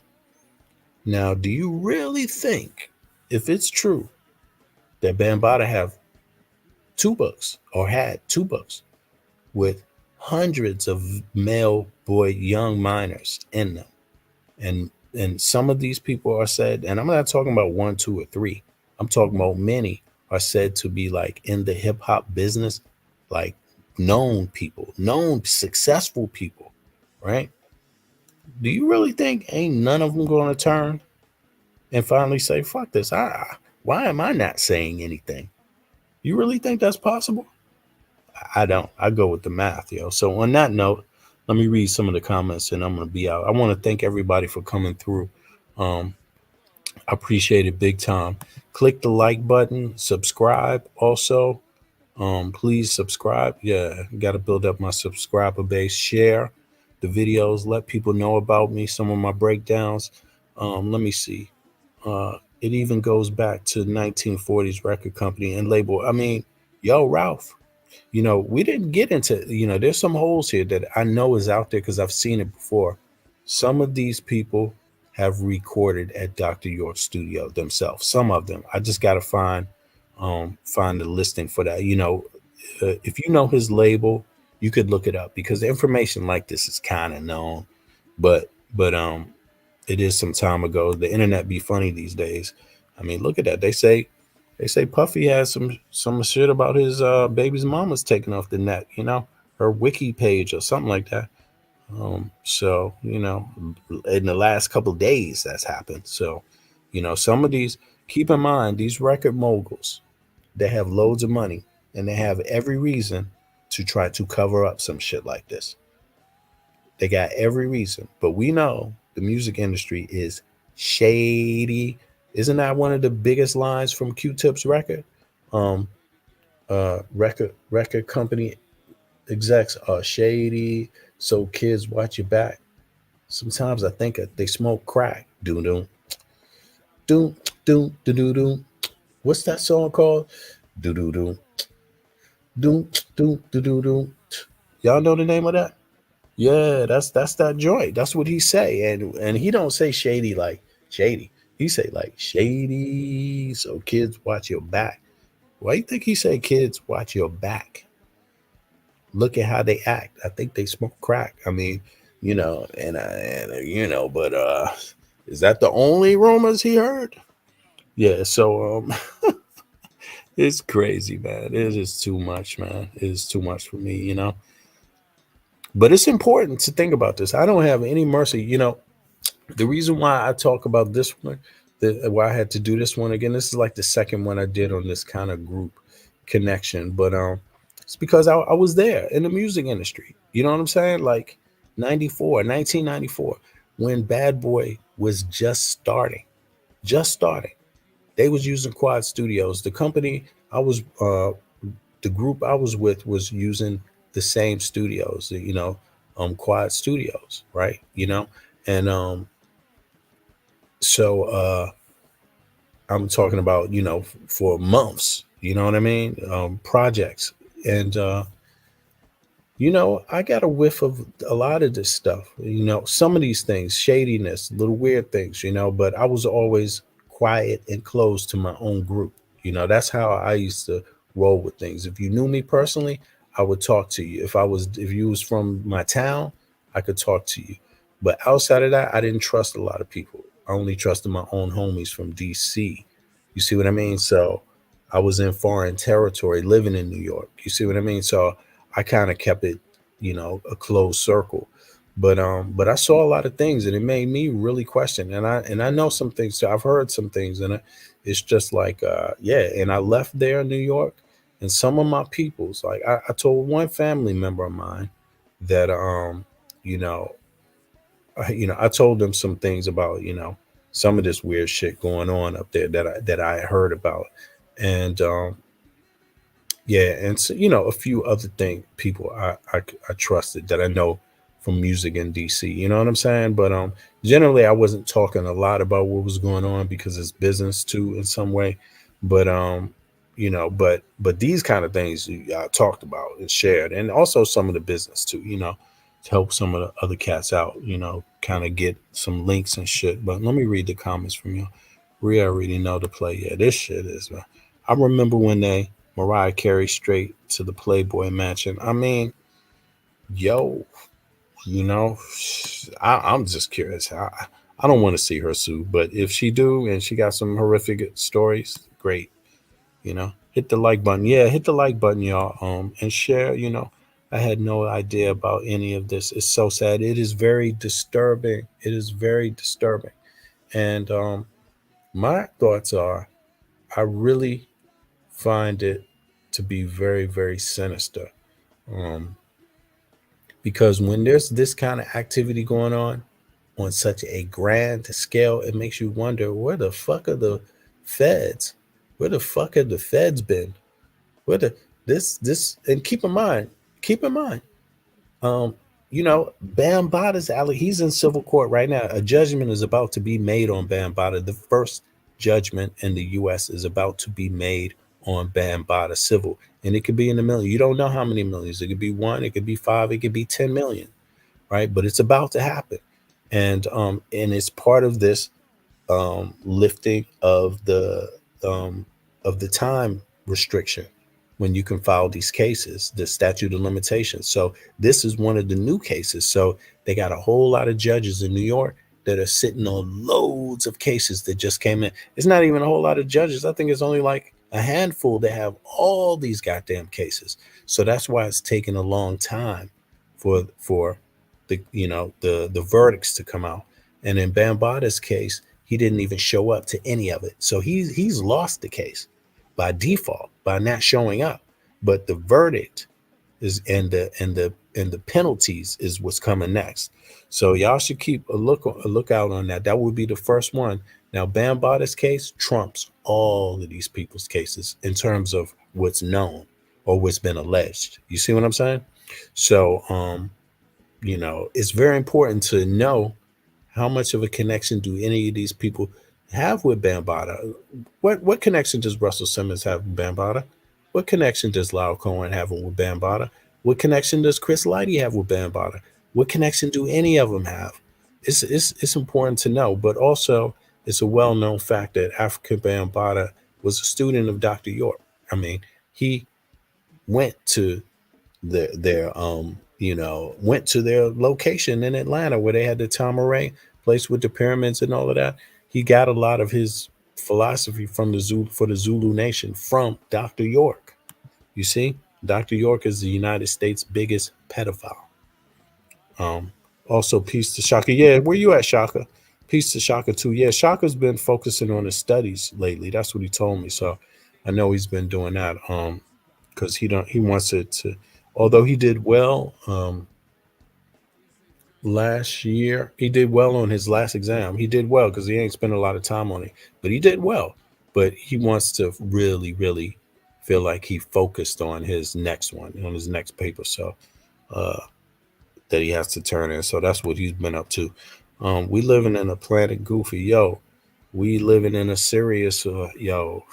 Like I said, where you from, Kenny Mac? You from DC? But I'm gonna tell you, man, if you from any place else but NYC right now, you looking really good because NYC is in shambles. The what they had going on there is damn near the goddamn Satan at the top of the mountain almost. Yeah, it was Check the Rhyme. That was the song Check the Rhyme, y'all. Exactly where he said record company people are shady, and he right. I hope Q-Tip ain't himself is not. I'm not saying he is a victim, but I just hope that he's not. But people, there have been some things out there, um, you know, But again, I would ask any of these people any day of the week, LL Cool J, any of these artists, why didn't you support the Victims Act? Why didn't they support that? You see what I mean? Like, think about this. Think about this, y'all. You hear the women speaking up. What's up with the dudes? You see what I mean? That's looking real. And you could think about this because I just suspect that that if somebody has something over your head, like a photograph, or knows something about you doing something with somebody else, a lot of people approach this by, I just want my life. I just want to finish my life. And I want to forget those days. I want to forget all of that. I just want to have peace in my life. And I can understand that. But think about this, man. Is it about you or is it about the kids that's coming into this world? Is it about all the other people that, is it about the world ain't going to get better on its own unless people make it better? You know what I'm saying? Just like Kenny was saying, this world going bonkers. At least I don't think so. Yeah, I feel you, man. Because Tribe Called Quest, one of my favorite groups. Also, a lot of them, man. He ducking the pen, losing the sleep at night. Oh my God. Diddy has the spirit of devour. Yo. But yeah. But I just do not think these people, I don't think these people don't know each other very, very, very well privately. I think Russell Simmons, Puffy, Bambaataa, Lyle Cohen, I'm only mentioning them right now, but I'm just saying because these are big moguls, music industry moguls. I believe they know each other's shit very, very well. Okay, yeah, okay, I got you, Kenny. You from DC? Okay, I'm from Northeast, man, over near Eastern. You know what I'm saying? Eastern High School. You know where that is, right? Where I'm from 15th and C, Kenny, Northeast, bro. I grew up on the hill, Capitol Hill East. You know what I'm saying? Yeah. Yeah, actually, I'm in that cool disco Dan doc. If you peeped it, I'm in the doc also, man. feel free to hit me up too, man. If you from DC, you know what I'm saying. So it was good to rap to some folks from the hometown. By the way, I got a doc coming out, Kenny. It's called Hometown DC. Check it out. It's um there's a sizzle reel on this page here, by the way. So check that one out. And it's coming soon, very soon. Um, it's a series. Did like a lot of interviews when I was in DC last. Um, yeah, over 30 different interviews, different age folks that are like day one Barry folks that was down with Barry before he even became married, before he became the mayor, and then just became career Barry folks in the government, and then also a lot of folks that from my age that grew up there, born and raised in DC, that doing different things in the city today, Um, so just talking about how some of the things changed, but talking about how it was back in, I'm born in '70, so I know how the city was myself running around it, and when I was 10 years old, 12 years old. You see what I'm saying? 7 years old. Actually, I grew up in Capitol Hill East and Anacostia. Yeah, so you know where Anacostia is, that part, that town, that part of the city. Um, yeah, in the historic region. Let me see. They are Boston. Yeah, bro, they are, man. You always give an interesting slant to this. Hey, brother, if I gotta go to conspiracy, I'm just telling you, man. I don't do it lightly, and I'm just going to guarantee you this: there are some connections here, and it's not by chance.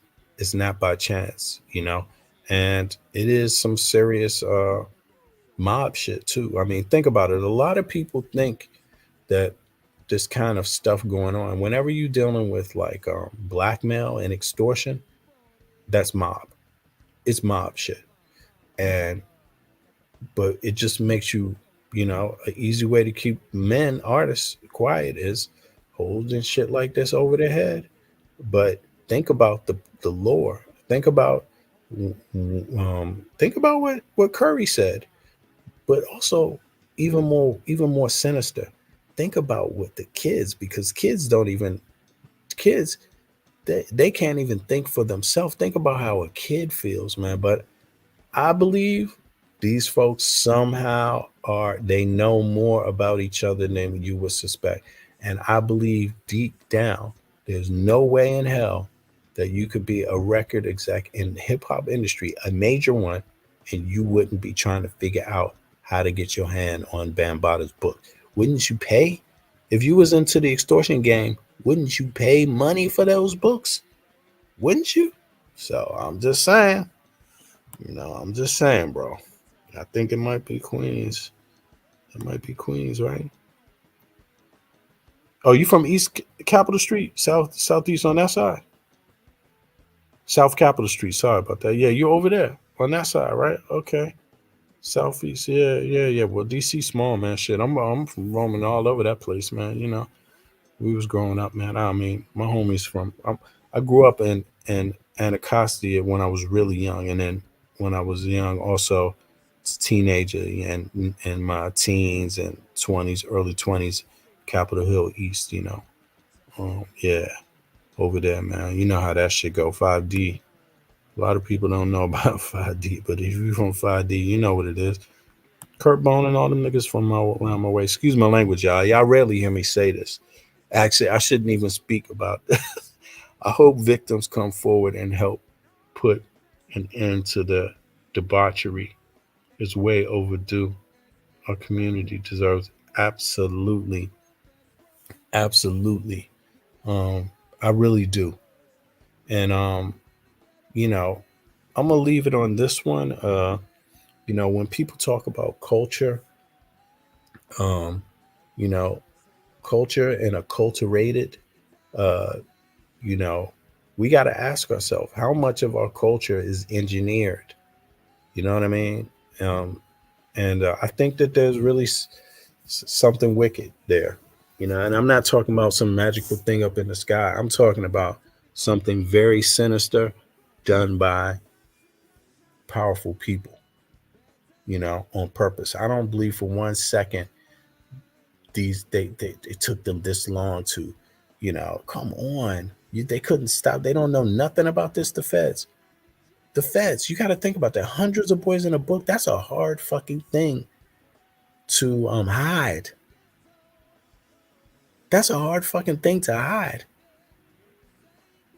You know, nobody issued $1 million for that book. Nobody offered something. No, there's nothing about it. I just think that's just like way lower than what kids deserve. And again, back to the artists, back to these artists that just don't show support for this shit. It's just really that is not a good look at all. 21st in Vietnam. Yeah. Okay. You know, yeah, man. Well, we're gonna link up and talk about that, man. Look in the I did a couple little joints on go-go music so people can have an idea of it. You know, a lot of people don't know about the history of it, and when you tell them, they love go-go music, and then they fall in love with it. But you know, when you're growing up in DC and you hear go-go music, I mean, I grew up across the street from the Southeast House, right? If you know about Anacostia, right? Mount View and Maple View Street. And the Southeast House was right across the street from me. So they used to record like go-go shit over there. And the Panorama Room was right up the road. So the first time I heard go-go, I was like 7 years old. And it was live. And I think it was like Trouble Funk over there. They used to practice and record in the Southeast House, right? They used to do some live recordings, you know?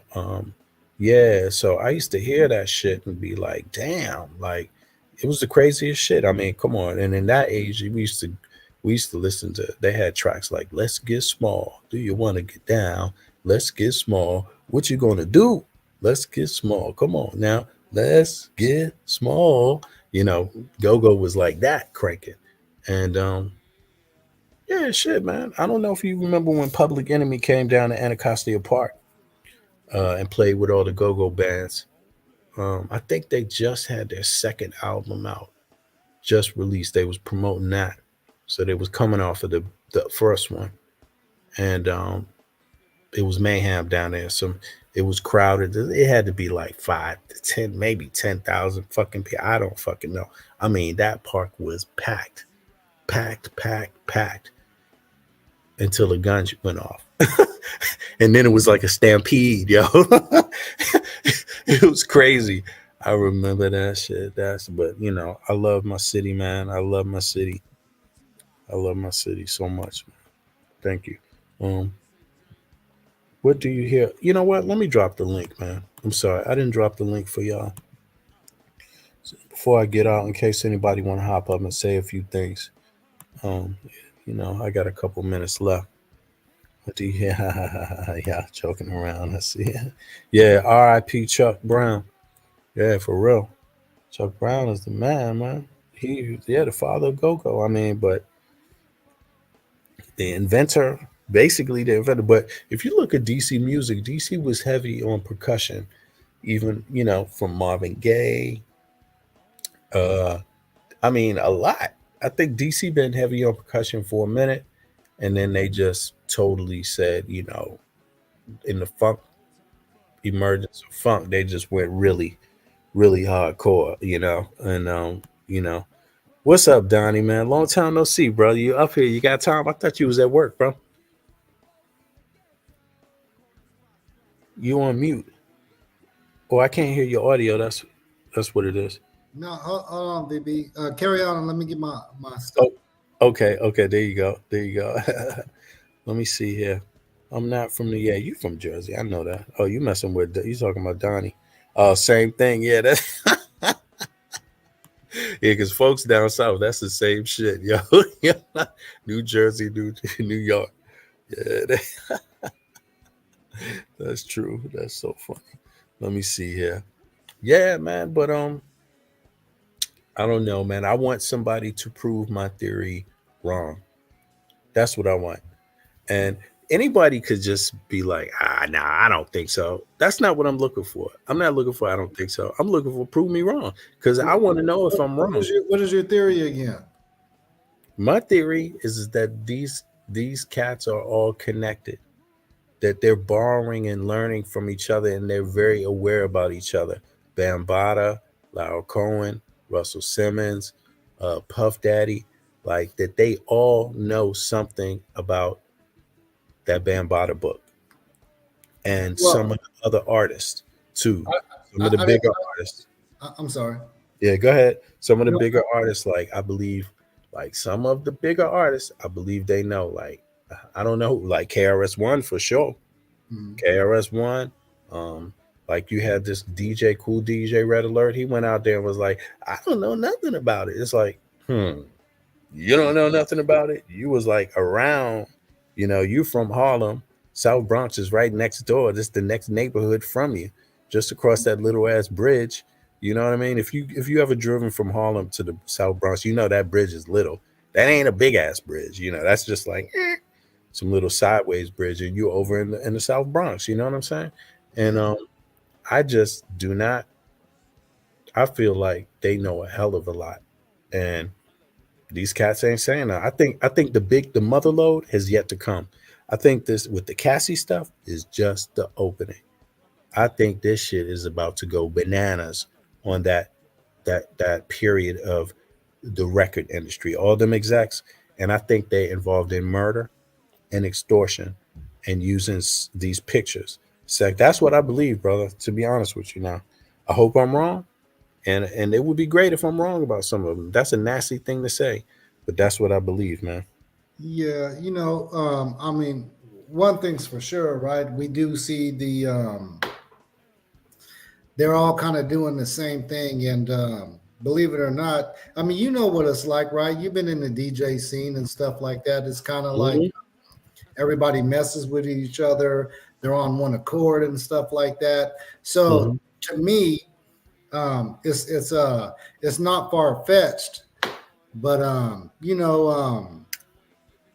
Right, it's not far fetched. I hear you. I yeah, hear you. it's not. But like, I'm not a conspiracy guy or anything like that. But Mhm. again, like if you look at Saw Rat, right, it's just like a another page out of rhyme book. What I'm saying, like on a lower level and stuff like that.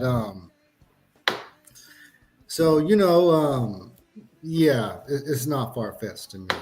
You know, I mean, they're in the same proximity, man. It's like, see, and that's the other interesting thing about it. They're not just music execs. These people are in the same vicinity, physical, geographical vicinity.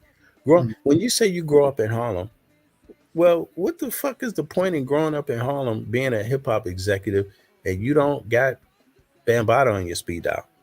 right. What's the point in that? Right. You That's feel what what I'm I'm saying. saying? It's a That was it's a hype. it's a it's a small circle. You That's know, what. it's like it's just like they I don't know. I'm kind of at a loss for words, but it's just like it's a group, it's a network, and they all just fuck with each other. Excuse my language, but Mhm. they all mess with each other to keep that circle tight and stuff. Like they know what they all do. It's Mhm. essentially it's a cult. Basically, Sam, it just is. basic, basically. I mean, we ain't even gotten to some of the. It's like we didn't even look at DJ Mister C. I mean, we just mentioned him for a moment, but but but you know, I mean, he's from Brooklyn. That's where York had his setup at. Biggie's from Brooklyn. York had his setup there. A lot of the Brooklyn-based people they know. Jay-Z was they were or Jazz O who brought Jay-Z into the business. He was down with York. A lot of the Nuwabians. Um, if you talk to Tar, right? He knows a lot about what was going on in Brooklyn and some of these artists. But it's a known fact that a lot of these early cats they associated like Bambaataa they associated with Dr. York, not just lightly, but they really was like Dr. York. And how is it a coincidence that the same allegations that's being laid on Bambaataa are the same ones that's been laid on Dr. York? Right. I'm talking about down to the how they get down with their sexuality, the detail, like Yeah, you know, even down to polite too. You know what I'm saying? So even down to you know what I'm saying? Exactly. So I just, at first, if you asked me this question 20, 25 years ago, 30, I wouldn't be there. I wouldn't be there. I would feel the sinisterness of a person. I could feel the sinisterness of a situation, but my imagination wouldn't let me see this kind of shit. You see what I mean?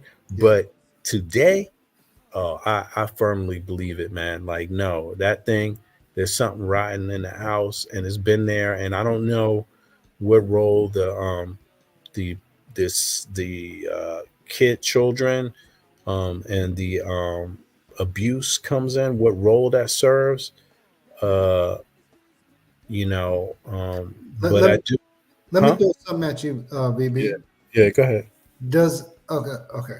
T- Um, does this seem like specific? We all know. I'm not trying to like undermine it or anything like that, but we all know molestation happens everywhere. It's not coast specific, No, but exactly. it seemed like this is like really on the East Coast type of. You know what I mean? Hmm. This Hmm. is happening on the East Coast, and uh, with all these guys, and you see the continuity between, all these cases and events that are happening and stuff like that. Do you ever think about anything like that? Well, I don't think it's limited to New York at all. No, You that's know. what I'm not. No, I'm not saying that. That's why I was like, I led up to. That was one of the first things I said. Mhm. But Well,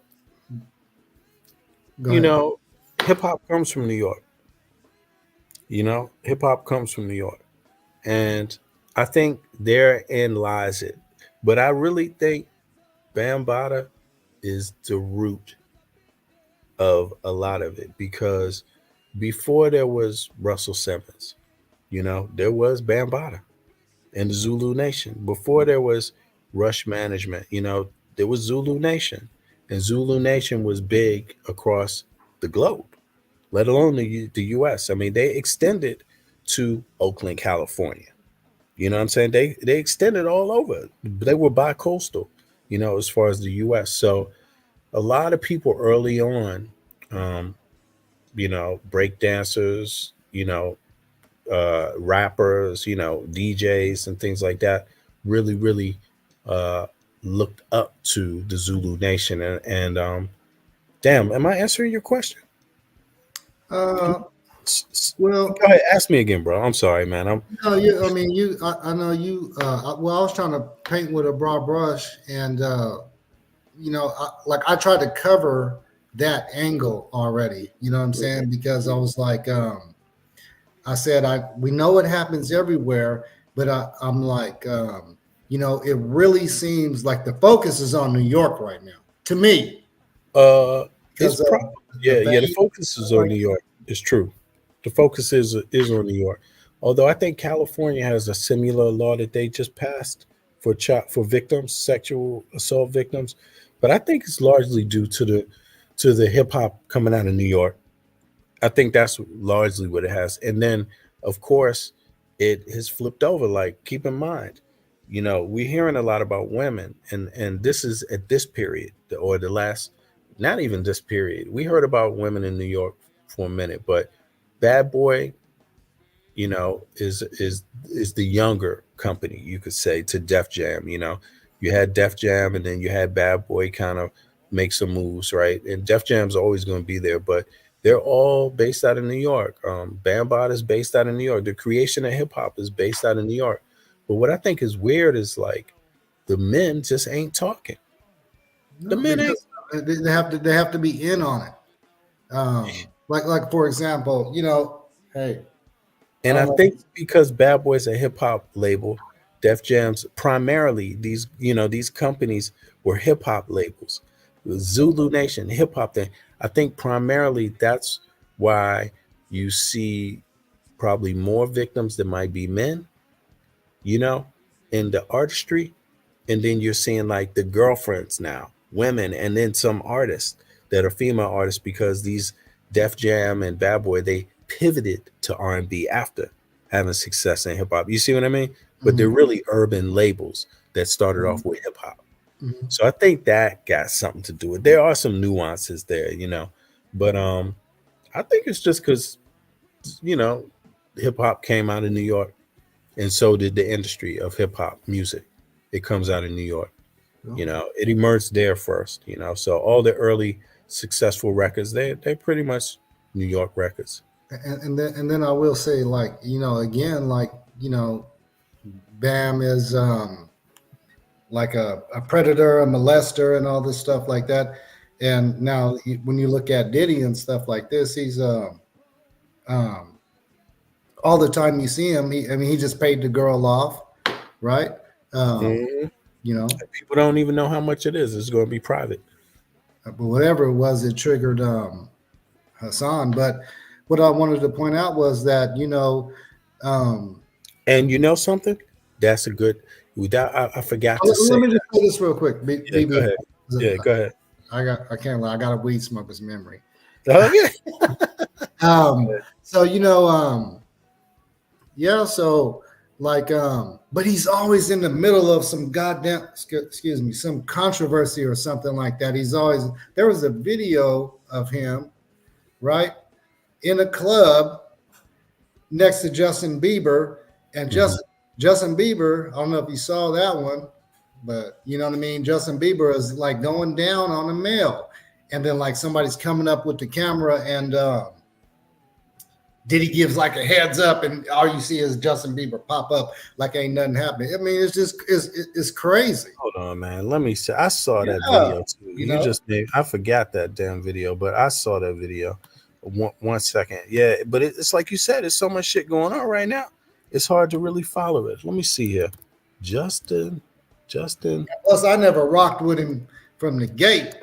Like I said, I always rode with Pac. You know what I'm saying? Right. Just for the record, I was just that kind of guy because I grew up on the West Coast. When was this? When did this happen? Shit, I don't know, but you got to Google it or YouTube it or something. I don't know the time. Here of it day. is, right here. Is this something reveals how Diddy molested him? What they talking? 6? That can't be true. This some of this stuff. I mean, I have to be careful when I'm showing here, but they talking about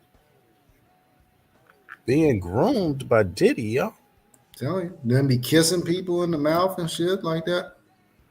Justin Bieber, 48 hours with Diddy, 14 years ago. Yeah, Diddy brought Bieber into he spent a lot of time with Diddy. Hold on. So while you do that, like I will say that also that do I think like again, I'm not a conspiracy dude. Like I try to be like more science, things that I could prove and stuff. That's what I'm trying to deal with, right? Mhm. But like when it just keeps adding up and it just like what do they say? One time accident, second time a coincidence, third time a pattern. I mean, that's the scientific method. And when you keep seeing it, it's just like, okay, what am I supposed to do? Right. You look suspect to me. So what I'm trying to say, I do think they do have a gay agenda to push gay activity, right, to the forefront and make it look like it's cool. Because excuse me, because us black folks, right, like to follow every goddamn thing. You know what I think it is, man? I think it's weaponized. It's like I think it's just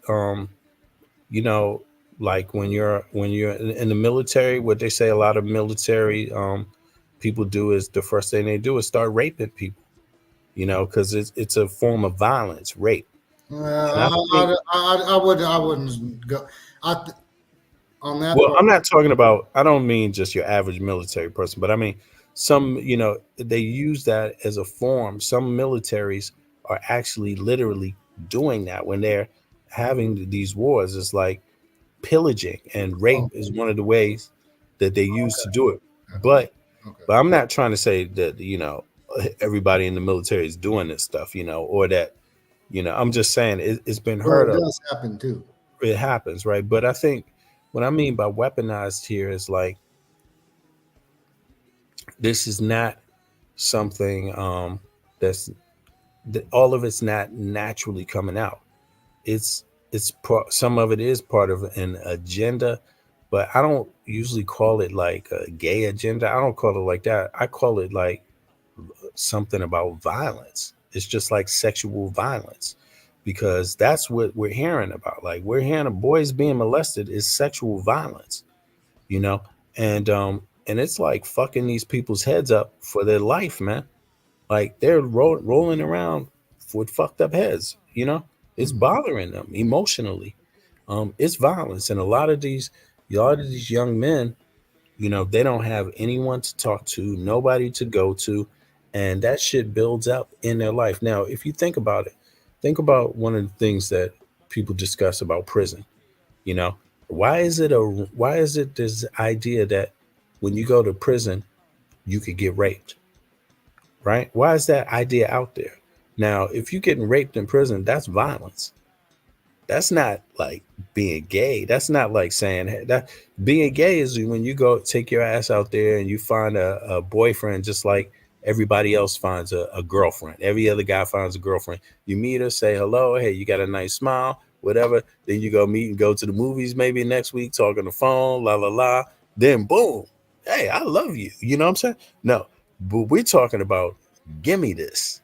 I'm taking this. I'm going to trick you out of it. I'm going to get you drunk, or I'm going to hold you down. I'm going to do something. But when you're a young kid and that happens, and you're around a bunch of people that's like, see, knew what was going to happen. These are all people you trusted. You thought you were safe. Um, you know, that could be really confusing. And I think a lot of the violence, I mean, think about this, man.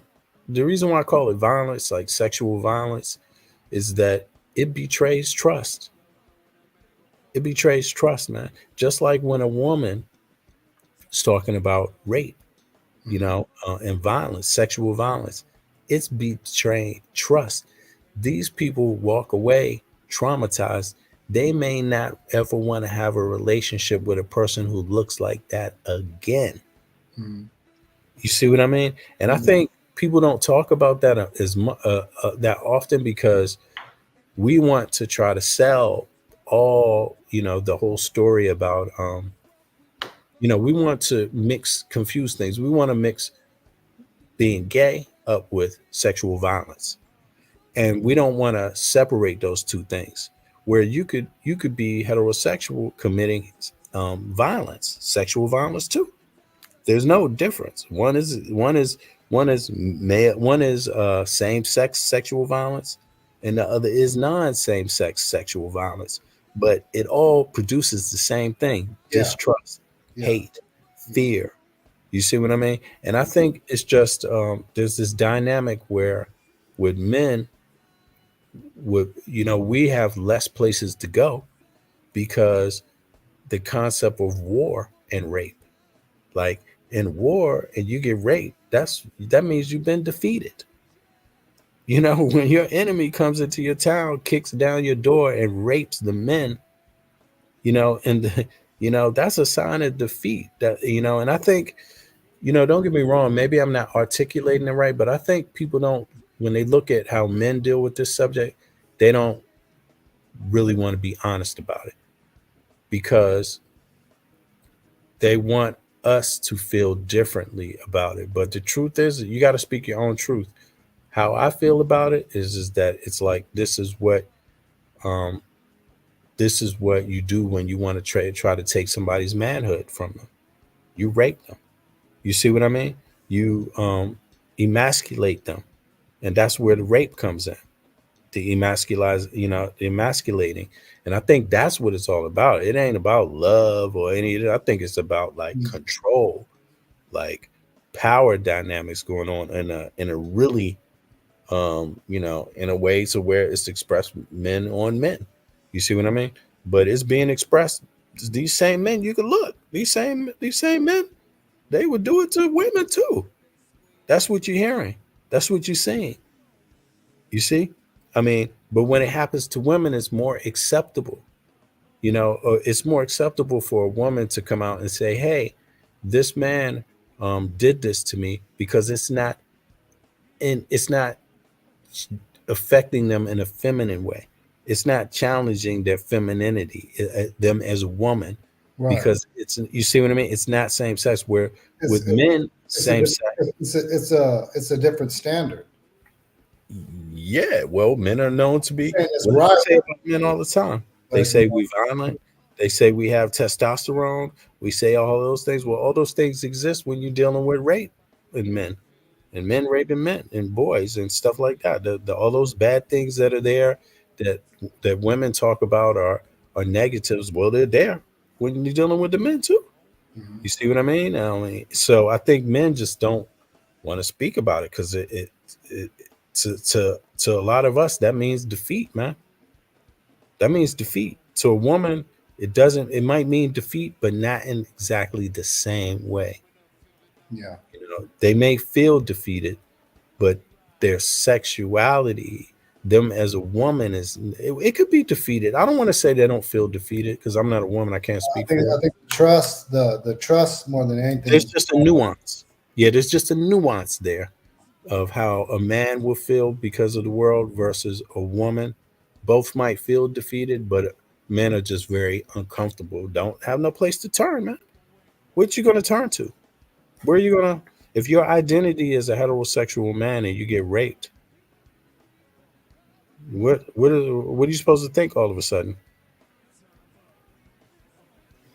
What do you do? I wouldn't even know where to start, but right. I wouldn't either, bro. That's what I'm saying. I'm at a loss for it, and if I'm wrong about it, somebody can please tell me that. But I'm gonna tell you, I believe what I'm saying. I believe what I'm saying. I think that's why he has so much these mixed emotions, and he's confused. And like one minute he's violent, the other second he's crying. He's a hurt guy. You know what I'm saying? I will say that. Have I ever sat up there and made fun of him or anything like that? Nah.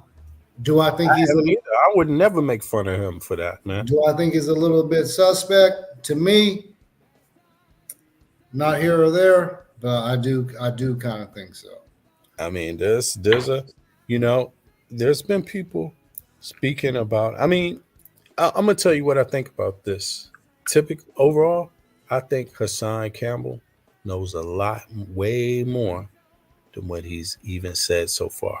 Oh yeah, I think he does, and it might seem a little weird for people, but in some kind of way, I try to put myself in his shoes. And if you know a whole lot of dirt, then you ain't gonna put it all out at one time. You're gonna test the water a little bit and then sit back and see what happens. Because if he knows a lot more, he can't feel totally safe. He can't feel totally safe. And I believe that. I believe that he and I also believe he's really affected by this shit, And I think, like you said, the case triggered him with Casey. But I think it's also a sign, like how he reacted to the Casey thing. There's something there. Like, yeah, for sure. Yeah, like I think there's a reason why he's reacting this way. Because because it happened. I mean, how do you I don't know. Himself. Look, he said himself. I'm not saying trust him or anything like that. I'm just saying the words that came out of his mouth is that look at, he was making a comparison.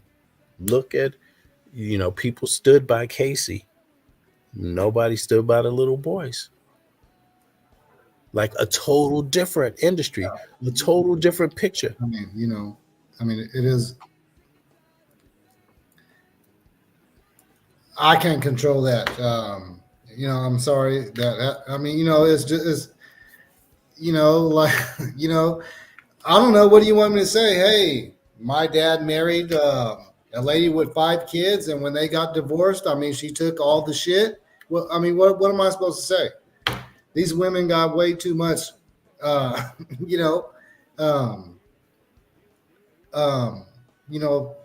things that they could use against you today in these times. It's messed up.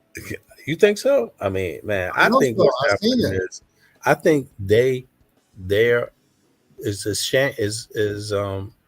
as shameful as the experience that they went through, I think the difference is just they willing to speak about it. Well, yeah, that too, because I mean, they know. I mean, like Bev's. I kind of agree with Beverly, right? Mm-hmm. Am I going to sit up here and try to take away? First of all, let me say this. I go with the code, so if somebody's a victim, you know what I'm saying. I got to take what they say. That's just what it is. Yeah. You know what I'm saying? But at the same time, in today's day and age, I mean, it's a lick for them. We got to be honest with. I'm not saying it's not right at all, but hey, I'll drag you with these claims, and I see what you mean. Yeah, I mean, I've been thinking about that a lot, but I don't. Me myself, I don't look at it like that. I look at it like they wouldn't have. These women wouldn't have all this information if these men didn't show it to them. I mean, that's just the nature of it, how it works. Look, man, the person that can really get at you is the person closest to you. Yeah. Right. And of course, you would hope that if you're not doing anything wrong, the person wouldn't misuse that trust and put you out there and destroy your life or something like that. You would hope that, right? But in this case, we're not. I mean, you look at who we're talking about. Just look at who we're talking about. We're talking about Puffy. Yeah. Every person close to him has said he's either robbed them, left them for dead, damn near. And then, so it's kind of hard to think like, yeah, man, she's just going. I mean, it's just another lady. They're always going to do it to the man. It's really hard to think that. And then VB, sorry about that, but they're like they're trying to drag him into this Tupac thing. Yeah, and I'm just like, do I want Keepy D to go? No, I don't. Do I like I said, I roll with Pac, but come on, man, after all this time, but he did it to himself. But anyway, like you know how they say speak into existence? It's like the internet is trying to speak him into existence to go to jail. Well, listen, if you're a guy who did things, right? If you were this kind of guy that did these kind of things he's alleged of doing, right? Then it would be your worst nightmare. The internet, because you got a long career and all these people that you let down here and there, and they all like, man, let me tell my little bullshit about him that I know, because he fucked me over like this. Let me tell it, and then you find out. I mean, that's what happens. Look, you fuck over people. You don't need a whole lot of money for them to come out against you. You fucked over enough people. You could be poor. Your reputation is messed up, man. Those people will eventually speak too, even the poor people, even if it's just a neighborhood thing, even if it's just a city thing, from this city. Oh yeah, I heard about this dude and blah, blah, blah. He known for doing this. Imagine if you're rich and you're doing all of these scandalous things, it's going to eventually come out. But then again, look at who we're talking about. I mean, there's literally nobody that likes Puffy. Nobody. And you got to ask yourself, is there truth to any of these claims? And when you ask about the business, there's just too many people that saying, no, this dude screwed me over. Yeah. This guy. BB, you know what I'm big on now? Sorry about that, brother. No, go ahead. You know what I'm big about now? Is it's like, when you know somebody's character, right? When you know I'm really good and stuff like this, you could say, okay, like if you know me, and, you say Donnie came out and he said F saw netter or something. I'm just making something up that we can do. Somebody told you that I said that, you would believe it, right? Yeah, if somebody said you said it, I believe it. Yeah, Donnie said that shit all the time. You know what I'm saying? So that's one of the things I'm big about now. Knowing somebody's character. Okay, but somebody. Okay, yeah, that's okay. All right. But yeah, No, man, if there's evidence, there's evidence. I mean, what else is there to doubt? And here's the thing: you don't have to say you know if you've never seen no evidence. But if you keep seeing evidence is here and evidence is there, and everybody that keeps coming out keeps showing you paperwork and all, then hey, man, it is what it is. Why wouldn't I believe it? But you know what I'm saying? Like, but let's look at it like this: what would make Bambaataa not show up at all, even respond to a civil case against him for child trafficking? Trying to say the little face that he has, he's not trying. It's similar to like how Polite doesn't go to court because it's like no face, no case, but he's still in the mix and he's just trying to like, it's just a way of hiding. You don't incriminate yourself. Yeah. You don't go on record yourself. You don't speak at all. You just hide. Right. And of course, you're going to lose the case by doing that. But it's better to lose a little bit than to lose everything by self-incriminating. That's what it sounded like to me. Like he know he going to lose, and he chose to lose and just hope that the penalty won't be that severe. It's a civil case, so the penalty is going to be money, right? So he's hoping that maybe the judge just decides like, this is only one case. The evidence ain't that strong, but he didn't show up. So therefore, we give the plaintiff this. You know what I mean? But it could turn out to where they're like, it's the other way around. Like, nah, we want this dude wants 10 million and we giving it to him. Boom. You know, it could turn out that way. And then weren't you looking at last night that but you got to be a little weird to not show up to a civil case where you've been charged with sex trafficking, dude. Come on. I mean, Yeah, that's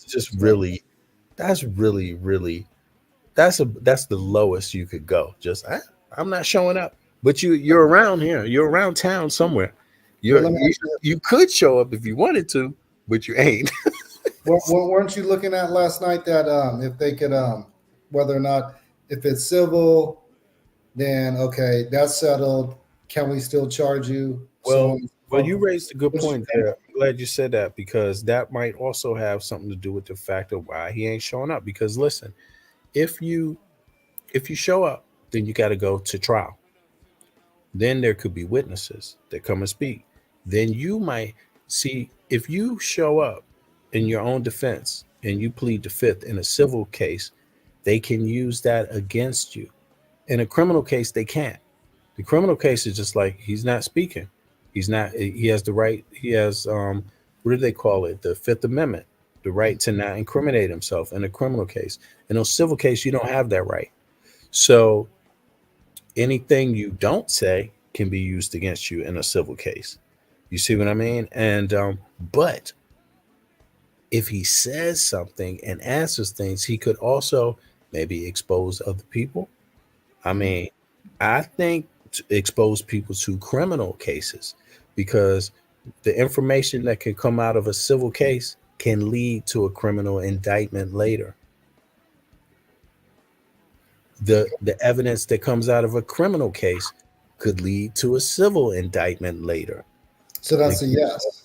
Exactly. So you're right about that. That could be the biggest reason why not showing up. Like, don't want to make himself criminally liable. So if there's, when you make your case in a civil court, you don't bring all the evidence. You just state what your case is. Then you come with the evidences later when you hit the trial. Here's how I back up my case. You only present a little bit of evidence so the judge knows, wait a second, this case is valid. I have to accept the case. You don't present it at all. You see? So your lawyer even got to respond before any other shit comes. I don't even think his lawyer responded. His lawyer don't even want to see what they got. His lawyer's like, nope, fuck that, and we ain't talking about it.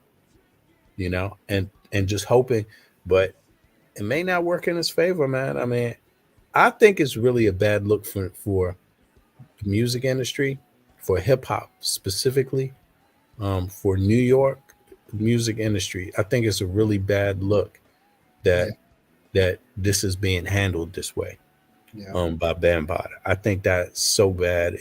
It just is so incriminating for all of them, bro. Yeah. But again, I was I got stuff going on. I got a brisket in the on the grill and stuff like. This is Texas with me, but Oh yeah, you I am. know that Fat Joe thing was crazy to me. I mean, it's like what did I miss? Like, why is he even like? Because he was associated with the Zulu or the Zulu. other crew. I forgot what their name was. What was it? The Tribe, y'all, or something. Violator Records, Violator Management.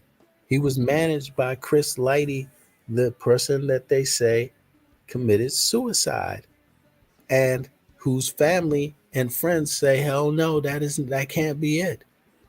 Hmm. You see what I mean? And but Chris Lighty is down with the Zulu Nation. Chris Lighty's from South Bronx.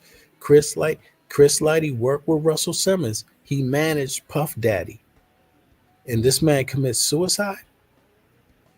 And Like, Kanye was in that camp too, right? I think briefly, yeah. I think briefly, yeah. I thought You so know, too. I mean, so I think that me myself, I just think that it's I think there's some shit there, bro, criminally. Oh, And for I think, sure. yeah, that's what I believe with the Chris Lighty thing. I believe the same thing the family believe, that there's foul play. And I believe it's looks to me, I don't know what it is, but to me it just looked like it could be one of these moves, man, like these picture moves, this extortion move. That's been my feeling. Like, what would make a dude, if he did this, what would make him do it in the first place? But on top of it, because if you're gonna murder him, what's the reason? What do you want to get from it? You see, I'm not saying it couldn't happen. I'm Yeah. not saying there isn't something else to it, right? But Money. it could be something Always else to it. I information. mean, yeah. But They know something about you, or don't want that skeleton to come out the closet. I mean, I'm just like, how is it that? And also, if Chris Lighty was alive, I'd ask him the same question. You know anything about them Bambaataa pictures? That's the key thing. I would be just asking all of them, and on top of it, just to clear that out, just to make it like, okay, so you never heard about this. You never heard about none of you. You from South Bronx. You in the music industry. You manage all these people, and you ain't heard nothing about these pictures. nothing. Nothing about these books. Nothing about Bambaataa. Like nothing. And if it's not that, then I would be thinking like, Hey, check this out. yeah, So it'd probably be like this. Okay, so Chris Lighty is, say what he's a manager or whatever. Then you got like, okay, here's, let's just say Bam or whatever. Then you got all these subgroups underneath that, and it's like, yeah, they do this sometimes, right? Oh yeah, I'm the man. I'll put you on if you do X, Y, and Z. I'll put you on. You know what I'm saying? And then they don't get put on, and they get used for whatever they was getting used for, whether it was to do some dirt, whatever X, Y, and Z is, and people get bitter, they get played, and their only get back is all the kind of games that people could play or whatever, right? It's not far fetched. That's what I would say, right? Well, I mean, and even so, like if you're being extorted and somebody holds some pictures up and you do commit suicide because of those pictures, because they got something on you, I'm not saying that's what it is, but if that's the case, that's not really like suicide anymore. That's something else. Yeah. And so I definitely think there's something going on music industry related to Chris Lighty. I don't think it's just because, think about all of this shit, man. If it was something else, you would have heard about it already, man. You would hear about it. And the family, even 50 Cent, they paid for investigators to try to find out what happened. Nobody in his family believed he would do it. And then it was almost like some rumor put out that he had an argument with his wife, but But then the wife says, no, we made up since that, long before that. Right. You know? So who put that rumor out? Like, I'm just thinking, Chris Lighty worked for. Look, he was down with Zulu Nation, DJ Red Alert, and them. Second hookup was Russell Simmons and Rush Management, Lyle Cohen, and all of them. And again, like I'm saying, if you're a music executive, I mean, just in my mind, and I'm in New York, and I'm a rap mogul, I'm a rap executive. My job is to oversee rappers in their music careers and maybe manage them too. In my mind, I'd be like, damn, can I get my hands on that book Bambaataa had got? They say Bambaataa got.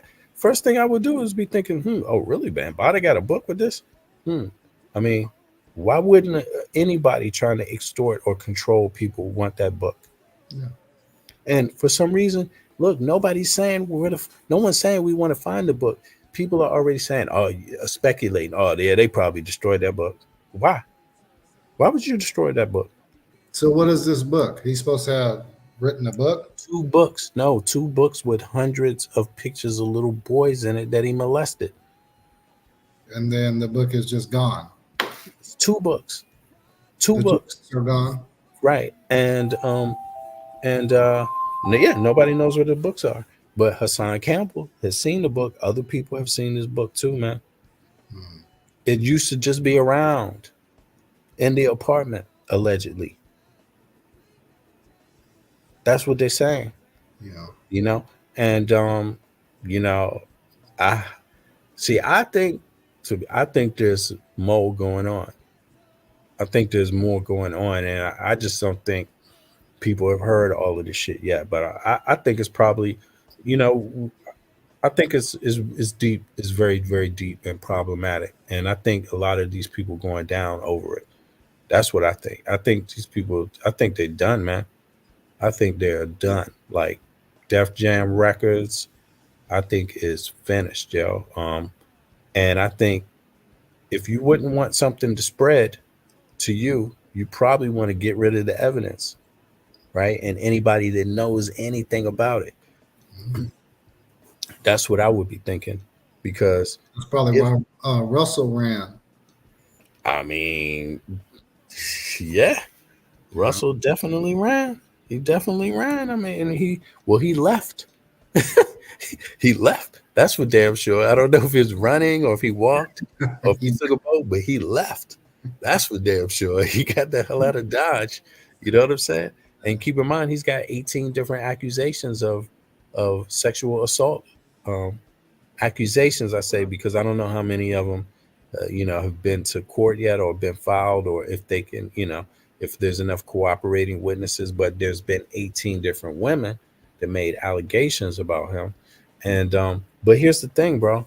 I mean, I heard this rumor again, like inside of the music thing. I heard this rumor from somebody inside of the music industry. I heard a rumor about Russell Simmons trying to solicit some, like people come, and it has something to do with his ex-wife. I heard that there was somebody who met Russell Simmons, an artist. There used to be a big blog about it, that he accused Russell Simmons, and another person had accused Russell Simmons, both men, of Russell Simmons propositioning them to do a Bambaataa on them. Wow. Yeah. Like really, like that kind of stuff. Like Dr. York stuff. What Dr. York was doing to little boys, not just what Bambaataa specifically was known for, like trying to oralize the boys. I heard that rumor about Russell Simmons like 20 years ago, man. You see what I mean? And it's another one of those ongoing things. And when you hear rumors about somebody, at first they start off as rumors. But then when you hear somebody say like Gene Deal, now Gene Deal wasn't talking about the same thing, because you heard rumors about these men with Russell Simmons too. That was rumors until you hear somebody like Gene Deal say, no, I was there. I seen it with my own eyes. Like, he had these naked men running around his apartment in Manhattan. That's what Gene Dill says.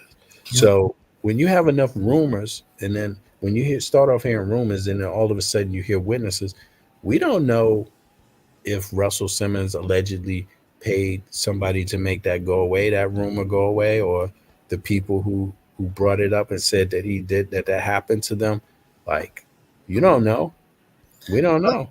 But are you able to? I see you have that. I've been seeing it for a while, but are you able to play that video or no? Yeah. I'm not. You don't have to if that's not what you want. But I just want to show, like, look at this guy. I mean, what does it look like? I mean, Just shit. Let's look at this shit, man. I mean, that's what we're here for. We gotta, let's see. Let's see. I saw this once, and I never had a chance to go back to it. So let me play.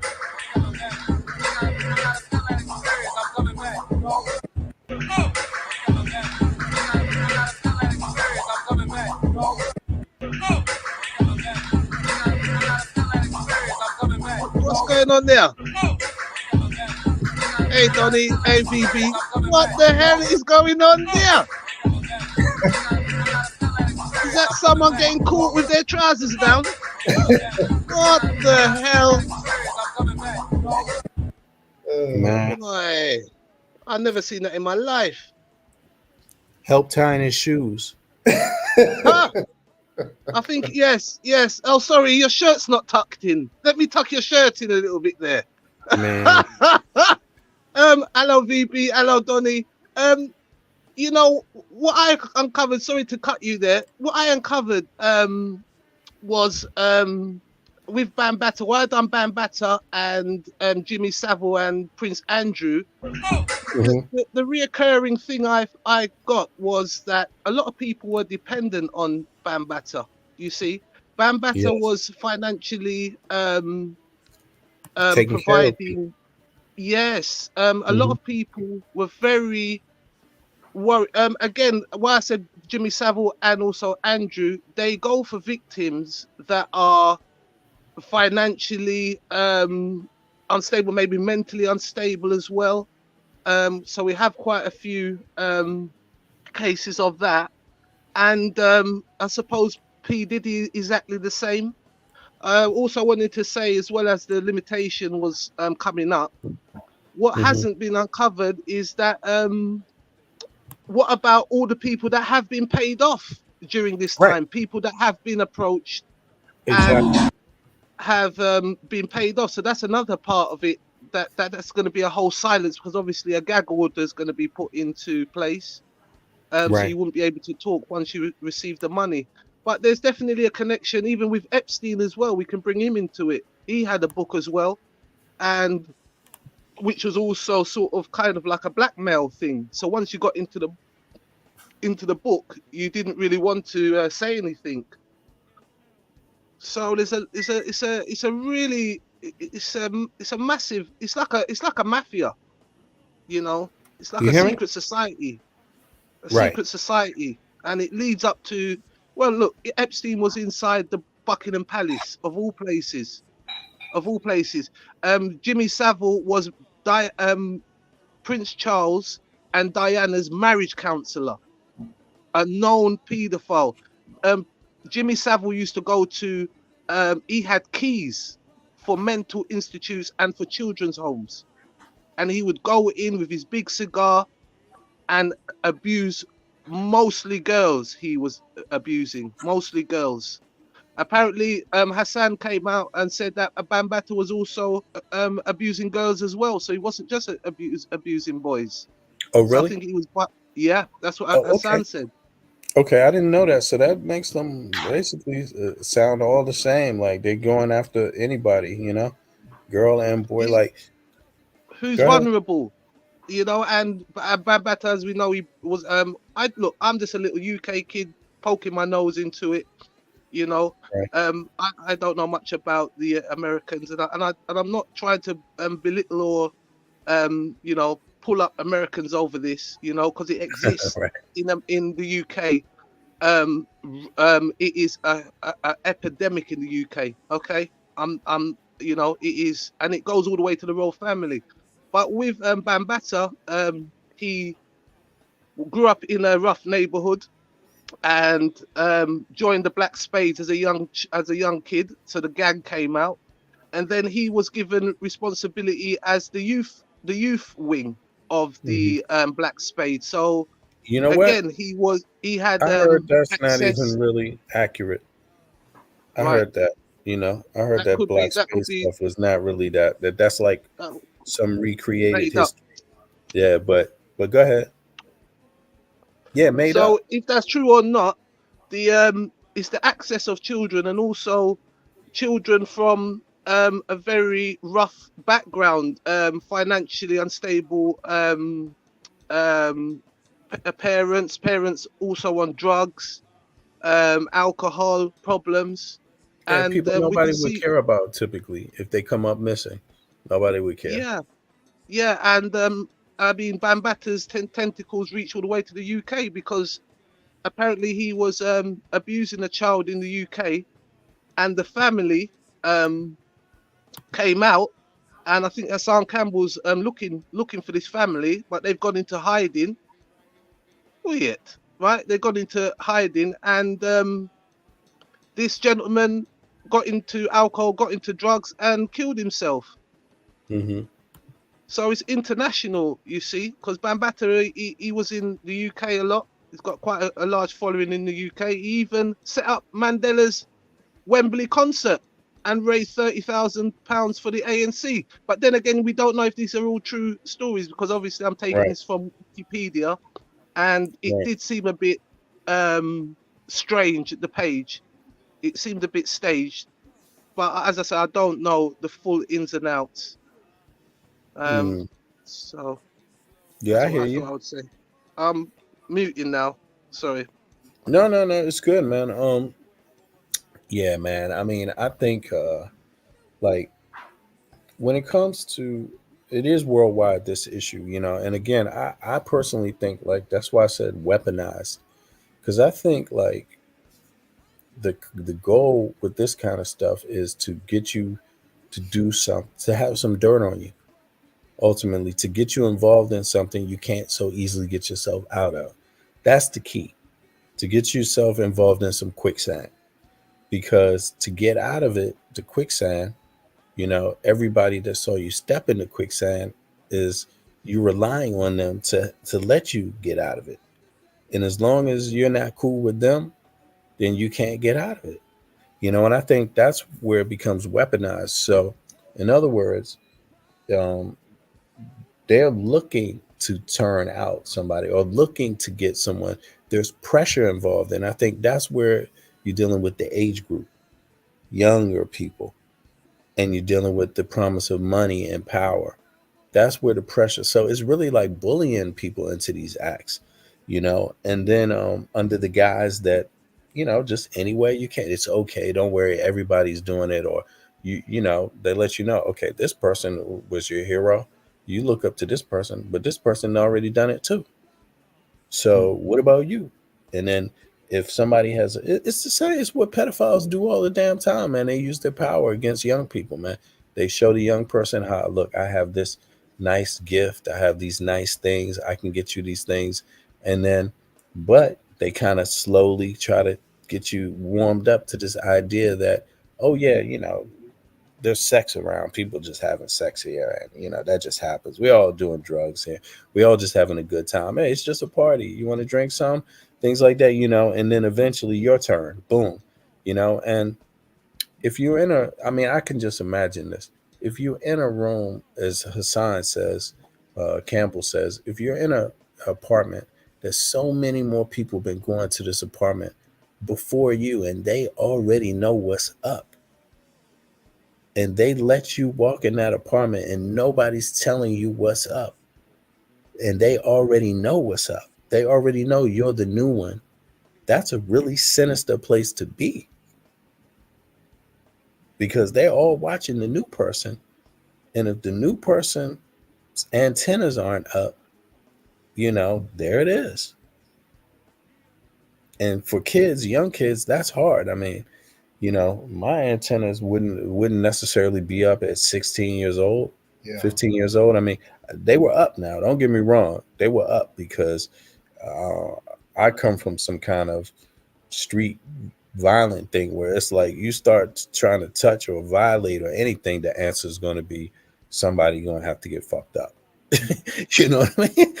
So, but Well, by the indeed. time I got to 21, my antennas were really up. And then it's like, you couldn't, my antennas were up. I could sense a person looking at me sideways. I could sense somebody looking at me through a mirror. I could sense, things. That's how my antennas were by the time I was in my 20s. You know what I'm saying? So, but what if I was 12 when that happened? Look, Bambaata's victim that he's going to civil court is 12 years old. What if you met Run DMC at 12 years old? At 13 years old, you just got their first record. You looking at it because that's 1983. Sucker MCs is out. What if I looked at that record and then all of a sudden I get to meet Run DMC, or my friend says I know Run DMC, or la la la, I know, and then all of a sudden you find out one of these dudes is like, you know, hey, come here, I got some candy. Oh Starstruck. yeah, you gonna. This is power dynamics there. So that's why I say it's all weaponized, man. It's not even Casey. It's not what you want to do. Absolutely. It's not what you want to do. These things. It's what they're coercing you to do. And it just depends on how developed you are at that time. It's You like a can be rite of coerced passage, and isn't it? It's like a a rite of right, passage. or you And can just also the people, sorry to cut you, VB, no, also, go as ahead. you said, yourself wouldn't have been maybe affected, even maybe myself, have I had a mother and father in my life. But being from say a disabled a problem family, having problems at home, and Exactly. that plays a big part into it. So they don't know any better, and then when they're looking at someone It's a different as situation, bro. as a If they father know, figure. like it's just a different situation. Like, um, Mm. I could go home to my fucking home. I could go to my home where nobody's asking me, telling me what the fuck to do. I go home to my room. I got my shit in my room. My turntables in my room. I got my little DJ set up in my fucking room. I got my own floor to be on. I got my own privacy. I got my own. I'm the boss of my own level. You know what I'm saying? In my own space. And then, but what if you're another kid who don't have that at home? Don't have those freedoms at home. Don't have any space at home. Don't have the same. I don't have a whole bunch of brothers and sisters taking up room and space. I don't need to be outside of the house all day. I could be in the house with a goddamn library. You know what Well, I'm saying? Cassie, yeah, the Listen case to with some books. Cassie, Yeah. she went to private school, so I presume that her family was warning her about going with this guy, and she broke free. So you also have that as well, where we have. I mean, how many people do you know that come from a really good background and do bad Mhm. things, get into the drugs trade, or I mean, in Jamaica, many of the some of the dons were from prominent families because they could get the money, they could buy a gun, and got into the gangster lifestyle.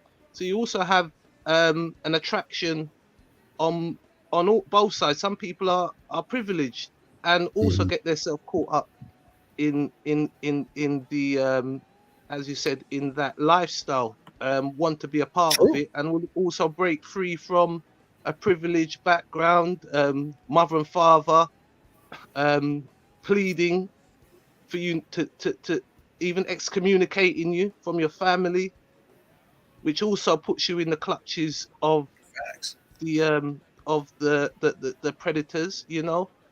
Even myself, I never used to listen. When I look back at my life, I'm so lucky to be alive now, and I was so privileged as a kid, but I always used to put myself into danger. And why? Because not that I just maybe wanted to fit in.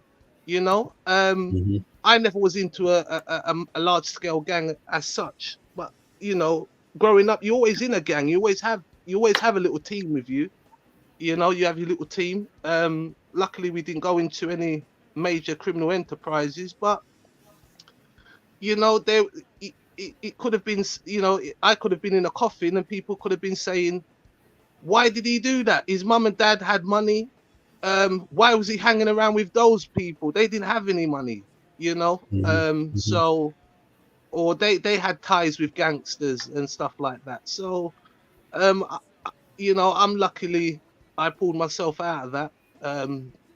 You know, well, I did have to go to jail a couple of times to realize certain things as well. You know, I'm not gonna lie, and but it never really went in too serious. I went into university and stuff like that, so I I went on the good side, you know, because also what I saw was that lifestyle, and I thought, no, I don't want any part of that, you know, because I was seeing people dying, people going to prison, and you know, people getting hooked on drugs. So you know, so Cassie, you know, and maybe because of the excommunication from her family, she's had to go and want to get more money from him, or you slowly become like them, didn't you? You know, you know. I mean, you could be introduced. It could be a lot of factors in it. You know what I mean? I mean, you know, come on. If you're dealing with young people, I mean, what's the effect of what you have their mental state is one thing, their own personal security in their life, the options they have in their life, and then you also got the fact that they're just young. And when you introduce young people to things like, I mean, think about how many pedophiles, you know, the first thing they try to do is get you to start using drugs. They try to get you to have some drinks, they try to open you up there to get your defenses down, you know. And you know, so you can imagine that a person like Bambaada's place, you know, if this is to be true, you know, you could imagine that, I mean, there was drugs and alcohol there.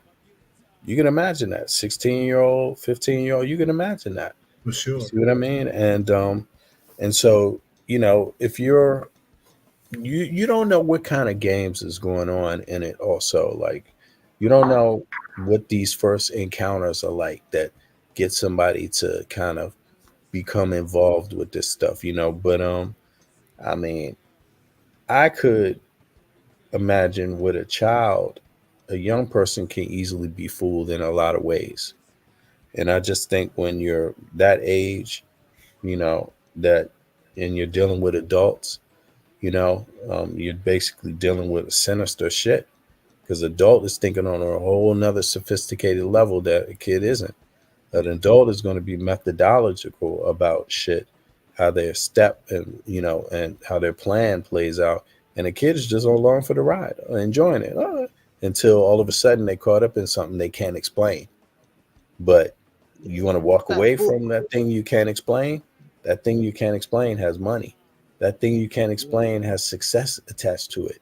That thing you can't explain, you know, you risked everything to be a part of. You maybe you don't want to go back to your family and admit they were right, or you know, you could have a lot of confusion with this kind of shit, man. Let me ask you something, VB. Cause you had time on the East Coast, right? Yeah. I'm from the East Coast, man. Okay. Well, I thought you was from DC. I'm from DC. That's the East Coast, man. What you talking about? Okay. All right. Well, my bad. Man, you want me to do what?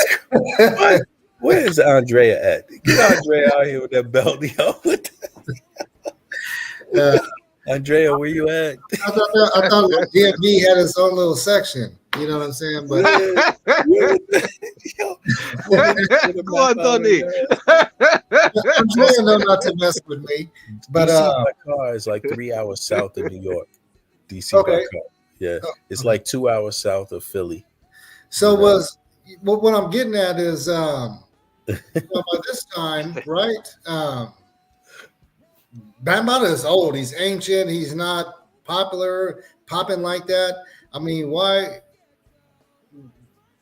How was he able to maintain, or you know, because he had to have some type of popularity, right, to draw all these people in, right? You know what I'm saying? I mean, what is that about? How did he pull that off? I mean, yeah, that's a good question. Like I mean, York thing or something, you know what? Yeah, yeah. Well, the Zulu Nation could be classed as a cult, couldn't it? Yeah, and I mean, it appears that he took a lot from York's uh, Yes. teachings and applied it to the Zulu Nation. Now, I'm not really sure what year that is when like he met Dr. York. Let me see here. Let me see here. Let me try Yeah, to see if I that's a can good do. point, Donny. It's a good point. It's a bit like David Koresh, you know, when the one of the I think that's in Texas as well. The sheriff of the town, he just couldn't believe people would believe David Koresh. He said he was just some low life criminal, you Yeah, know. yeah. But They overlooked him. Yeah. yeah, but it's just amazing that these guys actually get that power and people submit to them. And again, you can see the comparisons between Koresh, Dr. York, and Bambata. And the reason why we can't forget Koresh, because that's where it could get to. Jim Jones as well, who went to Guyana. That's where it could get to. Mass scale murder. Even in the other day, we had it in Kenya.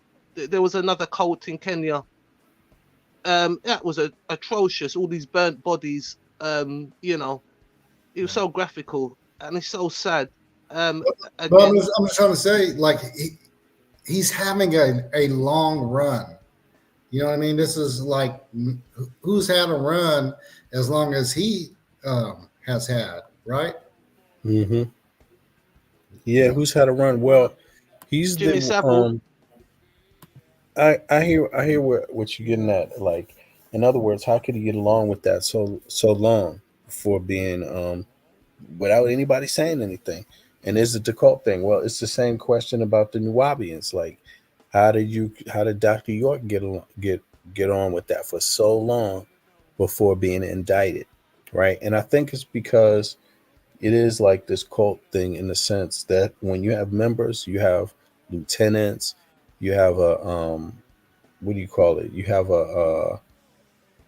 you got a group that Hierarchy. yeah, you have a hierarchy, and some of the group is there to protect the organization, He protect had that people. book. Yeah, and they go out He's- he- there and no, they're doing things. Hassan Campbell is one of them. Like you step out of line, you don't do what Africa Bambaataa is needing you to do, or you get outed as a person that's coming after Bam. They're sending people after you, you know. And I think that's where Hassan Campbell and some other people come in, and I believe, I'm not sure, but I believe that's also why Hassan Campbell hasn't gone to no civil case, or because of maybe some criminal shit that could come out of that. You see what I mean? Like opening up that door. I think that's the reason why he hasn't been involved in no civil case, because maybe other things would come out, you know, that could be criminal, you know, that maybe you know, that there isn't even a expiration date on, you know, that there isn't a statute of limitations on, if you get what I'm saying. So that's what I think, and I think there's others like that, man. I think it's really, I think it's worse than what people think, man, because I listen to Hassan carefully, and he's very careful about what he say and what he doesn't say, but he tells you enough to where if you're really listening, you can get the picture, right? But you got to remember, Hassan has been the only one really talking. The Well, what about? close associates. I mean, from the zoo, you know Bee that. Stinger. Yeah. Well, Bee Stinger talked, but then he changed his whole story around. Yeah, they You threatened see? him. He's still Right. under.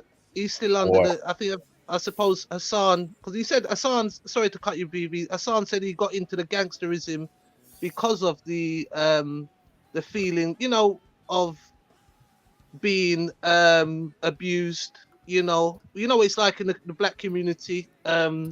When you're gay, associated with being gay and stuff like that. So the Mhm. embarrassment, you know, so he took it out on the street. So yeah, I suppose he's not the sort of guy that you could just go up to and challenge as easy as Bee Stinger. Hey, so let me ask Right. you this, Jay. Is B Stinger and Ronald Savage the same man? Yeah, that's the same person. Okay, all right.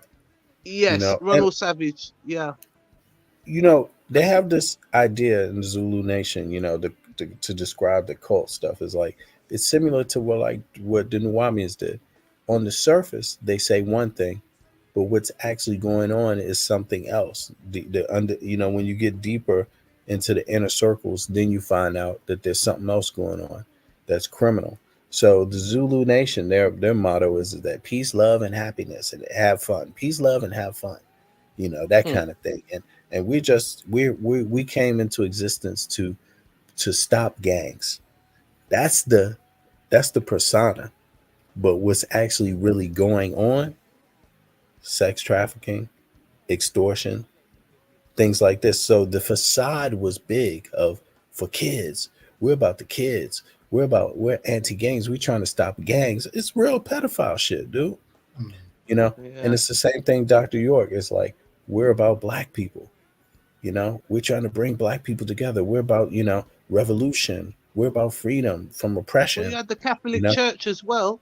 The And then Catholic what's Church, yeah, um, exactly. they were the biggest one. So maybe that's one that's lasted longer, Donny. With being allowed to get away with it. The Catholic Church, and they also used to prey upon youngsters that were from rough backgrounds or maybe timid. You know, they don't normally go for the children that are that will say something back or will talk. Right. Mm-hmm. Always go for the vulnerable ones. But the Right. Catholic Church the Pope has come out and said has apologized, exactly like how the Zulu Nation, as far as New Zealand, have apologized. So basically, they're saying that it's true. If you've come out and apologized to all the victims, but we haven't had Bambata, and we also got that P Diddy. He's paying out of court, which to me it seems to be like he's saying that he's guilty, but he's also saying that he's not guilty. Mm-hmm. Mm-hmm. Hey, V, I wanted to, I'm sorry. Go ahead, Jay. No, I'm no, sorry. go. Sorry, Donny. I'm muting that. Sorry, my brother. No, it's all good. One of the things I wanted to ask you, BB, if it's okay,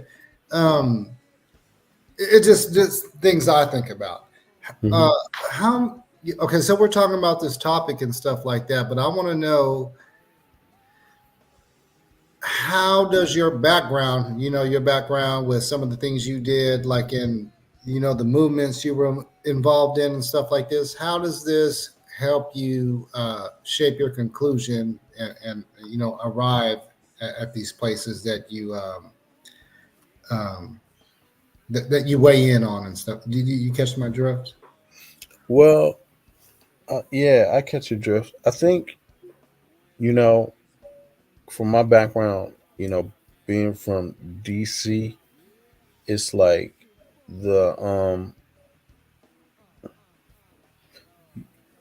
kind of how it's a typical way that we think it. First of all, the prison to pipeline to the streets of DC is very short. It's very wide and very short for a city. A lot of a huge percentage of in my generation, the black males were going to prison. And when they go to prison in DC, they go to the feds. You see, and so it's kind of like it shapes kind of like the thinking. And so when I was growing up, there was a lot of drug dealing. It was at the emergence of the crack era. Yeah, it was As a popping. teenager, right? So we kind of learn like at a young age, like what you talk about and what you don't talk about. And, from neighborhood to neighborhood. And kind of like one of the things I never used to talk about was my neighborhood. When I leave my neighborhood, I never talked about my neighborhood to other people. I mean, everybody knew my neighborhood was not the nicest neighborhood on earth. It looked nice, but everybody knows that part of town and that street and that block. You know what I'm saying? I mean, DC is a small city, And but I would never go out and talk about anybody from my neighborhood. And I think when you grow up that kind of way, you learn to be very quiet and very observant, you know. And so I was always very, very quiet and very observant, you know. And except around my own personal friends, then I could be the laugh, I could have cats rolling, you know what I'm saying? Laughing, I would be the exact opposite. But around people I didn't know, always very quiet and more observant, you know. And so I learned kind of how to watch people at an early age in my, and as a young man, teenagers, to stay the fuck out of trouble. Watch what's going on around you. Watch how people are moving. Watch how people are associating. And by the time, and I also had to do a lot of business myself. You know what I mean? To further my own goals and my own career in life. So I moved in. When I was in my young 20s, I was living in New York. You see what I mean? In my mid 20s, in 94, I was like 24. I was living in New York, 24, 25. You see what I'm saying? So already in another situation that really required me to like pay attention and watch people. You see what I mean? And just, I always kind of kept that with me. So I've just been quick on watching people, and putting things together because I know that a plot has levels to it. And I learned that, pretty young. Like a plot is not always going to display itself in one or two pieces. It might take three or four movements before you start seeing what's really going on, and before it unfolds. You see what I mean? So once you start understanding that there's some people that plan very well and other people that don't, some people plan very sneaky and other people don't. Once you realize how sneaky people plan, you just never go back from that. And you realize later that no, some of these people, what they're doing is not so complex. It's just that if you're so trusting, you will go for it. You'll fall for it. And see, that's the thing about it. I'm not so trusting. I've never been so trusting. You see what I mean? To where, these kind of things, and I could get caught that way. I've never been that kind of trusting. And I think a lot of people that go into the music industry and get caught up in the situation are just people that trust too damn much. They don't know what they're going into. Yeah. And some people see it, brother, and some people need an education in how not to trust everything, how to test things, test the waters, test people, be cautious. Don't, show your hand all the time. Don't talk too much. Don't talk too much could be a little as don't let people know how you think and Right. what you see what I mean? Like, don't reveal too much so easily, and because look, predators will take advantage of it. And predators don't have to be a child predator. It doesn't have to be like a person who's sexually a predator. It could just be a predator, a person looking for a person who's doesn't know what's going on. An easy person, an easy Vic, if you want to call it that. Person is looking for an easy hit, a easy person to take advantage of. That's what predators do, man. And why would you pick a person that can pull your card or can see right through you to victimize?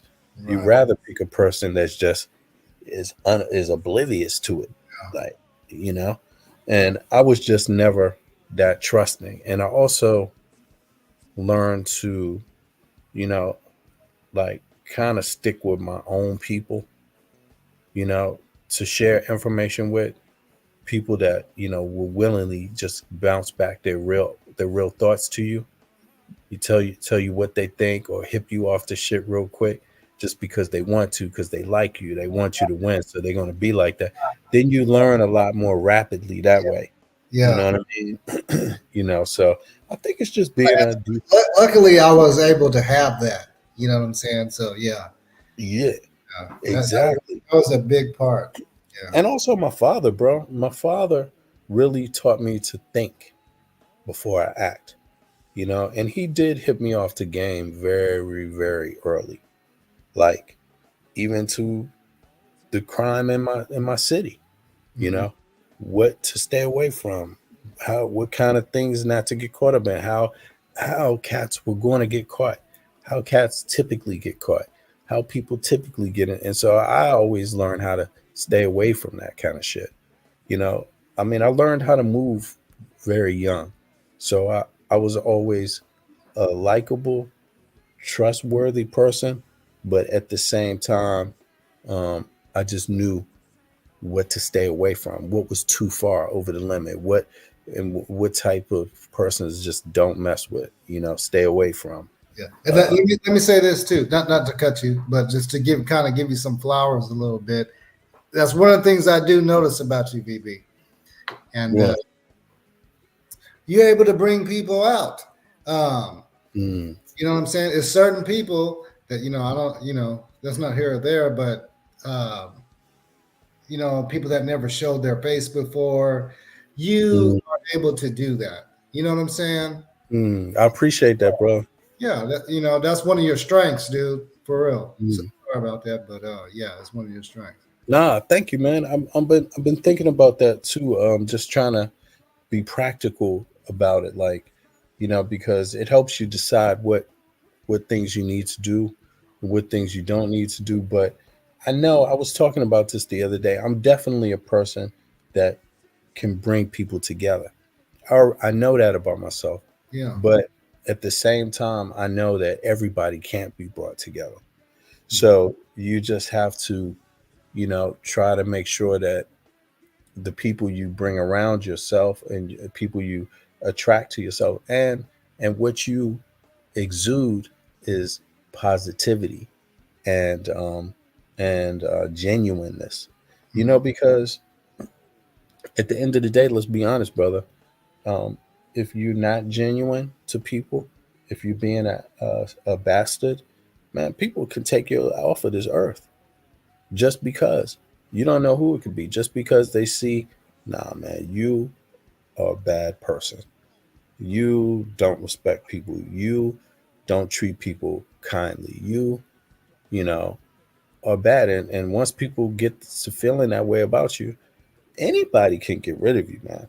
Anybody, you know. And what are the police going to do? How much money you think the police going to spend on figuring out what happens? You know, None.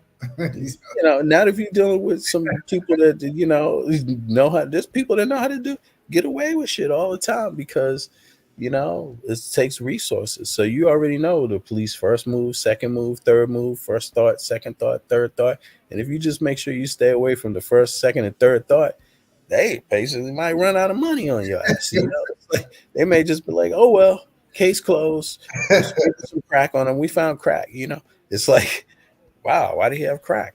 Must have been a drug deal. Oh well, you know.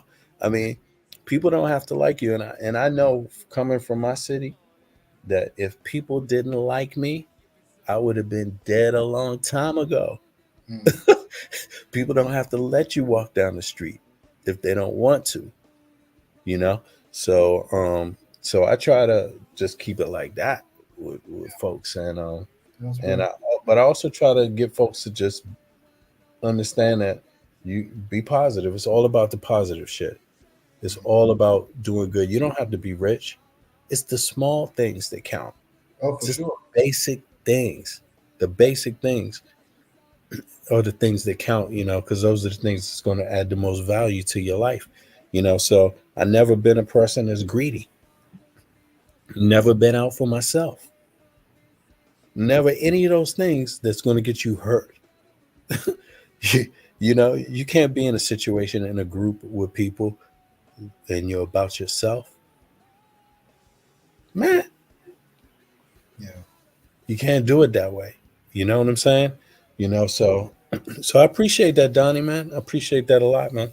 No, it's something because I always, you know, I ain't got no problem, right?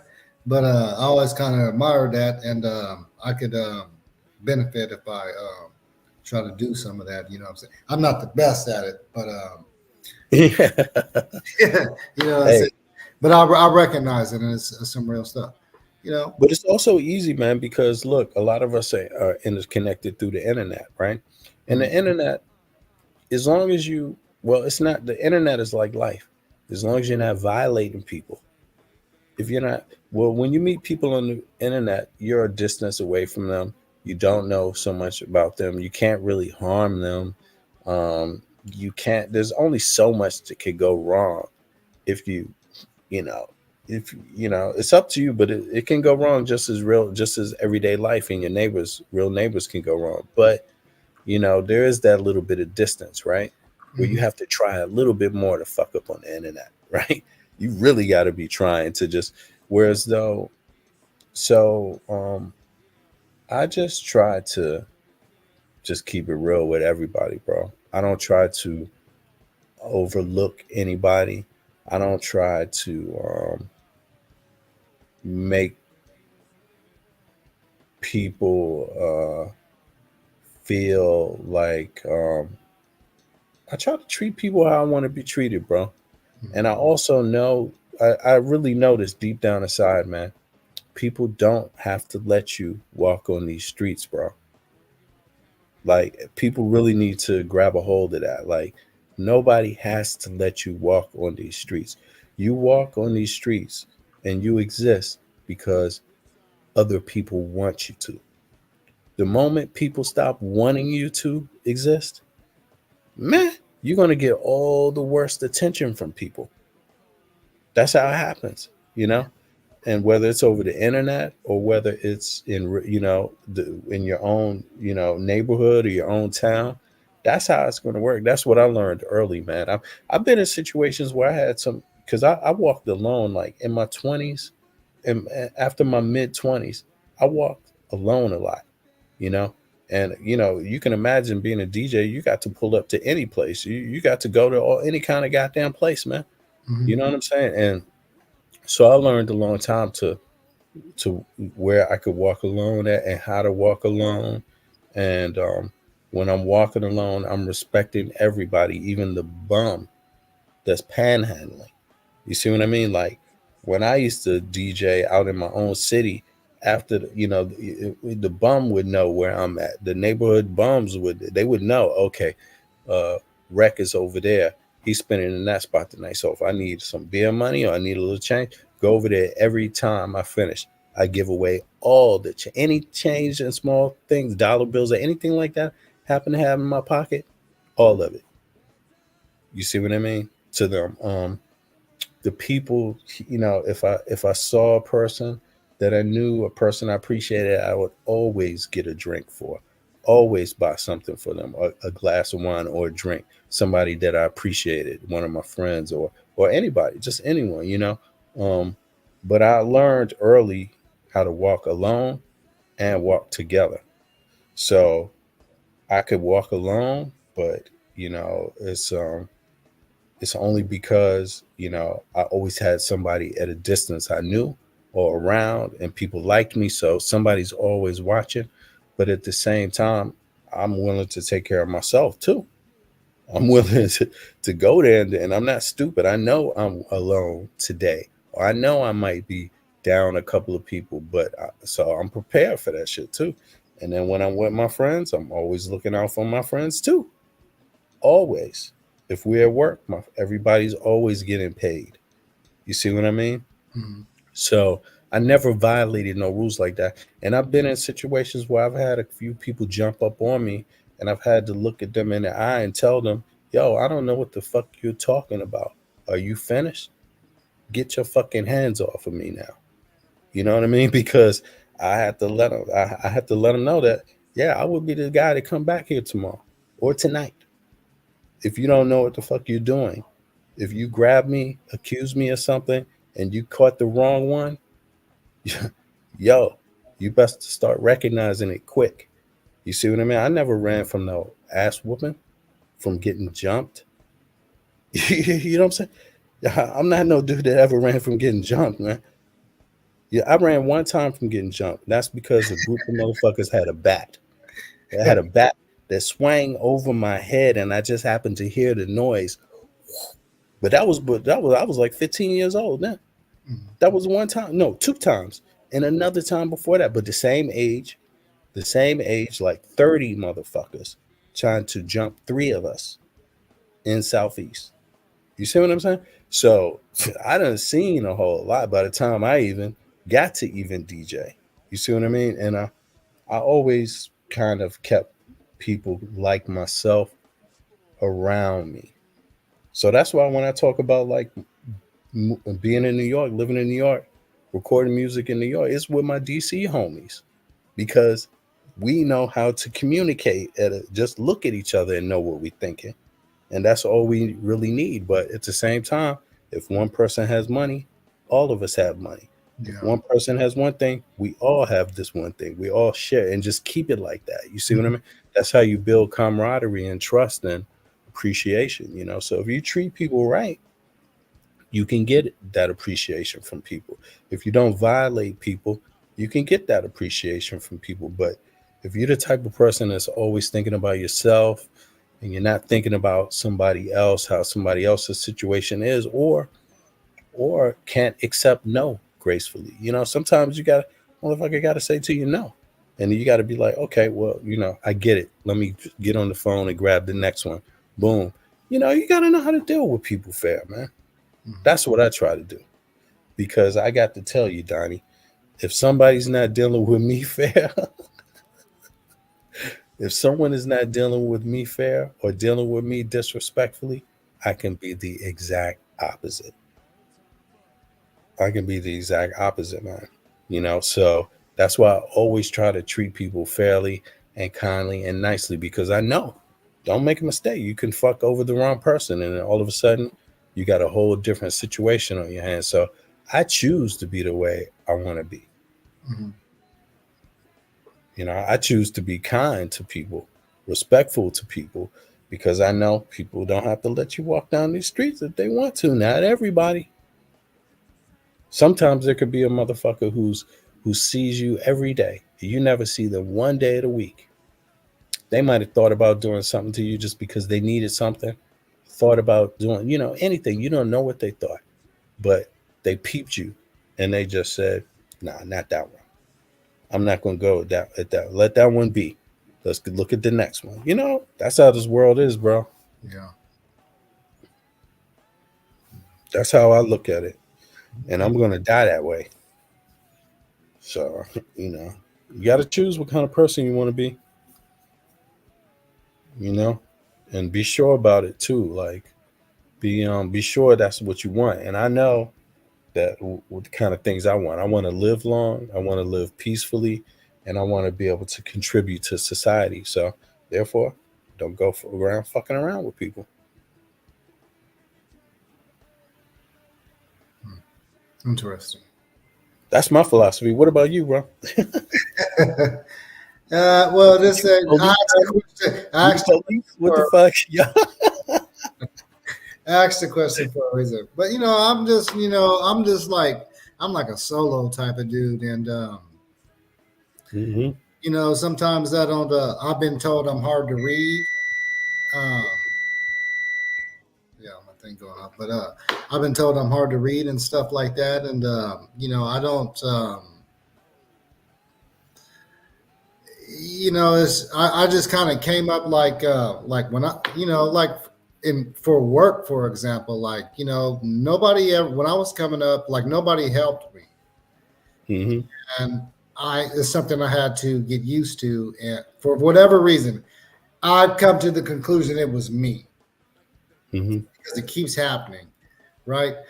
And I was just like, okay, so I don't want to be like that, but I just like sometimes like I don't it's weird. It's just like I'm mad when I don't have help. How does it go? It's like I'm mad when I don't have help, and then like whatever the other extreme is, like I'm mad, whatever. I'm messing up right now, but what am I trying to say? Like That what you don't when you don't want to have help, but you don't want too much. Right. When I have, yeah. You know what I'm saying? So I don't know what it is. I just always thank you. I've always been that kind of person, and I don't know. Some people like that though, man. You got to let people be how they are too. But That's now what I now I'm in a leadership position, and it's just like that yeah. is it's just not working for me. So I got Yeah, you have to do the opposite. In a leadership position, you have to be you have to you have to understand your role, and that is to ignite other people, get, get other people to work and on task and things like that. And when you it's good to be reserved when at the right moments, and it's good to be with yourself to yourself at the right moments. But then at the same time, when it comes to leadership, it's got to be like automatic, otherwise it'll be too much for you. It's got to be quick, like very decisive. I need this and this is how you need to go about doing this. You got to explain it, get it out there, get people on the task so you can get back to doing what you want to do, get in and out. But you got to be up for kind of both. You can't have the yin without the yang. I mean, I also spend a lot of time reading to myself. Um, I spend a lot of time doing most of my time when I'm not at work. Thankfully, my job gives me a lot of time, extra time to do these other things. But I spend a lot of time reading and writing, right? And doing some figuring out some visual things, that I'm doing. Like right now I'm working on my documentary, like, so it's got a lot of parts to it, this documentary. So I've been spending time patiently, for like 2 3 almost 3 years now, right? um I spent a lot of time just developing the visual aesthetics, how I want it to look visually. Then I spent a lot of time writing, writing the direction and the narration, right? And then you got to spend a lot of time editing, and it's a lot of details, you know. And so you have to be kind of a methodical person to do those things, and you need a lot of time to yourself. You need to know how to manage your time, and you need to know how to plot these different tasks out because they require kind of different mindsets from each other. One is like, so if I want to do my writing, I have the methodology down. I know I get up and I don't talk to anybody else. If I do, it's just my kids to get them ready for school. And then I have to adjust my mind, even from that, to back into just the writing thing, because you got to be right in the moment, exactly where you need to be to write. So it has the exact feel how you want it to be. And it's the same thing about the visual aesthetics, how you want it to look.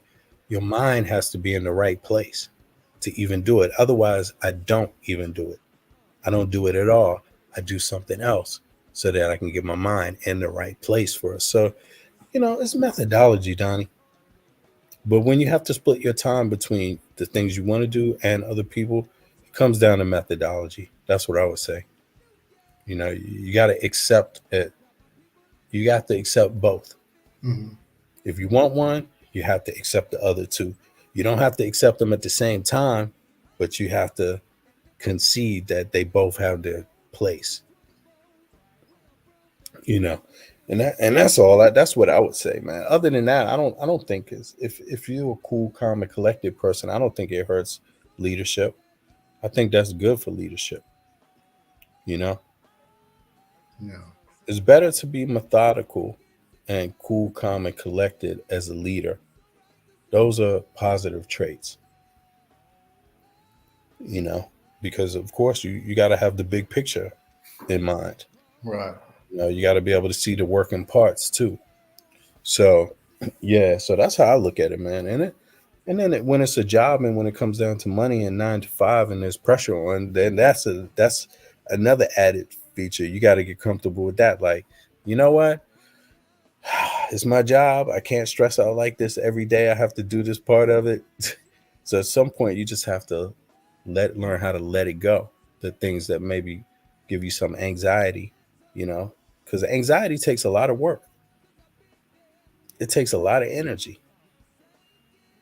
than to just accepting what you got to do and how you have to do it. You see what I mean? So that's how I look at it, bro. That's Okay. how I look at it, you know. Yeah. Yeah. You got some people you have to inspire. Yeah, I do. But at the same time, VB, always love kicking it with you, man. I got to run because my oven just went off. I got a brisket in there. I cheated. I did half on the grill. Wrap this up for my I'm folks. about to do the same thing. I better put some chicken on the grill. That's what I'm thinking about now. All right, bro. Well, yeah, I'm gonna chime out too, man. It's been good seeing everybody. Thanks. I appreciate you coming up, man. It's been a minute. Yeah, always, man. One love.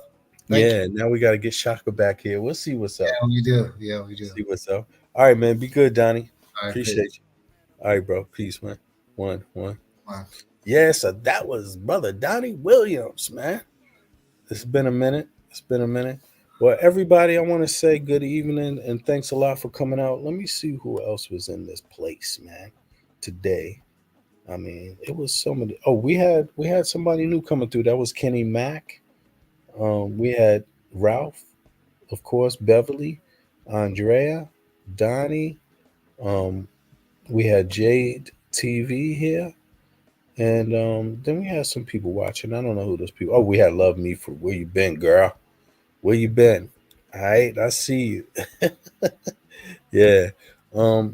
But this has been the episode of, what happened to Chris Lighty, basically. And I think the further, because a lot of people know about Puff Daddy, people heard about Bambaataa, but what about people in the middle? What about people to the left and to the right of them? What's their stories? And for a minute, I just couldn't get my mind past Chris Lighty, and it's not only Chris Lighty now. You know, it's also what's the brother's name again? Oh my God, I have to keep forgetting to I gotta stop forgetting people's names like this, but I am terrible with names. That I gotta tell you. But Shakir, what's the brother's name? Shakir Harris, I believe. Is that his name? Stewart. Shakir Stewart. And yeah, exactly. And these stories about this look on it, like, saying that they committed suicide when they're big execs in the music industry, in the rap music industry. Um, and I've been putting that thought together. I first had this idea, or I first started linking these ideas. It's from Mark Curry, what Mark Curry said about Bad Boy Records and these pictures and these photographs. And what I tend to do is, like, in like anthropology, you could say, is just gather information and let the information speak for itself. And what I usually do is put together situations, acts, So when he mentioned pictures and extortion, well, then I thought, well, damn, that's curious because Bambaataa got a book of pictures. Interesting. I wonder if they connected. I'm not saying that they are. I'm just saying, could they be? Could they be? Is he the only person who thought it? And Mark Curry clearly said this about Bad Boy. And then I just started to thinking, okay, well, what's the proximity between a Bad Boy and a Bambaataa? What's the physical proximity? Well, Puffy's from Harlem, or or New Rochelle. He's from New York in any case, right? Um, is it Mount Vernon? He's from one of those areas, but his pops was from Harlem, but he claims Harlem too, right? But in any case, he's up and coming, the same age as me. He's like 1 year older than me. So if you're a teenager, you're into hip hop. What do you do when you got to know? I mean, this is New York. Zulu Nation is huge. They're the biggest thing, pretty much. So you got to have some kind of proximity. If you're a music mogul and you're a hip hop mogul, man, isn't it your job to know hip hop? And that's what these execs do. They have people on their Rolodex at their fingertips, on the phone. If not that person, the person to their right or the person to the left or another person associated with them. You see what I mean? And I thought the same thing about Russell Simmons.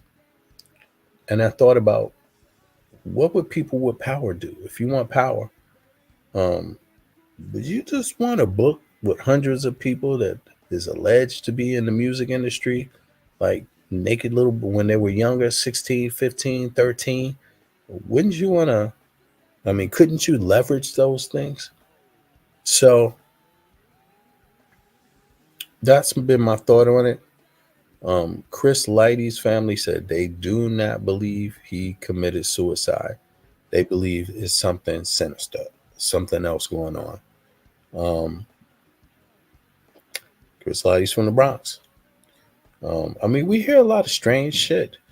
Uh, you know, then there's the adage thing that okay, well, if these things aren't true, if none of this stuff is connected, if none of these people are up to anything bad, then why were these people not out there supporting the Survivors Act bill in front of City Hall, New York?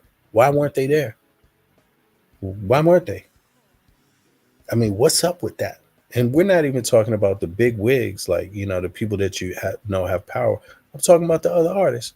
Where are Jungle Brothers? Where's Q-Tip? Where is people from Violated Music? Where was Fat Joe? Where? How come the people that speak out, they always tend to be in doubt? Fat Joe's like in doubt. Yeah, I don't really know. I don't know. KRS, he speaks out, but it's like in defense of Bambaataa. Where were all these big people speaking out in defense of the Survivors Act? Like, what's up with these men in the hip hop? Like, what's up with them? There was Immortal Technique. Immortal Technique is he in terms of the money and in terms of the, he's in the hip hop and the freestyle and this kind of thing, he's big, but he's not a big player economically in hip hop. He's not a Run DMC. He's not a Puff Daddy. He's not a Russell Simmons. He's not a LL Cool J. He's not any of this Slick Rick. He's not, And yeah, Talib Kweli.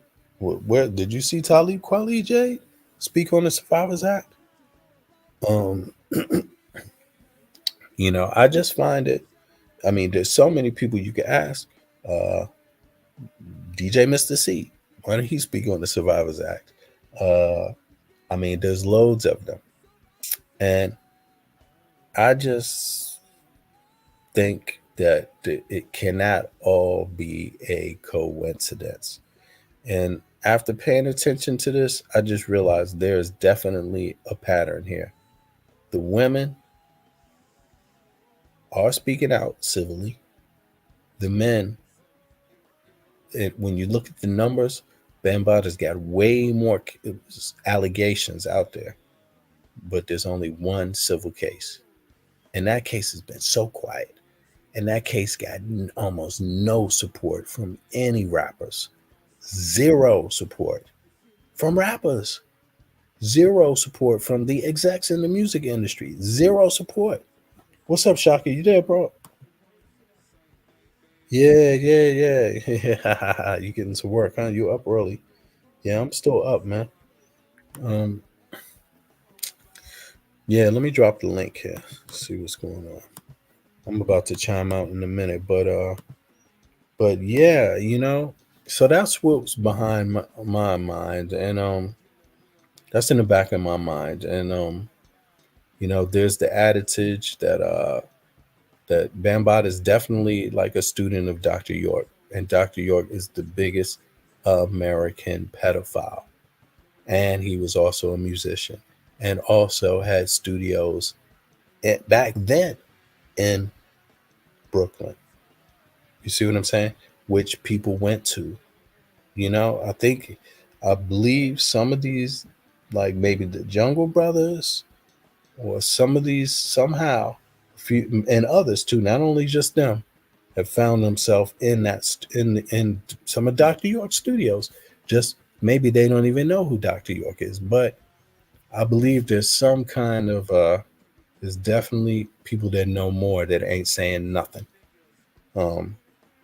That's what I believe. And you could say, yeah, I don't want to talk about rumors. You could say that as an artist, but hey, man, this is about fucking You see how ugly it's looking? You got women out there now telling you the ugliest of secrets. I mean, there's rumors, there's people saying, but look, I mean, you heard it from her mouth. Kimora Lee said Puff Daddy threatened to murder her in her face. Um, the allegations go on. You heard Casey describe her situation in that civil case. Horrible.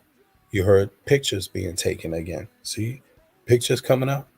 So there's three places. That's Puffy's thing with the pictures and the sex acts. That's Bambaata's things with the pictures and the sex acts, allegedly. Right? Then there's Mark Curry mentioning pictures. You see, I mean, I think people are about to find out something else, something more to the music industry, you know. Um, and so it's not a good. It's sad, but that's what I believe, and I just think it's the time where it's all about to come out. Um, and it's good that it all comes out because then people can start all over fresh without all that bullshit. When something needs to fall, you need the ugly truth. So on that note, I appreciate y'all. I'm gonna hit the button now and call it a night. I appreciate everybody for coming out, and I will see y'all very, very soon. Oh, this Shaka, he hopped up. Oh, you got in there at the last second, Shaka. What's up, bro? Can you Oh, hear me? peace, brother. Yeah, yeah. What's up? You out Oh, early? You're door early today, man. oh, it's breaking up on my end. Can you hear me? Yeah, I can hear you. Oh, yeah, I hear you now. Yeah. Oh, you know Okay. what? I was hearing JTV, so I guess the cursor wasn't on the right timestamp. Are you about to close up now? Yeah, I'm about to close up and say, yeah, man, it's almost Uh, up. It's coming up oh, on it's all good. 6 hours. It's Just wanted to say what's up to everybody. Oh yeah, yeah, yeah. I catch the live stream. Huh? I will catch the live stream. Oh, you mean when? I'm sorry, the live stream, the playback. My bad. It's Oh, the 7 playback. a.m. Yeah, I'm yeah, not on yeah, phone. yeah, yeah, yeah. The playback, bro. Yeah, Yeah. do that. Do that. It's been Yeah. interesting, and I think people are gonna start putting the pieces together here, man. And but it is a lot of pieces to put together, but actually, it's not too many. It depends on how you look at it, but for me, I think people are going to find out a lot more about more artists. I Yeah. think they're going to find out about more male artists. Mm-hmm. And then I think the more they start finding out about more male artists, young people, I think it's going to somehow eventually get back to, Bambaataa, Chris Lighty, Russell Simmons, Lau Cohen. I think there's more. I think people have been keeping some secrets, bro. And yeah, so that's all I Yeah. can say. And it's just my opinion. Yeah, we're gonna find out. We're gonna see, but yeah, definitely, definitely. Well, Hmm. let me bounce. So peace to everybody. All right. All right, Shaka. I All see, I right, see Daddy Williams was in the place to be as well. All right, peace, yeah. brother VB. Okay, when you going live soon, man? Oh, brother, not soon. Yeah. Okay. I'm planning on uploading some vids, but I may start maybe at the beginning of next year because we're almost in December now. Hmm. But the live streams I may not do them very soon. That's why I ended the what is it called again? The Oh, the support membership. thing. Yeah, the Right. membership. Yeah, that's why, because I didn't want people to pay and I'm not streaming. For no reason, So right? yeah. Yeah. Yeah. Yeah. But I'm That's cool. listening, brother. I'm definitely listening. Okay, bro. All right. All right. Well, Peace, we brother. catch up soon, man. I appreciate you. Oh, no problem, brother. Peace, brother. Okay. Peace. Peace. All right, folks. I'm gonna call it a night. I wish everybody a good time with their family on this day. And by the way, um, my new thing is like I've been telling people is this thing about reparations, right? Let me see here. Do I have this up yet? Is it here? Let me see this. Let me put it up here. I think I might have missed it. Is this downloads right? Oh, right. I can't put that there. Sorry. Hold on. It's some. Here it is, right here. Boom. Now let me see here. Right. This is the thing I've been on. Can y'all see this one? Let me see. Is it uploaded yet? Okay. Let me see. Can y'all see this? There we go. So let me put something in the background so y'all can see this. Sorry about that. Yeah. This is the thing I've been on.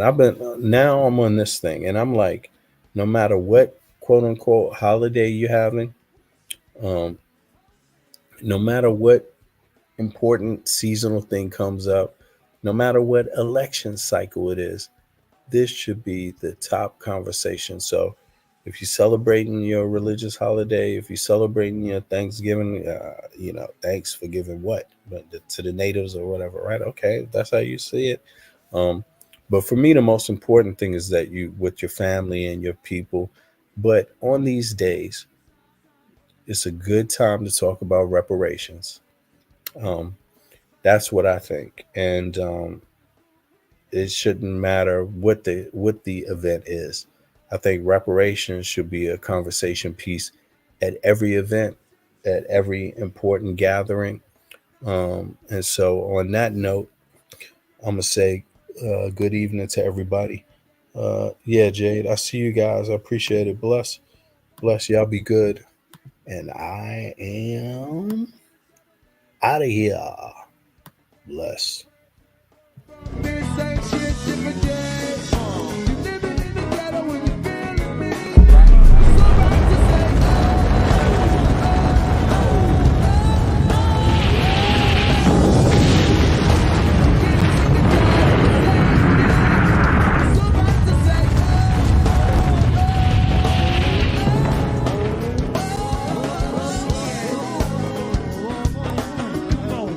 I like to think if you coming out. I like to think if you come. I like to think if you come. I like to think if you coming out. I like to think if you come. I like to think if. I like to think if you coming out. Hey, wait.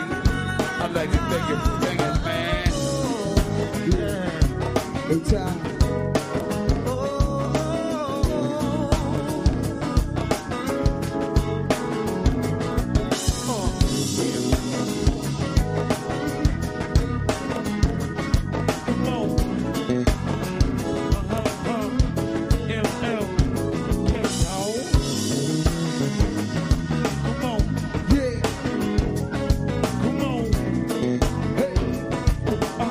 That's what we do, man.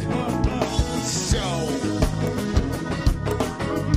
I was born and raised on that other town. Sick for that. I'll be around. Hey, wait, give me some. Wood in the block. Holes in your shoes, make holes in your socks. Roaches in the kitchen for the food in your pot. Throw the hands in the air, get pressed by the car. What you know about the hood when it's good with it? Sitting on your stoop with your weed and your drink. The old wine knows acts if you got change. If you ask me, the same shit changed. I've seen plenty niggas get their ass knocked out. Come around, get better not run your mouth. Always been a thug and I still get down. Shots to South Beach, shots to Uptown. What you know about brick when it can't get paid? Can't get a coupe, so you get a Chevrolet. Moms on her knees, all she can do is pray. Where from this ain't shit different day. You're living in the ghetto when you feeling me. It's alright to say,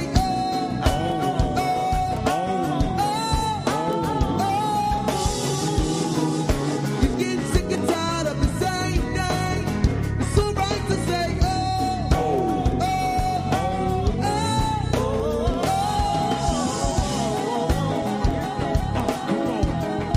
Say what's up to you.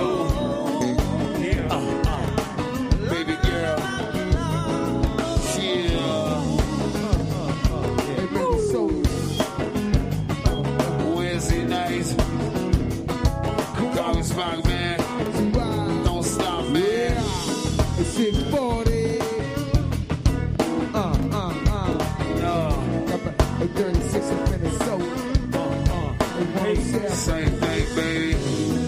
the forbidden.